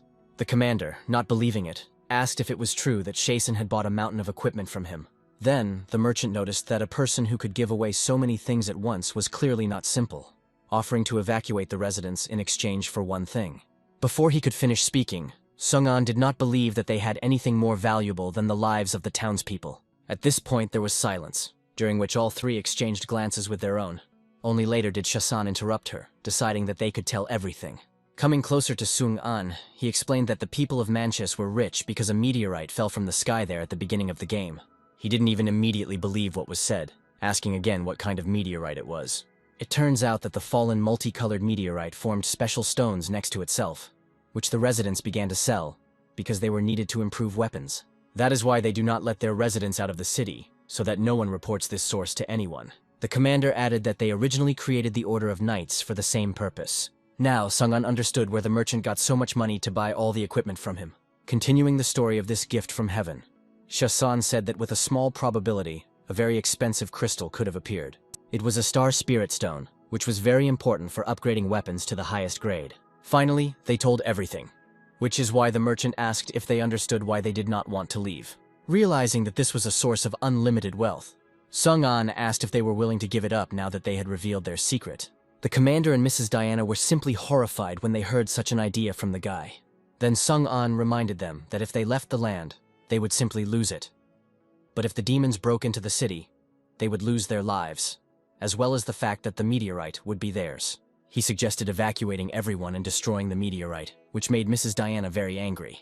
The commander stopped her, asking her to remain silent, while the merchant agreed that the guy was right, that they would like to leave the quarry. Luton also joined the conversation, not believing that he seriously wanted to destroy the source of the buff for all players. She and herself did not agree with this, but suggested that they simply discuss it together first. Clenching his fist, Sung-an couldn't believe that they were so blinded by greed when they themselves knew what it was like to fight demons. After thinking for a while, the chief nevertheless agreed with the guy's thoughts, deciding that it would really be better for no one else to get this meteorite. Cian encouraged them that the crystals would be worthless if they died, deciding to use them against the demons. That is why very soon they headed to the meteorite quarry, where many crystals had formed around it. With sadness, Shasan directed the people with his hand, saying that this is where the source is located. Leaning down to look at the crystals, Sung-an immediately didn't believe that hard-to-reach resources would be scattered all over the place. As soon as the team saw this, they immediately saw what they had previously needed so much. The leader did not allow anyone to approach the crystals, angrily telling them not to dare touch the resources of their fellow countrymen. Cheyenne herself sat down next to one huge crystal source, admiring its beauty. For this, Luton grabbed her by the belt, saying that his words also concerned her, dragging her to the side while the girl complained of pain. Shasan awkwardly asked if the guy really wanted to destroy it, asking for at least a day to collect at least some of this resource. Sung-an said that they would lose the land, but they would save the people, so there was no time to wait. At this time, chaos was happening in another city, where people were running away from something. In the sky stood Shi, the devil Baiman, looking down on the people as they tried to escape. Xiaoyuki woke up on the beach to the sound of someone calling her loudly, realizing that it was some vague memories. A little boy appeared before her eyes, asking what was wrong with her. Had she fallen asleep? Taking her hand, the boy said that she had been asleep for a couple of days, suggesting that she get up and collect shells. Only Xiaoyue looked at him with surprised eyes, not understanding who he was and where he was taking her. At that moment, something flew over them as the boy called it his mother's airship. Holding the girl's hand as the transport landed, he happily said that someone had come for them, and that they would now leave here. Only in her mind did Xiaoyue try to understand why she remembered that look of anticipation in his eyes so well. She immediately came to her senses from the voice of the master, ordering her to obey, lifting her from the lava. It was already getting dark outside when Sung-an sat near the fire, deep in thought about something, staring at the ground. Luton approached him, handing him a soda and asking why he was so absent-minded. Taking the jar, the guy looked at what it was, and simultaneously replied that old memories had simply come flooding back to him. The head of Datan also opened his jar, noting that he could not imagine what Commander Hussein was going through now, since it was not easy to evacuate the entire city at once. Sung-en noticed that although half a day was a short period of time, the guild team was clearly taking advantage of the opportunity by pointing towards the meteorite. It turns out that the guys were digging around looking for crystals at the time, bragging to each other about their finds. Seeing this, Luton was simply furious, clutching his drink and shouting that he said not to touch the crystals. The one who found the crystal noted that they were going to destroy them anyway, offering to collect just a little bit. At that moment, another of his partners came to the leader, shouting that he had asked him to find a level-up stone, and he had managed to do it. Because of this, Luton himself blushed and felt ashamed, trying to justify himself that nothing like that had happened. Soon, Shasan appeared behind Sung-an, saying that they had already prepared everything, and almost all the residents were ready to leave. Rising from his seat, the boy suggested that he persuade the rest to save themselves. Luton grabbed him by the shoulder, not believing that he planned to save literally everyone, while Sung-an did not understand why he had to abandon the rest. Behind the merchant's back, Mrs. Diana herself said that it would be useless, because they didn't have enough authority, which meant that they definitely wouldn't listen to some guy. Although unhappy that so many people remained, as many as 4,000, Luton convinced him to face the truth. Their conversation was interrupted by Xian, who said that she had finished setting up explosives near the quarry. Sung-an conveyed that everyone had tried very hard, but now it was time to leave. As soon as they moved to a safe distance, the meteorite immediately exploded, raising a huge amount of smoke around itself. At this time, Commander Hussein was helping to evacuate the city with his army, hurrying the people. Looking around the crowd, he mentally understood that almost everyone in the city had gathered here. At that moment, he heard a sharp rustling sound behind him, outside the window, and wanted to turn around. Before he could even take a good look, his eyes widened, looking out the window and at what was in it. Trying to save himself, he didn't even move as a strange beam pierced his body through and through. Falling to the floor, trying to communicate what happened, Bayman had already flown into the room, holding her sword and heading towards the commander. The army also saw her, but they watched motionless, realizing among themselves that it was the enemy. Despite the blow and pain, Commander Hussein tried to get up to take his sword and defend the people. His attempts were instantly rendered useless by one blow of the devil's sword, falling to the ground again. Looking at the body that lay before her feet, the demon only said that the massacre had begun. People themselves saw that other demons began to creep through the window, warning everyone about it. Many did not have time to defend themselves or escape, falling into the hands of enemies who immediately tried to kill them. The knights, instead of defending their people, only ran away cowardly and stuttering. The devil, with her sharp movements, did not allow any of them to escape, wounding each one with a quick sword. A second later, a portal of Xian appeared behind her, jumping out at the demon with his katana. And in front of Baimen appeared a guy, Luton, awakened by revenge and wanting to hit her. Only the girl was in no hurry to do anything, looking first at Xian, then at Luton. When they almost got close to her, she instantly soared into the air, which is why they almost collided with each other. Having managed to stop, the chief asked if the girl was okay, while she was worried about the fact that they were late. Commander Hussein was dead and his army was destroyed, but Xian didn't believe that the demons had gotten here so quickly. The man lying in front of them begged them for help, stretching out his hand and screaming that he did not want to die. Luton couldn't just watch the townspeople suffer, so he ordered his guild to protect ordinary people and save as many as possible. Of course, his team Datan obediently agreed with the order, immediately rushing into battle. Bayman returned to the ground to them, mockingly asking if the ants were really after the tree. She promised that no matter how hard people tried, today everyone would die charging the attack on them. Luton took the blow, summoning a shield and standing firm. Despite his strength as Hercules, the boy was afraid he wouldn't be able to cope, because this devil had simply enormous power. While he was barely holding on, Xian shouted at him to be careful, because the devil was behind him. Only when he turned his head did Luton realize with fright that the demon was approaching him, not knowing what to do. At that moment, Sung-an moved to their rescue in time, using his demonic execution ability. A mysterious black circle formed around both the boy and the demon, while Luton was a little confused. Touching the leader's shoulder, the guy teleported them out of this circle, apologizing in advance for being late. In parallel with the execution, he used black smoke on the demon, blinding her. Sung-an stood and watched her, knowing in advance that he would have to study what skills she would have. Xian ran up to Lutong worriedly, asking if he was sure he was okay, while the boy warned Sung-an that this demon had a strange sword. Only he confidently took out his blade, saying that he had already killed a demon, and this one would not be a hindrance. Closing her eyes, Bayman surrendered to her feelings, realizing that the new guy had a specific energy, very warm.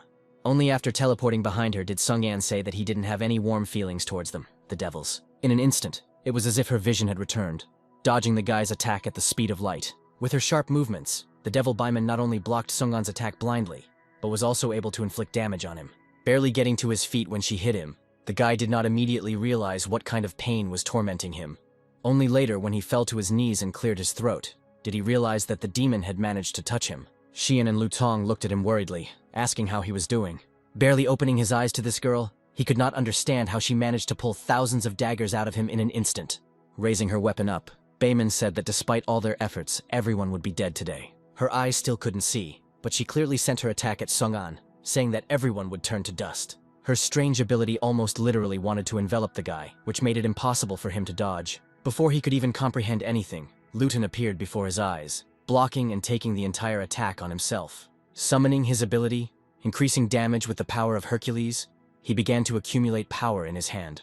Xian noticed this, trying to bring her leader back to his senses by calling out to him. Only Luton was serious, his eyes glowing with all the power he had in his hand, only continuing to increase the damage. He seized the moments and fought off the demon's attacks while shouting at his friends to retreat and run away from here. Unfortunately, the guy didn't last long, and after using his tactics a couple of times, he felt like he was falling off his feet, breathing heavily. In an instant, he lost his senses, and before Sung-an's eyes, he simply fell to the ground, face down. Xian immediately ran up to him, screaming for him to come to his senses as the boy stood in front of her to protect himself from the demon. Sung-an knew that if he had fought back, he would have clearly died, but Luton had simply lost his creation. Looking at Baiman, he realized that every blow she struck dealt damage to his mind, as the black smoke had already cleared. He noticed this too, preparing for the fight, while he understood that he simply had nothing to defend himself with, even trembling slightly. At that moment, the devil, unexpectedly for him, simply soared into the air, leaving it a mystery what she had come up with. Looking more closely at the guy, she said that now she could see everything clearly and perfectly. Only Sung-an hoped that she wouldn't attack, joking that perhaps his warmth had charmed her. Baiman didn't appreciate the joke, only nodding her head that he was clearly not the same person, just a similar energy. Because of this, she waved her hand to the sky, holding her sword, and whispered something like a spell. The sky immediately lit up with bright red and pink, as the system called this attack 3,000 moments.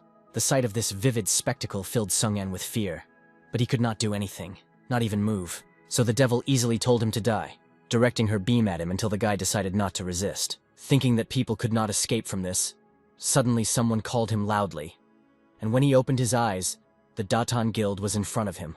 They happily said that he had finally woken up while Sung-an was still unaware of where he was. With a sad look, Luton reported that they had escaped from Manchus, although the losses were considerable. Now he turned his attention to him, saying that he had been unconscious for 2 whole days. Looking at his hands, Sung-an immediately assumed that the crown had saved him from the fatal blow, but how the others had managed to escape was a mystery to him. Luton told him that Commander Hussein had sacrificed himself to save them. It turns out that the man was still barely alive, but sitting on his knees in front of the demons, he did not let them go. No one came near him, because for some reason everyone around him was frozen, just watching him die. With tears and a smile on his face, Hussein happily remarked that as long as he lived, he would hold them all. Baiman suggested that he not endure these torments, but on the contrary, join them, because Bodis could turn him into a henchman. Only Hussein did not even listen to her, saying that his abilities would work as long as he was alive, and they would not go away from this. With a little pity, the demon noted that he was just a man without food or water, with serious injuries, who would not last here. The commander did not even listen to her to the end, saying that it was enough for him to simply let his people escape in order to fulfill his duty, confident that his sacrifice would not be in vain and the people would defeat the demons. At this time, his men were already crossing the Lane Plain, approaching the castle tiredly. Everyone felt terribly tired, but no one stopped yet, not even Sung-an. Luton looked at him, realizing that the journey was still long, suggesting that they rest, since they had been without sleep and rest for too long. Xian also agreed with him, especially since many people were injured and it was very difficult for them to walk. But Sung-an sternly replied that they could not stop before reaching Hadimon, for the demons might follow close behind. He said that they didn't have long to go, giving them a landmark that when they crossed the Sunset Mountains, they would already see the castle. In Hadimon, Baimu happily ran into the room, offering Zaijun a drink. Only Feng got really angry with him, saying that for the sake of decency he should knock on the girl's room door. Baimu accepted this claim with laughter, indignant that they didn't invite him. Jaijin said with a smile that they girls just wanted to gossip together, while Feng rudely added that it was none of his business. Only after hearing about the gossip did the guy become even more animated, asking who they would gossip about, because he also wanted to listen. But before he could get close, someone's hand landed on his shoulder, squeezing it slightly.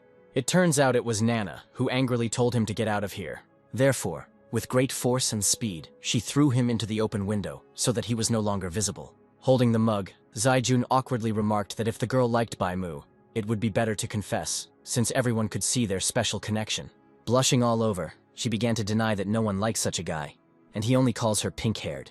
Then Zaijun began to teach her that secret love is the most useless thing. Then you need to tell everything at once. Only Nana didn't immediately listen to her words, immediately changing the topic to who she liked. She didn't hide the fact that back in the guild she saw how the girl took care of Sung-an, while Zaijun blushed terribly, not answering anything. Laughing contentedly, Nana noted that if they had love, then it was clearly mutual, because it was clear from the guy that he cared about her. Only Zaijun did not accept this, immediately saying that she was simply worried about him being alone forever. Nana still confidently asked, smiling slyly, why then she didn't worry about other people if they were also lonely. At this moment, Bai Mu burst through the door, dissatisfied with what he had just heard.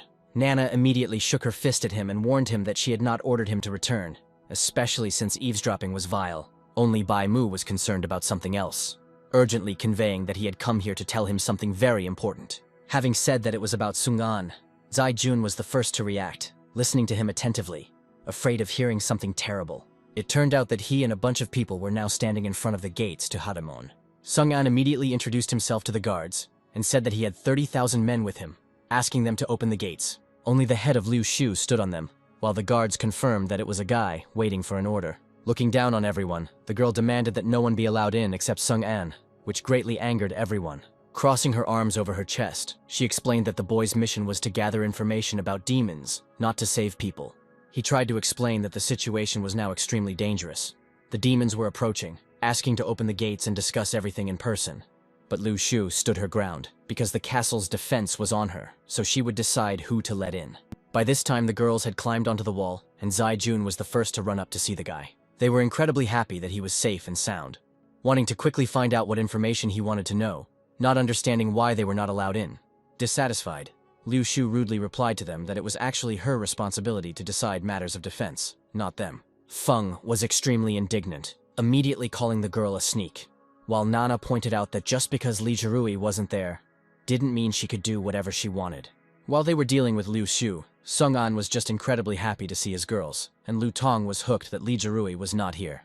Nana explained that he had gone into seclusion, initially thinking that he was refining his holy sword, but it should have ended by now. For some reason, he just never returned, which is why Liu Shu decided that only she could raise the banner of Hadaimon. She set him a condition that he could enter the castle, but only alone, which of course did not suit him. Feng didn't understand why the chief was acting like this, demanding that they answer for this, because there were ordinary civilians there. Looking at the wounded people, Liu Shu only roughly explained that war has no time limit and resources are limited. Why the more people there are, the less they can fight because of food supplies. So she asked who was more concerned with resources, the players or the civilians.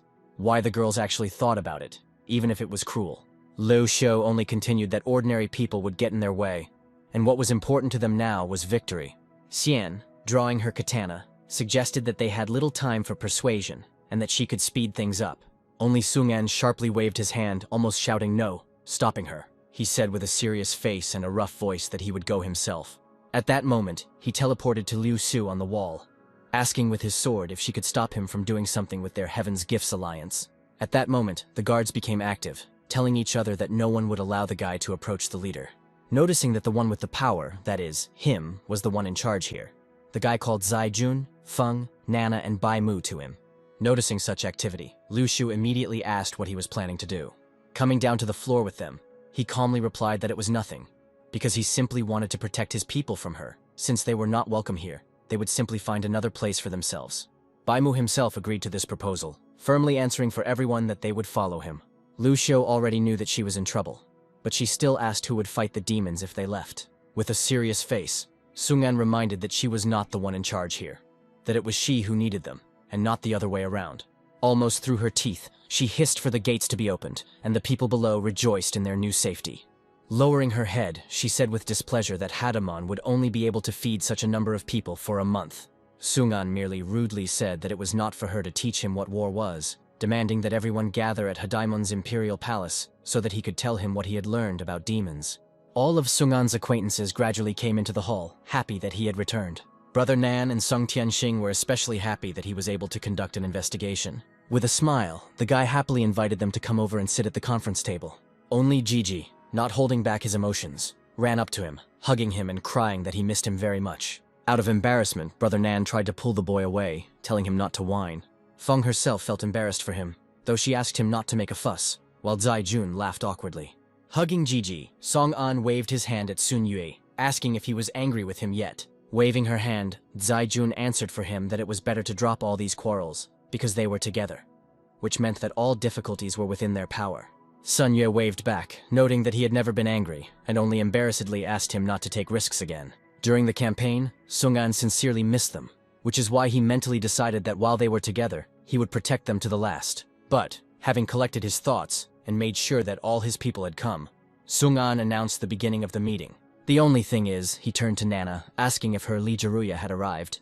Baimu immediately intervened in their conversation, saying that the guy had told him that he needed to be alone with himself and asked not to be disturbed. Of course, this made the guy incredibly angry, which is why he decided to head to the main hall of Hadaemon to find out what the leader was so busy with. Having opened the doors, he immediately, almost shouting, demanded to explain why he was sitting here in the current situation. Only Li Jirui's eyes lit up with a bright light, sending his sacred sword towards the boy. His sword was shining with yellow lightning, which is why Sung-an didn't immediately realize that there was a weapon in front of his face. A guy had already approached him from the other end, calling both his appearance and his words very unceremonious. Sung-an looked at the sword in front of him, wondering if this was really a new greeting. Pulling his sword back to his hand, Li Jiruya immediately began to say that he knew about the guy's questions, but he had a lot of things to do right now, asking for time to explain everything later. Only Sung-an was furious, because the guy was chosen as the leader, and he seemed to be hoping that someone else would lead the people into battle. Li Jiruya said that he still knew what it was like to fight devils, but against 8 who would have a large army behind them, they simply didn't have a chance.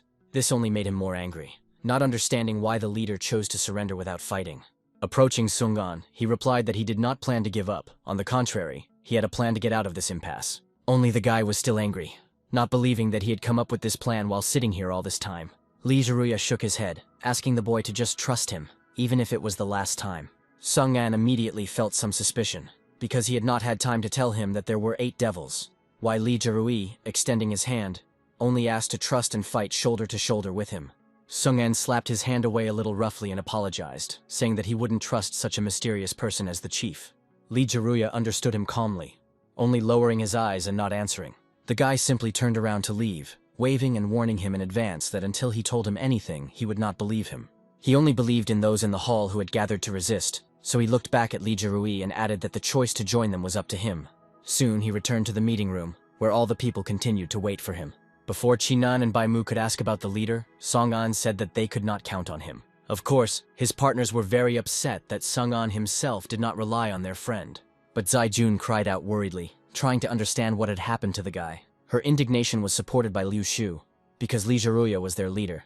They would not be able to fight without him. Sung Tianxing himself noticed that their leader had gathered everyone together, but he himself had not come, which is why the question of who would lead the battle worried them the most.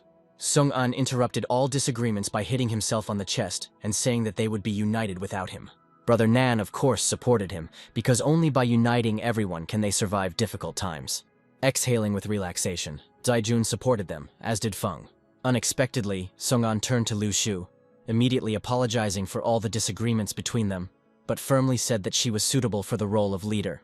The girl didn't even believe his words at first, asking him to explain what he meant by that. Then the guy explained that they were in the same boat now, and she clearly knew better than anyone and was suitable for the role of captain. Before the girl could even say anything, he appointed her as head, if no one else had any other suggestions. Liu Shu was genuinely surprised that the guy suddenly started treating her so well, but she didn't say anything against it. Now that the issues had been resolved, Sung-an began to tell the information he had received. The only thing was that he hurried everyone to prepare, because even now an army of demons led by 8 devils were heading here. Later in the evening, a large crowd of people gathered around the fire, deciding to drink to the fact that they were there. Baimu and Chinana came to them with great enthusiasm, asking permission to join in and have a drink. Luton glanced at them with a slightly displeased expression, because he knew that they were members of the Raiders Guild. Only Feng and Zai Jun were already calling them over. of course agreeing to them joining. Nana said with a smile that it was impossible to sleep on a night like this after the horrors of the guild leader Zero, which is why they came here. This caused Sung-an to scratch his head awkwardly, admitting that he was the cause of everyone's insomnia. Nana immediately started by saying that their guild would like to apologize, since their leader had gathered everyone, but nothing more. Only Bai Mu interrupted her, suggesting that everyone just drink calmly without unnecessary conversations. Sung-an did not risk drinking alcohol. Only the joyful one understood that he had nothing to fear as long as his friends were with him, because he was no longer alone. Suddenly footsteps were heard behind him, and before he could turn around, Lee Jaruya immediately asked him for something. Everyone was in complete shock when they saw the leader of the raiders in front of them, especially the members of her guild. Bai Mu and Nana immediately ran up to him, happy that he had finally come out to them. But Lee Jaruya immediately said that he could not spend the last time with them before the war. Moreover, he clearly said that he did not come here to drink, but on business, and only to see Sung-an. The guy was in no hurry to turn around to face him because he still didn't trust him, asking why and what the matter was. On the second day, all the people were fast asleep after drinking alcohol, as was Feng, only hearing someone's screams in the distance. Before she could wake up, sitting down on the ground, the girl could not understand why Zai-jun's voice was trying to wake her up. Still yawning, she looked around for the girl, conveying to her that she would like to sleep some more, since her head was spinning badly. At this time, the guys were standing on one of the watchtowers, noticing something in the distance. It was only later that they realized that real demons were approaching Harimon Castle.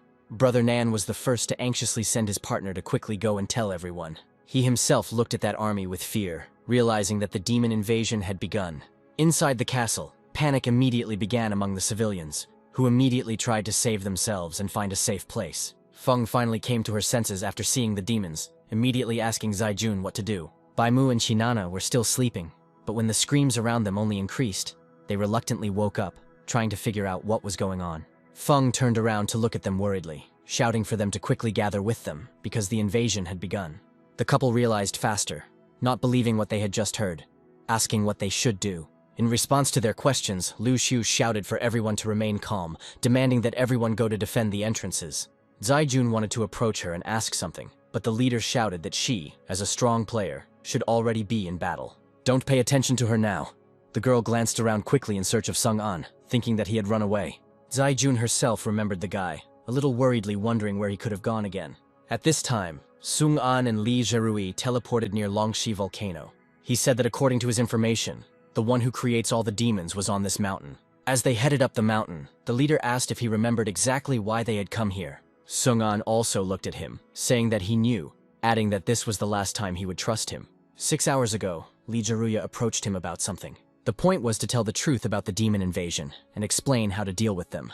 Sung-an, of course, valued this information very much and became interested in what Li Jarui had learned, so they moved away from the camp to a fairly safe place and got straight to business. Li Jaruya also didn't hide anything, immediately asking the guy if he knew why demons had such an unlimited ability to recover. Sung-an answered honestly that the reason itself was not clear to him, but the demons were created from the life energy collected from people. Then the leader blurted out that this energy was the whole point, that it didn't just appear out of nowhere, because they had been maturing since the very beginning of the game. It turns out the game exists to get rid of all living things, and when a player died, a demon was created in his place. Sung-an immediately didn't like where he was going with this. Not believing that he was suggesting that they hide and play cat and mouse, Li Jaruya sighed sadly and said that they would have been able to avoid this at the beginning of the game, but now it was too late. The guy was too impressed and nervous, demanding more clear and direct answers from the boss. It turns out that there was some invisible creator behind the game, and to get out of this dead end, you need to find out who is above. On the mountain, dissatisfied with the boredom of the guards, stood the devil of jealousy, Cilios, making fun of his partner for choosing a terrible form. From the dome of the monster came the devil of lust, Sidi, noting that beauty could not be explained. Cilios immediately refused to argue with her, because he was already bored standing here guarding the master. Sidi assessed this choice of guards more highly, believing that the ruler trusted them the most. Cilios didn't share her opinion, because they weren't the strongest of the devils, which clearly angered her. She immediately asked if he was talking about Bayman, to which the guy explained that she, unlike them, was not created by the Overlord. Their conversation was interrupted by a sudden explosion near the Lord, realizing that someone had invaded them. Cilios immediately assumed a fighting stance, ordering the unknown to show themselves. Its echo reached the guys perfectly, who calmly walked through the wall they had broken through. The devils also arrived at the scene of the explosion, noticing two figures, which is why City decided that they had come to the right place. Before they had time to notice each other, the guys immediately split up, deciding that Sung-an would go for the bottom one. With all his rapid speed, he approached her, striking at the same moment. City herself noticed that the man was incredibly fast, barely dodging the strong blow. However, Sung-an managed to hit her on the cheek, activating his abilities so that City felt pain. Now she realized that it was worth keeping a distance from the enemy, taking the form of a jaguar. Despite this, Sung-an easily catches up with her using the soul mark, raining down a bunch of attacks. The girl only managed to quickly turn into the form of a worm, absorbing all the damage and screaming in pain. This was her special survival trick, quickly assembling herself into her own shape from the cut pieces. The guy immediately saw through her ability, becoming more attentive to what she could do. But City also became more attentive to him, realizing that she had been too careless. Sung-an immediately headed towards her, noticing that the last devil who lost to him said the same thing. At this time, Seleos was telling that he had recently been dissatisfied with the fact that he had to stand guard and not kill people, being glad that people had come here voluntarily. Lee Jaruya noted that the devil's existence was meaningless, promising to send him where he belonged. A yellow light shone around him, summoning the golden personality of the god Odin, which improved all stats for 3 minutes. With a satisfied grin, Seleos noticed that the guy had awakened his golden personality, which meant he was one of the chosen ones. This only provoked him more to kill, considering it his advantage before the master. It turns out that he, too, was once one of the chosen people, pointing his sword at Lee Jarui. Rafaela, flying happily, noticed that the birth of the demons was complete, that the master had succeeded. Leaning on his hand, the man himself noted with a smile that although it took a long time, it was worth it. The cat was also incredibly happy that his plan to destroy the world was beginning to come to fruition. Only the man decided that he was not finished yet, without closing the creation programs. Rafaela saw this and immediately asked if they really needed to create more demons. The creator immediately reminded her, since she had forgotten, that they had another very important identity card. Only now did it dawn on the girl, as if in fear, asking if he really meant this. The man's eyes sparkled as he said that the final appearance of the demon leader was Lucifer, and only his appearance would mark the end of the game.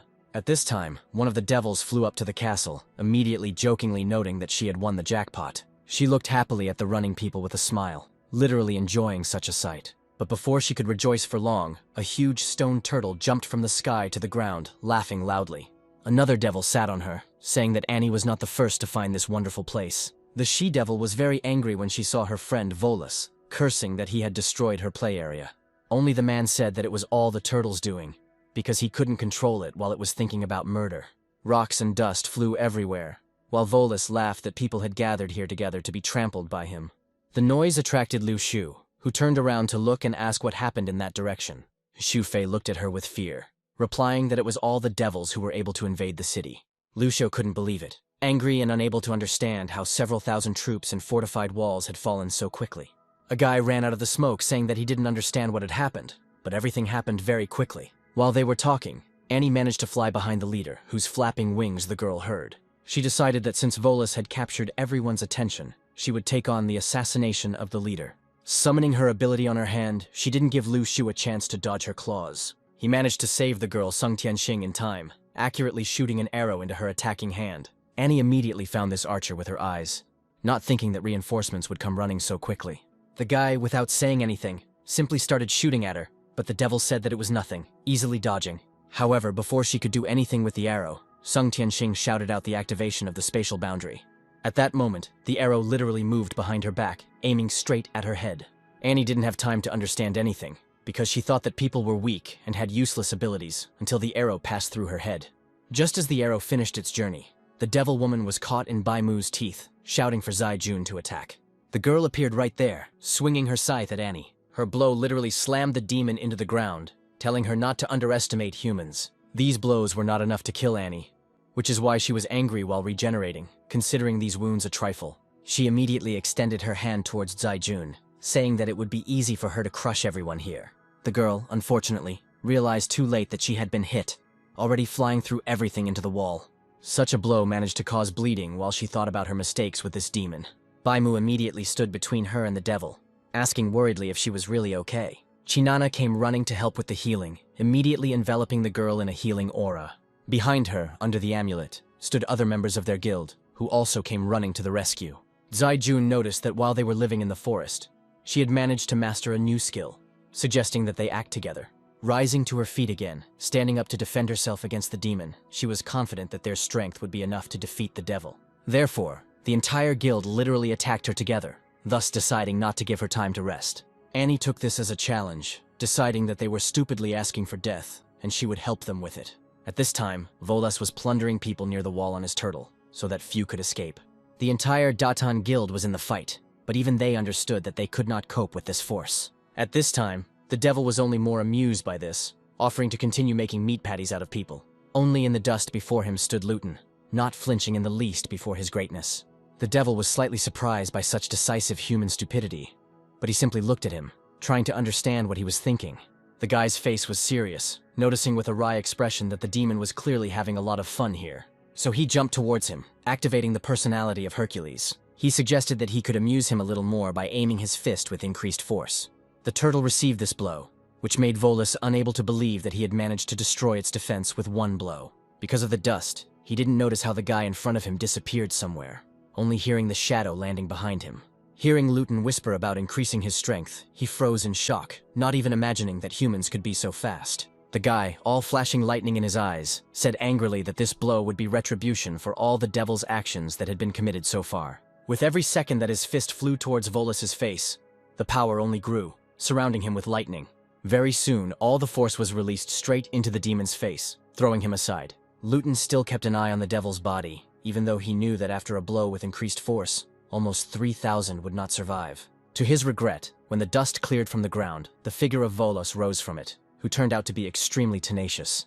Wiping his face, the devil looked at the guy with hatred, not believing that a person could be so strong. But he added that the opponent himself was not easy, jumping up in an instant and offering his own fist for a blow. Luton was prepared for this, joking that if he wanted to measure his strength, then he would show his true power. He caught Volas's blow with his own, causing an aura to form around them.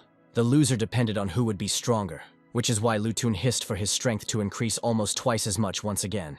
Volas heard this perfectly well, immediately confidently calling out his power of anger in response. Unfortunately, his power was much stronger, knocking Luton's blow away and sending him into the ground. The guy couldn't believe it, because the devil had enormous powers even after his strong blow. It turns out that the whole problem was in his armor, which the guy completely pierced, but did not deprive him of his strength. Now he had the power of anger with him, capable of making everything he touched hard, even himself, calling forth spears from the earth. Luton was not yet able to resist, why his body hit and flew up again on these peaks. Even though his body was aching with pain, he tried to understand and figure out how to destroy the devil, and as quickly as possible. But Volas simply read his thoughts, explaining that the larger the object, the less solid it is, which is why the turtle broke so quickly. But if he has a small object, he will become harder than diamond, demonstrating this on the fragments of stones. From them he created a diamond spear, which at that very moment he asked the guy to do. Luton managed to notice this, which is why he slightly dodged as best he could, receiving a less serious wound to his arm. But even so, there was too much power in the demon for it not to break. So when he was trying to come to his senses, sitting on the ground, Volas literally came right up to him, saying that this was his end. At this time, Zaijun commanded her people to fight Annie. Unfortunately for the demon, she was doing it very well, and people really did hinder her from attacking. Despite this, she tried to touch as many people as possible, hurting them as much as possible. Chinana stood guard over the healing, checking that everyone was safe and sound. Realizing that the devil was too fast, Sun Yue suggested that he distract her while they seized the moment. Annie heard this perfectly well, but she did not understand who this man was and why she could not take her eyes off him. Sun Yu still had the curse that all bosses and high-level monsters considered him as their main target. She burned with hatred when she looked at him more, at one point simply unable to bear it, vowing to kill him. Why, at the speed of light, she put all her strength into him, burning with anger. Sun Yue defended himself against her with his shield, shouting at Zaijun to act as the boss was furious. Of course, the girl listened to him and immediately approached the doctor. Swinging her scythe, which possessed vampirism, she struck the devil in the back, believing that the fight would be theirs. Although the blow did not destroy her immediately, Annie only became more enraged, considering people to be just gnats. While promising to crush them, she only rained blows on Sun Yu, who was already feeling a little pain from it. He hoped that Sung An and Li Jiruya would return soon while the raider leader was fighting another demon. He used Odin's personality to increase his strength, immediately drawing a sparkling sword. While Cilios was trying to strike, Li Jiruya easily and simply knocked his weapon aside. Realizing that he couldn't defeat the demon this way, the boy summoned Odin's personality, now increasing his speed. He He approached the demon at speed, trying to hit him, but he easily jumped out of the way of the blow. Cilios seemed to sense some kind of excitement, and he himself began to shine in his magic, calling upon the blue Pegasus. Literally at that moment, a beautiful Pegasus appeared, heading towards Lijarui. As soon as he noticed him, the guy immediately realized that his affairs were a little bad, trying to think of something. Although he managed to get rid of the beast, Cilios decided that this was his trump card, laughing at his weakness. From the smoke, Lijarui honestly asked how the devil knew so much about the golden personality. Then the demon told him that he had once been one of the chosen people here. The guy didn't even immediately believe that he was once a human, and a player at that, who had awakened a golden personality. But Cilios immediately answered him that he was not a player, and there was no game then, because he had been here much longer. Shining with his blue magic, he suddenly said that now is the real Odin. Lijaruya didn't even believe it at first, staring in surprise at both the demon and his attack. Sung An fought nearby, asking if his partner was doing well. But City took the form of a snake, suggesting that the guy worry about himself first, because her belly awaits him. It turns out that Cilios used to be a great warrior, who was the darling of the public. He fought in the arena with various monsters and creatures, not letting anyone win. He greeted the entire audience with a smile. He was a charming character. At that time, with only a spear, he could achieve anything he wanted. With such a weapon in his hands, there were never any equals in the arena. There were those who died.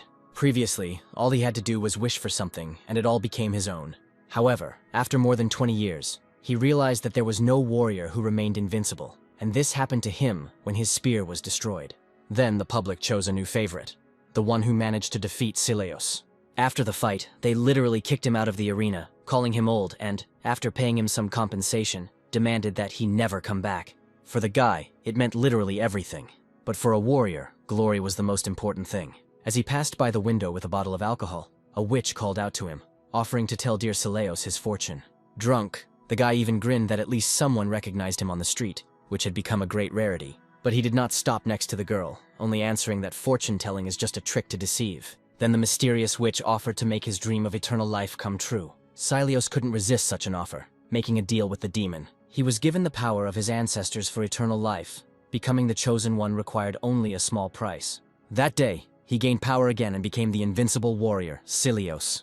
So he told Lijaruya his story, only admitting that he had not thought about that small price at all. As he finished the conversation, he conveyed that the boy would have to fight him, the legendary king of the gods, Odin. Realizing the danger, Lijaruya immediately tried to dodge by calling on his personal speed. Dodging his sword, the boy headed back at him, immediately asking if he had been reincarnated for thousands of years, not believing it. Having tried to hit him from the sky, he believed that he had simply made it all up. Lijarui's sword was easily blocked by Cilios, preventing the attack, replying that he thought it was a player created as a pawn. While he was distracting Lijarui with conversation, he accurately struck him in the chest with his sword. He pointed out angrily that they were all playing their roles here, and the real audience was now sitting somewhere high up and applauding them. Although Cilios was clearly winning the fight for now, he decided to keep his distance from the guy, jumping away. From the smoke, Lijaruya continued their conversation, asking who these spectators were that he had never even heard of. It turns out that when he completed all the story requirements to level up the Holy Sword, it wasn't just anyone who answered him. The Demon Lord himself contacted him for his actions, being very surprised by this. He was then in the Sacred Hall of Hademan, asking the boy who he was and why he appeared here. In front of him, as a hologram, stood the same guy who created demons, but he simply joyfully greeted the Chosen One. Lijaruya didn't trust him, still demanding to know who he was. The guy just said that he already knew the answer, but he just didn't fully believe it. The leader of the raiders actually asked incredulously if he really was the Demon Lord. With a sly grin, the guy noted that although this was a stupid title, it was his idea. Lijaruya became even more angry and couldn't believe that this was all a scam, that he was the one who came up with the game between players and demons. Sitting back on his lounge chair, he said that although it was true, he had not created the game itself. He had simply found the plot boring and added a bit of variety.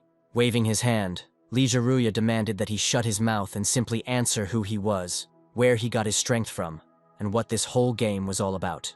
The guy immediately said that it doesn't matter who he is, he has only one goal: to make people who shouldn't exist die. Lijaruya was horrified, thinking that he simply wanted to destroy the world by asking this directly. The stranger explained that it was like cleaning before the meeting of its owners, but the guy entered into a special clean who could survive. He was only more shocked by this, realizing that he was simply inviting him to join him. But the Lord paraphrased all this to mean that from the very beginning this game was a selection of lucky ones, and he was giving a wonderful opportunity. Lijaruya didn't think that this was an option, because it would mean he would have to betray his people and friends. He couldn't just betray his teammates who came here with him, betray all of humanity. Having fallen back into his chaise longue, he only said that the choice was his, because he could either die with everyone else, or enter the game in a new role with him. Therefore, Lee Jaruya remembered that if he chose to join, he only had to whisper to his sword why Sileos was not his opponent. The devil did not listen to what the man muttered, only saying that he had no equal in strength, so the guy would die in doubt and torment. After all, Lee Jaruya's dark face had made him realize that this was a difficult decision. So he wanted to come here himself and ask. Rising to one knee, calling upon his sword, he addressed him, asking one question as a parting question. He wondered why he had to carry this burden while magical rays came out from the sword, but he still had a question about whether the role the Demon Lord had prepared for him would really suit him, until a mysterious shadow appeared behind him. At this time, Luton clearly did not want to give up, glaring at the devil. Only he waved and said that it was all over for the pathetic little man. Pulling back a bit, Volus wondered how long the boy had this power, thinking that it was only a few days or months. But he, the real elite, has the strength that has gone through all the trials, which is why the leader's death from his hand should be a gift from above. At that moment, Xian appeared from behind his back from the ability, immediately lowering her katana onto his body. The devil turned out to be much faster than they thought, which is why the girl missed when she landed. But she was not alone. Behind Volus was the entire Dayton Guild, simultaneously rushing at the one who dared to touch their leader. While the guys were sorting things out, Xian was checking on the guy's condition, worried that something had happened to him, while also apologizing for being late. Luton was, of course, worried, because the girl left her post in the south of the city without understanding why she came. Without looking at the guy, Xian said shyly that she was here because she was worried about someone close to her. But Luton didn't like being useless at all, worrying that things were bad because of him. But she told him not to grieve, because there are people everywhere and enough to fight off the demons. Right now, they should be more concerned about finding a way to get rid of the demonic god in front of them. Rising to his feet, Luton immediately said that he knew about his ability to create reinforced items. Xian didn't quite understand what the difficulty was if he just had defense, because the strongest attack was clearly better than the strongest defense. The chief answered uncertainly that it seemed the guy was stronger than him now, but he called upon the strongest power of Hercules to make his strength multiply over time, deciding to seize the moment to destroy the defense. At this time, Volus was surrounded by people who began not only to humiliate him by force, but also to provoke him verbally. He couldn't stand it, using his ability to create, bringing the stone to life. Now his animal was breaking this crowd, laughing at the people who had just laughed, but it was his turn to rejoice. While Volus was distracted, the leader decided to act, instantly attacking him and hitting him in the face with all his might. As he flew across half the field, Luton mockingly asked if he hadn't said a few minutes ago that they were elites who had honed their skills through thousands of years of hard work. The demon's face twisted not only from the strong blow to the face, but also from hatred for such mockery, rising. Before Volus had time to come to his senses and get up to fight, the guy, shouting and calling him a bastard, wanted to hit him again. The devil immediately realized that his opponent's strength had increased. Why he should reduce the range of hardening by putting his hands under his fist. Bracing her body from the front to avoid being hit by him, Jean snuck up behind him, using her katana to strike him in the unprotected back. At the same time, Luton also attacked Volus, which literally put him on the edge. His strength was unable to withstand the people. Why, pressed into the ground, he did not understand how this was possible. Hiding the katana back behind her back, Xian told him that the guy was just distracting him, the demon, and the main power was in her. Lutuna was incredibly inspired by this phrase, immediately running up to the girl to give her a high five for their perfect combo, while she asked to celebrate later. It turns out that he himself was embarrassed, because his hands were damaged and a little bloody, joking that he was not a god but just a man. But Xian didn't really appreciate the joke, immediately demanding his hand, taking out a bandage and scolding him that she had already asked him not to go alone. She was worried that something could have happened to the guy if she hadn't managed to get to him on time. Turning his head away, Luton indignantly said that he didn't interfere, he just didn't let the demon kill ordinary people. But Xian was not satisfied with this answer, saying that fighting the devils alone was literally fatal. She reminded the guy that he had promised that they would survive together, and why, hitting himself on the chest, he confidently said that he would keep his promise. At this time, Volus began to come to his senses, rising to his feet and wondering how amazing the little people were now, because they were the first to break through his defense for so many years and battles. Turning to him, the couple advised him not to come here at all, because they could do even worse. The devil's face immediately changed, saying that he was truly so delighted that he almost did not feel pain. Rubbing his face, Luton immediately didn't believe that the demon still wanted to fight, thinking to give him another beating. The demon's eyes lit up even more, saying that worthy opponents should suffer quietly, which is what he would give them.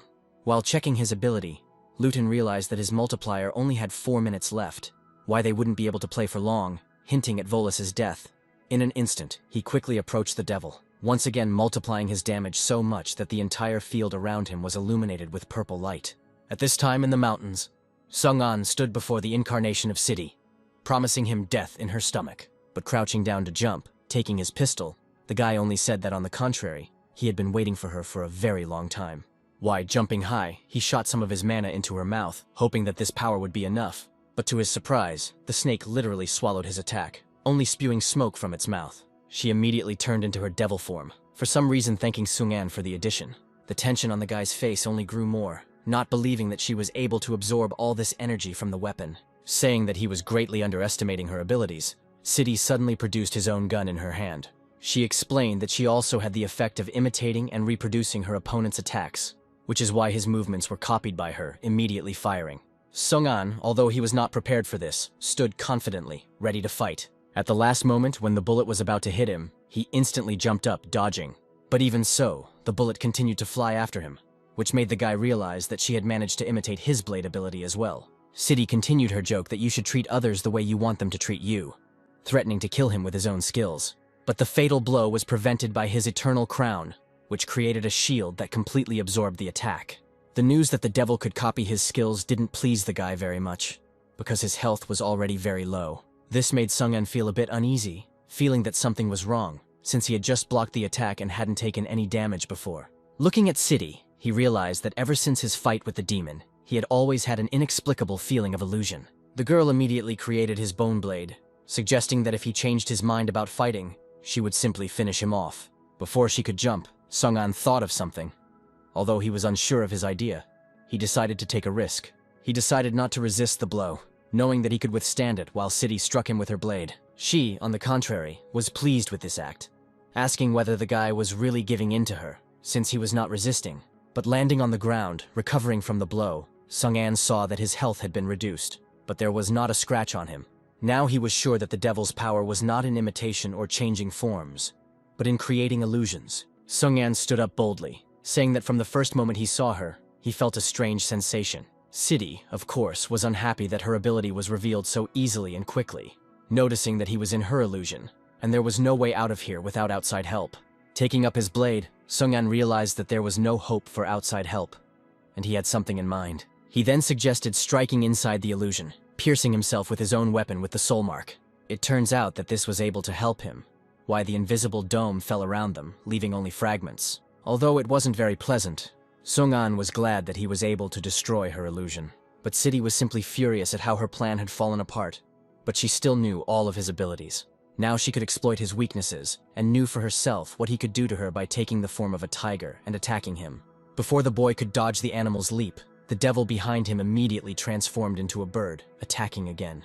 Despite her speed, Sung-an was also evasive, trying to somehow hurt her with his abilities. Thanks to this, the guy still managed to hit City and cause her considerable damage. However, despite one hit, he did not plan to stop, offering her to get acquainted with another of his abilities. He immediately called upon the blessing of the forest, and the vines enveloped the bird in a cage, causing the devil to realize that she was in trouble. She transformed into a fire-breathing dragon, getting rid of the vines. But Sung-an was already waiting for this, his gun ready. This did not help, and the girl explained that she had unlimited regeneration abilities, which is why his attacks were simply in vain. Having driven him away from herself, she hoped to escape, but the guy came back, flying at her. She glanced back out of the corner of her eye, realizing things were bad as she took on a new form. Once on the ground, Sung-an realized that City had once again taken the form of a worm to survive his attack. While she was returning to her devil form, the guy shouted about the decisive move, which scared her a little. Grass and flowers began to appear under her feet, which made her tense up a little, waiting for what he would do. But nothing happened. Why did City laugh loudly? That it was too stupid. But Sung-in stood confidently and did not answer her, waiting a little longer. A moment later, the grass and flowers turned into a cage of vines, while the devil thought that this was stupid, because she, a demon, could not be contained like that. But the tired guy explained that it was a bloodthirsty vine, and that it was the kind of plant that could survive in any harsh conditions. Now, City understood that she was trapped, but counting on regeneration to save her, she asked only for a little time to get out. Sung-an shook his head and said that she definitely wouldn't be able to get out because the vines needed a lot of energy to feed, and they would literally take it from the demon's body. The power of restoration was also considered why she would never be able to get out of this trap. Turning to Li Zherui, he asked if he was finished, since it seemed like he was done here. At this time, the leader was fighting off Silios's attacks when a strange black aura appeared on the guy. It turns out that he managed to emerge as a new personality with different properties, which is why his holy sword turned black. Having pierced the devil with it, he said that he was no longer weak-willed, looking at him with a sly grin. Holding the boy's sword in his hand, he tried to swing his spear at him with the other, demanding that he close his mouth. Only despite Silios's strength, he easily rejected him, saying that he was not the chosen one at all, but simply a temporary replacement that would soon disappear. The devil in the distance could no longer see the face of his opponent, only his dark silhouette with a frightening aura. Without looking away, as he rose to his feet, Silios realized that the boy had suddenly become like a different person. But before he could even stand up, Li Zherui approached him with clearly ill intentions.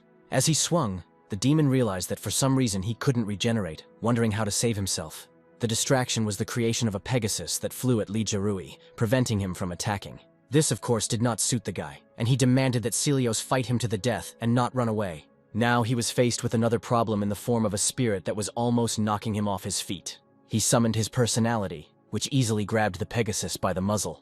He literally squeezed the animal, dissolving it and throwing it into the ground to be destroyed. Silios was simply horrified by such cruelty, calling the guy a bastard and promising to kill him, sending him to hell. He easily threw his spear at Li Zherui, as if he could see with his own eyes that it had hit. Only this blow did not kill the guy. On the contrary, with wild eyes and a sly grin, he took his spear sticking out of his chest. He just took it out just as easily as the body began to regenerate and the wound began to heal. He noticed that Silios was just a disgrace, who was the only one going to hell today, just cutting him down in an instant. Li Zherui literally admired the power he gained from agreeing to a deal with a stranger, not believing it. While he was resting, Sung-an teleported behind him, not yet seeing the boy's wild eyes. He asked again, seriously, if he was finished with his battle with the devil. As soon as Li Zherui looked back, he immediately realized that something was wrong with him, especially noticing the strange aura around his sacred sword. But the guy simply said that it was his new second-level upgrade, while all the power smoothly disappeared into him. Hiding his sword, Li Zherui changed the topic to how Song-an had managed to defeat the devil with his own strength, and alone, praising him. But the guy didn't trust the former leader very much, asking whether he had really killed the second devil. With a smile, he simply noted that there was nothing to worry about, since he definitely wouldn't be able to return to life today. Having agreed, they headed towards the mountain, himself mentally understanding that something was clearly wrong with his partner today. Soon they climbed the volcano, seeing an eye there and realizing that this was the entrance to hell where Lucifer lived. Walking straight towards him, Sung-an thought that he would be met there by the man with whom it all began. Suddenly, Li Zherui noticed behind him that there was only one thing left to do, as a purple aura appeared around him. Before the guy had time to ask what he was talking about, his partner pierced his body with his sword. Sung-an looked at him out of the corner of his eye, spitting out a little blood and asking what he was doing. As he fell, Li Zherui explained that he needed to kill him. His last request was on this volcano. The boy quickly lost consciousness, falling onto the rocks, while Li Zherui wished him a pleasant sleep, because he would wake up in a completely new world. At this time, 2 scarlet birds flew over Hadamon, which Zaijun quickly noticed. The she-devil saw them too, realizing that these birds would bring news to them that one of the devils had been killed. Zaijun was next to her, thinking that the devil could not be killed, but then she realized. Other people also realized that this was done by Sung-an and his people, rejoicing at the success of their leader. Nana herself was incredibly happy that this guy managed to cancel the immortality of the higher demons. This success of Guildmaster Zero greatly inspired the people, who pounced on their enemy altogether. Annie couldn't believe that any of the devils had managed to lose their ability to regenerate. She promised that she would mourn her companion and kill all the people even more cruelly to honor the memory of the devil. Volus also noticed these birds, also realizing that one of his devils had been destroyed. But now he didn't have time to think about it, because Luton had already jumped on him with an attack. His eyes were burning with hatred, using up his strength bonus 10,000 times already. Xian was very worried about the guy, because their fight had already been going on for 9 minutes, and they would have to pay for the increase in strength. But Lutuna clearly didn't care about the future consequences, wanting to deal with the devil now. He punched him straight in the face, leaving no chance for evasion. This powerful attack literally caused the devil to roll across the ground, leaving a trail behind him. Luton was already slightly trembling from all the strength in battle, mockingly asking if the demon was really failing at something. At that moment, Volus rose up, throwing all the stones aside from himself, barely holding on. He said that one of his comrades had disappeared forever, which the guy heard without understanding who he was talking about. Xian quickly realized that his comrades were devils, which meant that the person in front of them was one of them. This truly inspired Lutuna to continue, knowing that the first death meant a victory for the two strongest players. That's why he also wanted to finish his task and end the battle with the devil. But while he was thinking and dreaming, a small diamond hairpin almost flew at him. Grabbing it with her hands, Xian thought that if the devil died, then the other demons must have lost some of their strength. Only Volus rose from behind the stones more animated, noticing that people were doing something wrong, because his mood only rose. Xian quickly took out her katana, asking her friend to be careful. Only Luton waved his hand, not letting her into battle and asking her to leave him alone. He smashed the diamond hairpin to pieces, saying that the girl definitely shouldn't take part in this battle. Looking back at her, he was sure that she was smart and would understand what he was going to do next. Xian blushed slightly, shedding tears, until Lutong reminded him that he was the leader of the Datan Guild, and it was his duty to protect his people. His guild also stood behind, not believing that he was going to fight the devil alone. Xian herself turned around to leave, saying that all those who supported the leader should leave with her. Of course, everyone supported the guy, which is why they immediately ran away until the girl reminded him that he promised to survive. Calling upon his power, almost surrounded by lightning, he said that he remembered and would keep his promise. His strength only grew further, promising Volus that in 3 minutes he would experience insane torment. At this time, Li Jiruya was climbing the stairs of some temple, carrying something in his hands. Entering the hall, he shouted that he came here to meet Lucifer, noticing someone's figure in front of him. The old man closed the book, not understanding what kind of meeting with Lucifer could be here, when he himself did not know about his existence. Li Jirui's eyes shone strangely, but he didn't know who was in front of him trying to ask. The man immediately understood what the guy wanted from him, introducing himself as Alaris, one of the devils, the demon of laziness. Only the guy continued to ask if he was the last devil, not understanding why he was in the hall and not outside. Approaching the stranger, Alaris said that fighting and killing was not his style, preferring to sit quietly and read. He asked the boy to remember that wisdom is better than brute force, because knowledge is higher than strength. But Li Jiruya angrily noticed that he had not come here to listen to the old grandfather's lectures, demanding who he was looking for. At that moment, a girl appeared in the sky in front of him, slightly spreading her feathers. She stared at the guy, saying that she didn't like him at all, a human, trying to understand why he was here. But Li Jirui clearly didn't care, only adding mockingly that he would be proud that she called him a human. She landed right between Alaris and the boys, listening to the man ask about the battle. She walked closer to Li Jiruya, saying that killing people was just like killing a swarm of pests, quick and boring. Baiman said that most of the people had turned into the Bodis race. Only a few locations remained, while Li Jiruya was clearly tense. Only Alaris said that he no longer needed to ask her for help because she was the princess of the ancestors. The man had already turned to the boy, offering him to go with him to talk to the demon lord. Li Jirui's sly grin didn't interest Baiman, who stared at what he was carrying in his hands. Looking closely, she noticed a familiar human face among the strips of fabric. Having demanded that the guy stop, he obediently stopped, not understanding how he could help her. She roughly poked the man in his arms, asking who he had. Li Jiruya did not hide it, saying that this was once one of his human companions, but was now just a corpse. This greatly angered Alaris, since corpses were not to be brought into his great hall of valor. He angrily threatened that the corpses should be buried in the ground and left to rot, and not dragged to the place where the heroic souls of the ancestors sleep. But Li Jiruya rudely remarked that he brought this body here because he had his own reasons for doing so, and there was no need for them all to teach him anything. Only Baimen didn't care why Li Jirui hadn't even had time to turn away from her before she ordered him to put the body down. The boy rudely replied that despite the fact that she was her highness, he only obeyed the orders of the demon lord. So he explained that he brought Sung-en here because he had everything he needed to become a new man.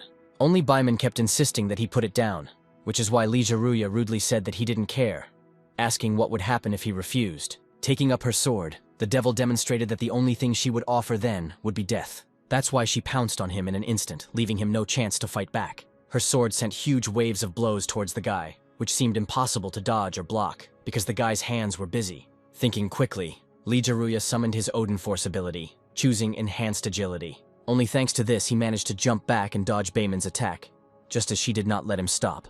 Alaris implored them to be careful, as this was the place where the spirits of their ancestors rested. Only Baimen seemed not to listen to him, using her abilities to move. She instantly appeared behind Li Jirui, trying to strike him from behind. Grabbing Sung-an in one hand, he summoned his sword, fighting back, not understanding why the girl was so fast. She sharply told Vancouver why a strange poisoning skull appeared before the guy's eyes. It turned out that she could also attack him in the head, forcing Lee Jarui to retreat. He barely landed on the floor of the hall, holding only his sword, not understanding why the devil was so angry with him. Bayman came closer to him, saying that she didn't care who he was or what the master told him, threatening that if he didn't give her the guy, he would die right there. The guy immediately realized that she was obsessed with him, asking why this was so, or if there was something she had that they didn't know about. Her thoughts immediately recalled the boy who called her and led her somewhere, confessing that there was only one reason. Bowing her head, she realized that she felt some kind of attachment to this person in particular. Lee Jaruya did not immediately believe that devils could feel something like affection for others, thinking that all devils regarded humans as parasites. Bayman, rising to the ceiling, said that she was not obliged to explain everything, again demanding that he give her the man. Taking Sungan's body more comfortably, while also holding his sword, the boy noticed that such capriciousness of Her Highness would cost her dearly. Alaris immediately intervened in this matter of mine, demanding that this circus stop immediately. Before he could finish speaking, and they could begin, a strange magical portal appeared next to them. Everyone felt that he was next to them, and immediately turned towards him. The same man appeared from the portal, introducing himself as Lucifer, asking Bayman to calm down. Rafaela was by his side as Alaris thanked the dragon for coming here before the two destroyed the Hall of Valor. Lee Jarui was immediately struck by the fact that he was called a dragon, asking whether it was his real name. Then the guy explained that he was anyone, a dragon, a demon lord, and the creator of the game. Bayman began to slowly descend towards him, demanding an explanation as to why he had allowed the man to come here. Then the guy started listing that there were 3 points, one of which was that Lee Jaruya became the first person to complete the main quest of the game. The second was that I needed a human as a countermeasure to destroy the human race once and for all. And the third was that it was like a pet to find out who humans were, which Lee Jarui didn't like very much. Only Bayman thought that she was being lied to, while the dragon waved it off, saying that he was actually sad because of such statements. The girl said that she didn't care why he needed the guy, but she needed the corpse that he was holding in his hands. This immediately caught the dragon's attention, noticing that he had told him not to bring strangers here. Bowing to his master, the boy explained that he was his close friend and one of the strongest players in the game, which is why he thought of something. But the man interrupted him, saying that he didn't care, which Lee Jaruya really wanted to object to. Before he could even shout to the ruler, he angrily closed the door on him, asking what he had said that was so unclear. The boy, igniting a purple flame around himself, said that he still would not give Sungan into the hands of the demon. Then the dragon asked Bayman why she was so interested in this man's body. Dissatisfied with such general interest in her, the deviless said that it was none of his business, because she was not obliged to explain herself to him. Then the man himself came up, starting to untie the ribbons, wanting to understand what was so special about this person. Before he could completely unwrap his face, Rafaela screamed that this was the one who knew how to use bugs. The dragon also recognized him, because he gave him a special gift in the form of Star's triangle, asking him to give Bayman back, because it was just a corpse. Summoning his sword, Lee Jaruya repeated once again that he would not give it up even if they all wanted to take it away. The dragon did not believe that his chosen one was doing this, until the cat reminded him that she had already said that he would not obey. Looking at Sungan's body, she thought that the guy was just a swindler, because he could obviously come up with something like this. Adjusting his glasses, the dragon asked Lee Jarui to hand over his body, believing that they were plotting something. But if the boy refused, he would have to fight the ruler himself. Unfortunately, the chances of Lee Jaruya winning were 0, which made the guy nervous. Suddenly, a strange yellow portal appeared above their heads, from which someone's voice was picking up a signal. Alaris was the first to speak, trying to understand who was speaking from there.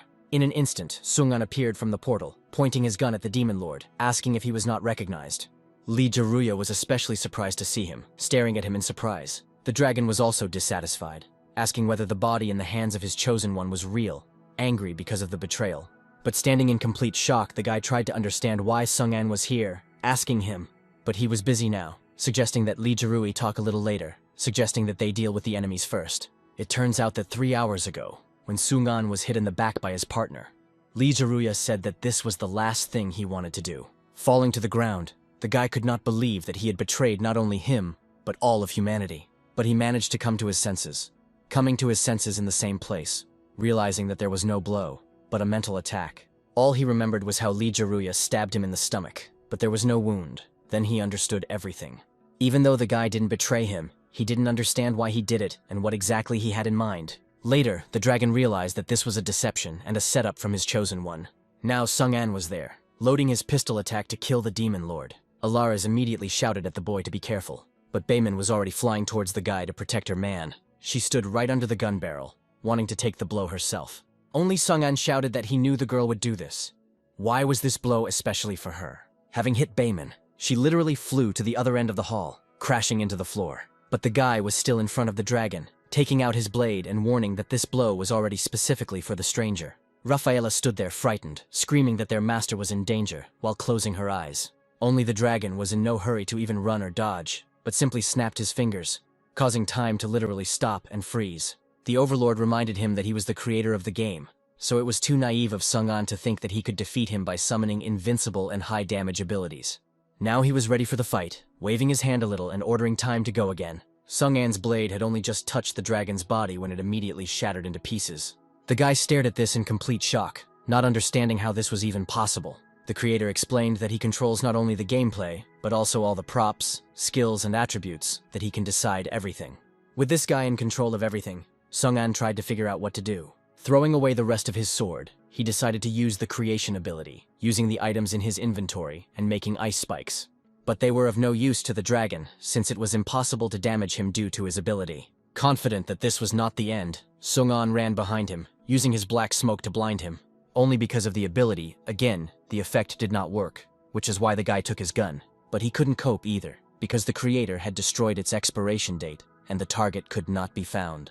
Having already thrown the pistol aside, Sung-an cursed himself he could not accept such a defeat. He immediately remembered that he had the ability of bugs, deciding to use them to the fullest. But before he could take the star triangle, the system upset him that it could not be used. Looking at this, the dragon laughed, reminding that it was he who gave this triangle. Falling to his knees from helplessness, the boy could not accept that he had become an ordinary person, a player without special features. Lee Jaruya approached him, suggesting that they just give up, since they were just players and couldn't stand up to him. The guy was completely twisted with anger, not understanding why his friend had dragged him here if he knew that fighting was useless. Closing his eyes and exhaling, he admitted that he had come here to surrender, apologizing in advance. Sung-an was furious when he heard that he had come here to surrender and give up their world to the devil. Lee Jaruya could not look his friend in the eye, explaining that any outcome would be futile, since the extermination of humanity could not be stopped. But Sung-an didn't even listen to him finish, immediately slapping him in the face with his fist. He started yelling at him, asking why he was abandoning his people, those who had walked this entire path with them, reminding him of Baimu and Shinan. Grabbing him by the throat, he reminded him that by surrendering, he would betray everyone, even his closest relatives. Lee Jaruya closed his eyes and did not argue, but merely reminded them that everyone knew what they were getting into and what they were doing. His words made the guy want to hit him again, clenching his fist with all the hatred he felt for his actions. Rafaela interrupted him, asking Lee Jaruya if he really had come to surrender, since they had been talking about something completely different. But now the guy didn't care what to choose, because now that he saw the true power of the ruler, he was confident. The dragon laughed at all the guy's words, repeating each one several times. But now, in all seriousness, the ruler offered Sung-an a choice to perish along with humanity, or to join them and together meet the coming of a new era. After listening attentively, the guy remained silent, only hanging his head and becoming thoughtful. Finally, he let Lee Jaruya go, and realized that no one could blame or condemn them for the election.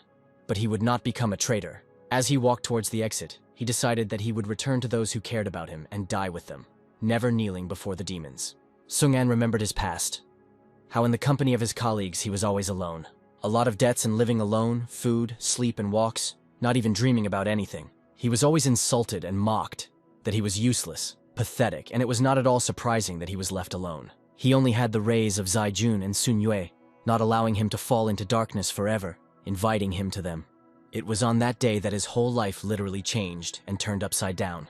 Before, he was nobody, just a speck of dust, but in the game he gained unreal power. But along with the power, something came into his life that he never even dared to dream of. His team and friends. They are the ones he will not allow to disappear from his life. Looking back into the hall, he asked if the ruler really wanted him to forget about his friends and become a new man. But he firmly decided that he would rather die next to his loved ones. Sung-an would never give in to the devil and his minions, clearly hurting Lee Jaruya with his decision. But Bayman watched him especially closely, feeling something familiar in the guy. Hiding his face in his hand, the dragon praised him for making the right choice as a human. But there would be a price to pay. He offered Sung-an to take his honor and die right there, summoning a bunch of swords. Closing his eyes, the boy apologized out loud to Zaijun that he would not be able to return to her for now, as he had promised. But before he could say goodbye to her, Bayman blocked all the swords in front of him, protecting him. Sung-an was completely surprised to see her, asking why she saved him. but the ruler was the first to want to understand what she was doing and why she was protecting this little man. Looking back at him, she said that it would be very sad to kill him in such a way. Only the ruler did not understand what kind of sadness she meant if he was a mere mortal. Turning away from the guy's gaze, she shed a couple of tears and honestly said that for her he was different. That's how she felt. Alaris was greatly outraged by Her Highness's behavior, reminding her that it was the dragon who awakened her. Yes, this guy, although not their ancestor, but he made a great contribution to their return, and she also swore allegiance to him. But Bayman clearly wasn't interested in what Alaris had said when he demanded that she take the boy for herself. She didn't even voice another outcome, she simply raised her sword towards the master. Rafaela immediately, shaking her fists, shouted at her that she simply had no right to treat the master like that. Looking at the game's creator, she asked him to demonstrate if he could turn off her power. Throwing up his hands, the dragon said that her powers were there at birth. Even if he could bestow the powers of a demon god, her powers were beyond his control. Before he could even finish speaking, the girl tried to stab him with her sword. Unfortunately, her attempt was unsuccessful, but her thirst for attack only grew stronger. Alaris was simply in shock, thinking that Her Highness had gone mad, since she pointed her weapon at the dragon. As the Lord pushed her sword away, he noticed that the girl was clearly using the man as an excuse to attack him, rather than a reason. He remembered that she hadn't wanted to listen to him from the start. How Bayman had blurted out that he should go to hell because he didn't deserve to be on this planet. Rafaela tried to put in her words, noting that she was the princess of her ancestors, but she herself did not respect anyone. Jumping away from them, she honestly said that she only remembered how she was thrown onto the island like a wild animal. Then they took away her closest person, again attacking the dragon to strike. The Lord was about to say something when she struck with her sword, causing him to dodge. He reminded her that she seemed to have lost half her memory, all a little tense. Bayman admitted that she did not remember all the details of her life, because she had slept for 6 years after all. But she clearly remembered her first thought after waking up, the thought of killing the master. Sung-an stood aside from all this, watching the girl's strong thirst for blood, not understanding why the devil was fighting against her master. But realizing that this was an opportunity to regain his strength, he began to watch the battle more closely, deciding to look for an opportunity to kill the dragon. His mental plan was interrupted by a sharp sword under his feet, barely bouncing off him.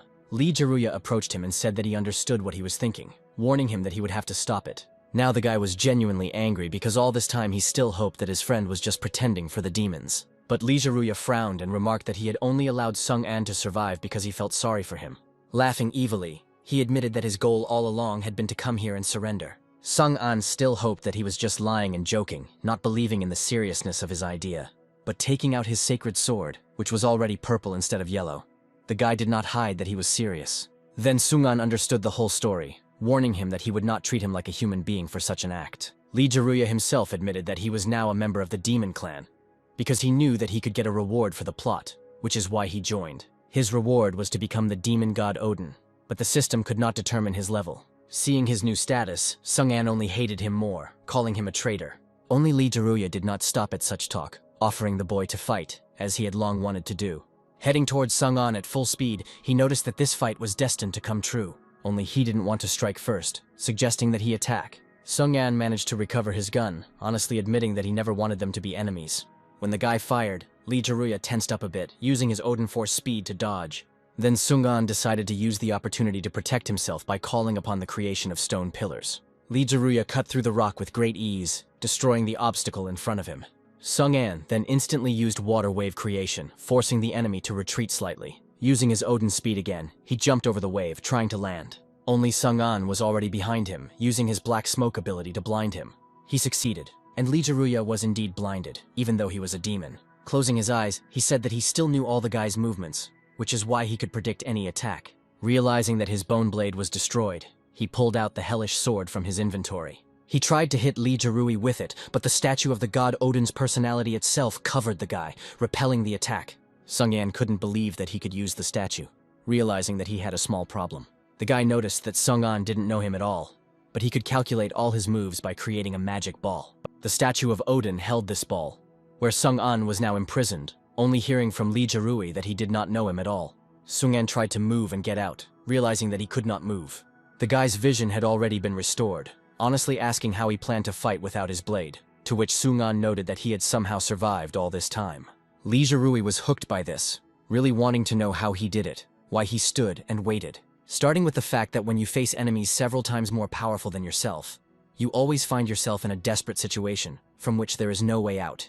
Lee Jaruya did not let him finish speaking, pointing his sword and saying goodbye to his old friend. Only now the dome was not pierced by his sword, on the contrary, it pushed away its creator. The guy didn't understand how this happened, staring at his ball in surprise. With a sly smile, Sung-an noticed that all this time, it was neither the sword nor any ability that saved him, until the system wrote that the battle was prohibited here. As Lee Jaruya walked further away, he couldn't believe his eyes as the ball began to sparkle more and more. Sung-an held Star's triangle in his hand, a reminder that he had been surviving all this time through the game's bugs.